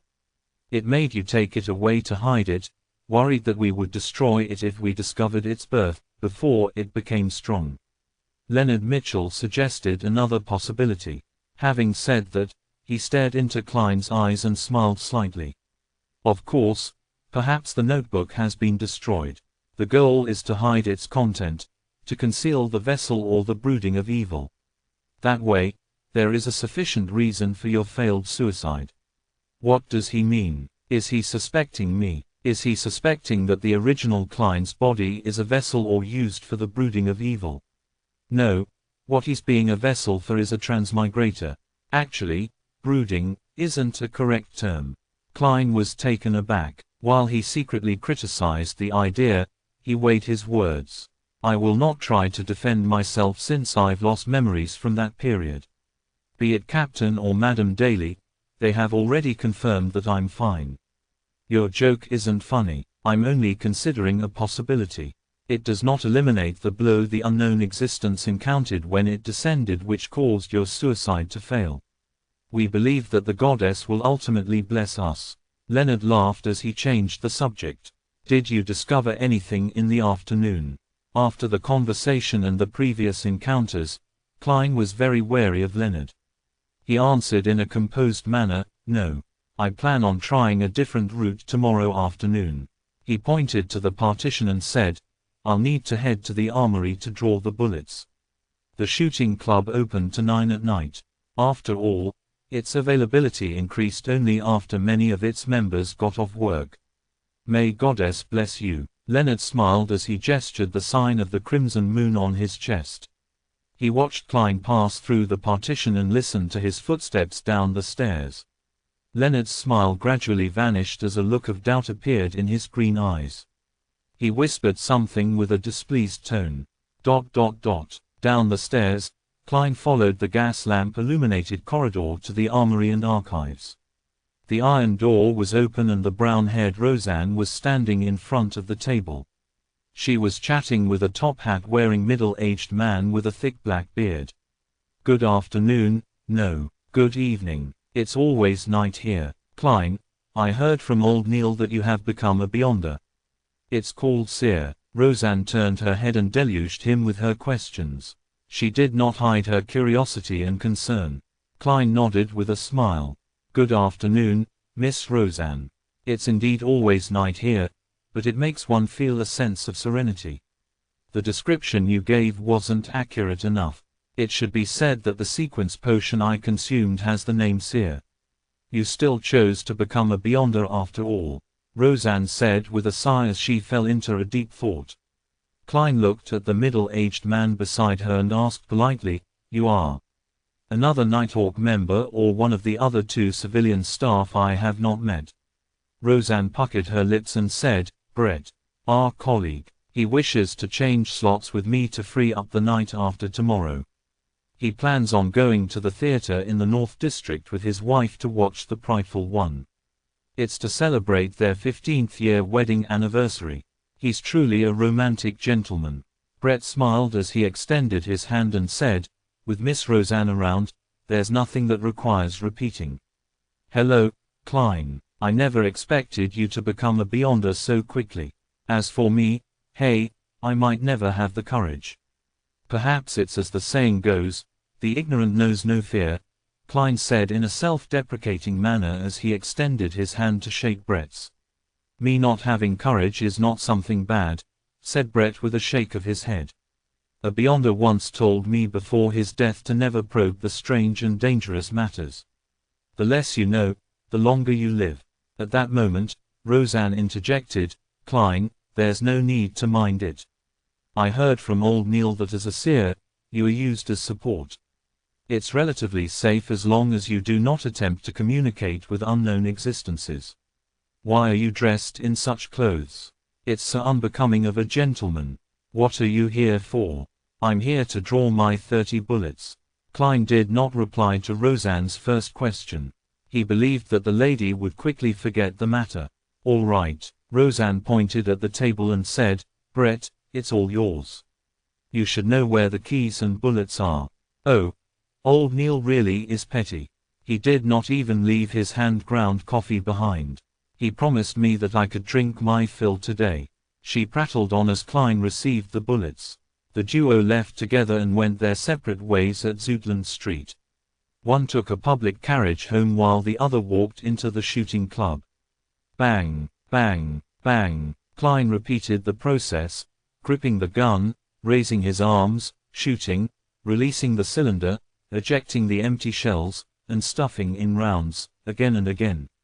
He became familiar with the process and built it into his muscle memory. Of course, he had a few breaks in between to review and correct the process. After finishing his practice, Klein used the grounds to do various exercises like push-ups. He worked hard to train his body to improve his physique. Once everything was over, he sat in an untracked carriage home. Only then he realized it was nearing 7 and the sky was already dark. Just as Klein was planning to head to the market or streets to buy the ingredients for dinner, the door opened. Melissa had returned with her stationery-filled bag. Apart from that, she carried quite a lot of groceries. "I thought you and Benson would be home rather late. This morning, I took out one solely from the place you hide the money." Upon seeing her brother's questioning look, Melissa explained in her usual serious manner. "Since you took the money, why didn't you take the public carriage to school?" Klein had been reminded of the matter from the morning. Melissa said with a frown, "Why should I take a public carriage? It costs 4 pence to get to school. A return trip means 8 pence. Counting Benson and you, we will be spending 24 pence on transportation daily. That's a whole solely. In a week, yes, without counting Sunday, that's still 12 pence. It's almost equal to our rent." "Stop, stop, stop. Don't flaunt your mathematical prowess." Klein lowered his palm in an amused manner. Melissa first stopped before adding, "It's pretty good walking to school. Our teacher said that everyone should exercise frequently. Besides, I can pick some damaged components on the way." Klein chuckled and said, "Then let's do the math again. The public carriage costs 12 solely. The rent is 12 solely and 3 pence. It's a total of £1, 4 solely and 3 pence. Using Benson's salary is enough to pay for it, and there will be quite a bit of change left." "Yes, he has received last week's salary. As for me, I can still earn £1.10 solely every week. Even if we eat meat every day while counting expenses like gas, charcoal, wood, and condiments, we would still have some left if we are frugal with lunch. We can even subscribe to the morning papers for just 1 penny.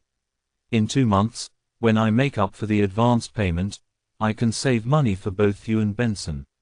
We can have new clothes. But we have to think of the possible accidents." Melissa stayed firm on her point. Klein smiled at her and said, "Then, we can eat less meat. Don't you find spending 50, no, 100 minutes on the road a waste of time? You could use that time to read more and think over problems and improve your results. That way, Melissa, you will be graduate with excellent grades. You will be able to find a job with a pretty good salary.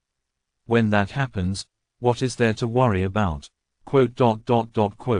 He fully displayed his experience gained from debating with people on message boards and finally convinced Melissa. She agreed to take the public carriage to school. "Phew, I've finally suckered her into doing it." "No, how can I call it suckering? This is called convincing," Klein lampooned before taking over the groceries that Melissa had bought. He said with a sigh, "Remember to buy beef or meat like mutton and chicken. Eat until you're full and enjoy yourself. Only then will you be equipped with a healthy body and a clever brain to match the demanding requirements needed for your studies." Just mentioning it makes me salivate. Melissa puckered her lips and after a few seconds of silence, said, "All right." The next morning, after ensuring that Melissa took a public carriage, Klein and Benson separated and went to their respective companies. The moment Klein stepped into the door, he saw old Neil and Roseanne chatting by the reception desk. The former was still in his classic black robe, without any concern for the gazes of others. The latter had changed into a casual cream-colored dress. "Good morning, Mr. Neil, Miss Roseanne," greeted Klein as he took off his hat. Old Neil gave him a mischievous look. "Good morning. You did not hear anything you shouldn't have heard last night, right?" "No, I slept very well." Klein was also quite puzzled over that. He could only put it down to his inadequate perception. "Ha ha, don't mind that. Actually, it's not that easily heard." Old Neil pointed to the partition and said, "Go to the armory. We will continue our mysticism lessons this morning." Klein nodded and followed old Neil down the stairs and arrived at the armory to replace Brett, who had been on duty the entire night. "What will we be learning today?" asked Klein curiously. Old Neil dragged out his response and said, "The complicated and basic knowledge. But before that, let me teach you an interesting trick." He pointed at the silver chain on his wrist. There was a pure moonstone hanging from the chain. Chapter 40 Mysticism Curriculum. Chapter 40 Mysticism Curriculum. Translator, Atlas Studios Editor, Atlas Studios. An interesting trick, Klein asked out of extreme curiosity. Old Neil chuckled and said, I'll complete my patrol of the armory, storeroom, and archives. Use the 2 cups on the table to make 2 cups of coffee. In one of the cups, put something unpleasant. As for what it is, you can decide for yourself. Use your imagination. The only request from me is to not waste too much coffee powder. Those are coffee beans grown on the Phenopota Plateau and hand-ground by me. All right. Although Klein was unsure what old Neil was up to, he happily agreed to it. He watched him open the iron gates to the armory with a copper key and then heard the echoing footsteps inside. Slowly, he settled the cups down and confirmed that there was still hot water in the kettle. He removed the silver tin can's lid and using a tiny spoon with a metallic sheen, Klein scooped a spoonful of rich aromatic coffee powder into each of the 2 cups. Then, he poured in the hot water and stirred it. As a transmigrator who came from an era abundant in resources, he was no stranger to coffee. However, it was only limited to instant coffee. After finishing the task, Klein pondered for a moment and sat down. He crossed his right leg and took some of the mud which had stained the bottom of his leather boots and placed it in the left cup. Then, he carefully stirred it again until the colors and smells of the 2 cups of coffee were practically indistinguishable. A few minutes later, old Neil walked out the armory while swinging his keys. He then closed the iron gates with a clang. Are you done? He turned his slightly turbid dark red eyes over and looked at Klein across the table. Yes, replied Klein with a nod. Old Neil chuckled and removed the silver chain around his wrist and sat down. His expression quickly turned serene. He held out his chain-holding left hand and allowed it to hang over the coffee cup to his right. The moonstone nearly touched the liquid. Amid the relaxing calmness, the moonstone trembled suddenly. It began spinning the chain in a counterclockwise manner. This cup is the one with the unpleasant thing, said old Neil surely. Without waiting for Klein to confirm, he put away the silver chain and picked up the other cup of coffee and took a sip. Do you like bitter coffee? I'm used to having a tablespoon of sugar and a tablespoon of milk. Klein did not reply but instead asked with his interest piqued, Your divination sure is accurate. Was it because of the moonstone? That was moonstone, right. This is known as pendulum dowsing in divination. It's also called spirit dowsing. It relies on your own astral projection's connection with the spirit world and space to communicate with spiritual intelligence through the aid of natural materials such as crystals, gems, or special metals. The good and bad of things can be divined. Let's talk about the 2 cups of coffee. A counterclockwise motion implies bad, while a clockwise motion is good. If it doesn't move, it's neither good or bad. You can write the statement on a piece of paper. Take note, it's a statement and not a question. Old Neil put down the cup of coffee and explained in detail. Klein asked as though he was thinking, does that mean one should use questioning sentences? Yes, you cannot use, is so-and-so willing to be my fiancé, but you should instead use, so-and-so is willing to be my fiancé. Write it on a piece of paper and place it on the desk. Then use your dominant hand to hold the pendulum chain. Take note, use your dominant hand, said old Neil with a chuckle. When doing so, keep your arms straight. Adjust the chain's length and make the moonstone hang just above the piece of paper to the point of almost touching what we wrote. Then, close your eyes and repeat the sentence 7 times in your mind. Open your eyes when you are done and see if the spirit pendulum turns or not. If it doesn't, close your eyes again and repeat the process until it moves. Klein nodded slightly and asked, counterclockwise means, no, and clockwise means, yes. It can also be interpreted as success or failure, corrected old Neil. He taught Klein the other usages and details of spirit pendulum divination. Klein pondered over the matter and discovered that it was a very useful divination trick. For instance, he could quickly use it in an unfamiliar environment to determine if the food he was offered was poisonous or not. He did not need any additional knowledge of field biology. Of course, Such divination methods were overly simple. The answers he could receive were limited to 2 or 3. There was no way for deeper investigation or interpretation. For example, although something could be harmful to the body, it could become very beneficial after some processing. An example was certain foods. They were indeed damaging to the body, but nothing serious. If one was on the brink of starving, eating it would not be a huge problem. These were things that spirit dowsing could not determine. I will have to quickly save money to buy crystals or pure silver to create a spirit pendulum. Klein sighed. Old Neil looked at him in puzzlement. You can apply for one directly. This is standard issue for Beyonders, especially Beyonders like us who take on a support role. There's still a topaz and pure silver spirit pendulum in the armory.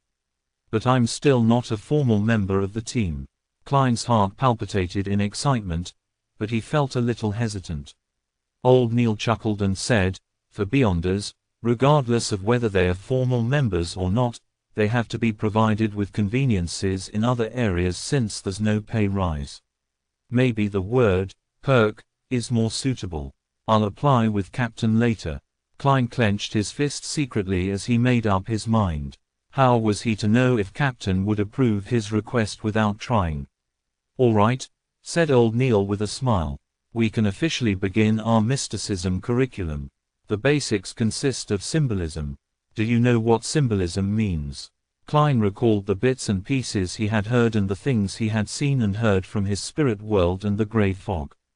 He deliberated and said, regardless of the spirit world or the illusory stellar space, as well as the unknown realms, they are beyond our sensory world. It's not something that can be accurately described by the information our ears, nose, and eyes obtain. What we obtain are simply indescribable experiences and direct revelations. They also appear as abstract characters or pictorial symbols. These symbols represent different items and different meanings. Very accurate, as expected of a seer. Old Neil nodded solemnly. Only by grasping the ability to interpret the symbols can you really take the next step into the world of mysticism. Yes, the pictures on tarot cards and each of the elements in the pictures are symbols. They are man-made symbols that help us understand and interpret primordial revelations. He pulled out a piece of paper and picked up a fountain pen beside him. He drew a short curve. Following that, he added a few vertical lines beneath the curve. He looked up at Klein and asked, do you know what this symbol represents? Klein looked at it for quite a while before saying hesitatingly, eyelashes. Quote. Old Neil exhaled. This is the symbol of the bumper harvest constellation. This is the thunderous constellation, and this is the frost constellation. He casually drew a few more symbols. As Klein memorized them, he could not help but comment, the names of these constellations are really, especially unsophisticated. Yes, unsophisticated. How tacky and primordial. Old Neil revealed a smile. Emperor Roselle thought the same back then. He always had the intention of changing the constellation names to things like Virgo, Cancer, and Scorpio. Unfortunately, he did not have the strength to go against tradition. At the very least, these constellations' old names and the corresponding dates they represent guide farming and harvests. I have to say that Emperor Roselle Shaw is a person with ideas. Klein was at a loss for words. Yes, Emperor Roselle was likely a decent person when he was alive. Old Neil was unable to understand Klein's humor as he continued explaining the various basic symbols, such as the various constellations, the sun, the crimson moon, the brown star, the red star, and the blue star. While talking about these, he would teach Klein how to draw the divination astrolabe and indicate what things to pay attention to. He also taught the materials and creation of a crystal ball, and the choice of incantations. The teachings overwhelmed Klein. If not for his discovery that the seared potion had improved his memory slightly, he would have long asked Old Neil to stop to aid his digesting of the information. That's all for today's mysticism class. Think over it yourself and ask me if you have any questions. Old Neil took out a gold pocket watch and opened it with a snap to check the time. Do not forget to read the historical documents I prepared for you. To be frank, I feel fear seeing them. All right. Klein took the pieces of paper that were sketched with symbols by old Neil. He quickly went through the mysticism knowledge he learned today to prevent himself from forgetting it. Old Neil took a sip of a newly brewed cup of coffee and said, "Memory itself won't do. You have to use it often. That way, you can make the knowledge instinctual. Also, cogitation has to be carried on every day. Only more practice and usage will allow you to grasp the power of the potion, digging into the mysteries it hides away and removing its unpleasant effects." With this raised, Klein recalled acting and the divination club.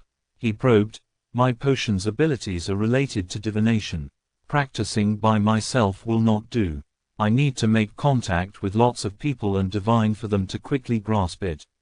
I plan on joining the divination club after having some spare cash, the one on House Street in Northborough, to become a real seer." This was not something he could hide from the Nighthawks in the future. It was better to prepare them. "Your idea is very similar to Daly's. She has always clamored to be a real spirit medium." Old Neil shook his head and laughed. "But why must you wait till you have spare cash? You can apply to Dunn and get him to approve of the expenses. Organizations like a divination club might also have cultists or members of evil organizations in them. As a civilian staff member of the Nighthawks and a standard Beyonder, your membership makes it easy for us to monitor them. It's part of the job. We would regularly monitor these places, but as we lack manpower, we can't keep watch on them for long. Now, it can be handled to you. I can do that." As he looked at old Neil's serious expression, Klein was dumbfounded. "This is making an expense claim for private matters. I know nothing about such matters. Indeed, I'm just a keyboard warrior. You wish to use your own money to do this?" Old Neil smiled as he added when he saw Klein's face. Klein immediately shook his head as he answered firmly, "I plan on reporting it to Captain." Old Neil nodded in satisfaction and looked at the cup of coffee with the unpleasant thing inside. It had not been poured away. "What did you put in there?" Klein smiled embarrassingly. "It's just some dirt underneath my boots.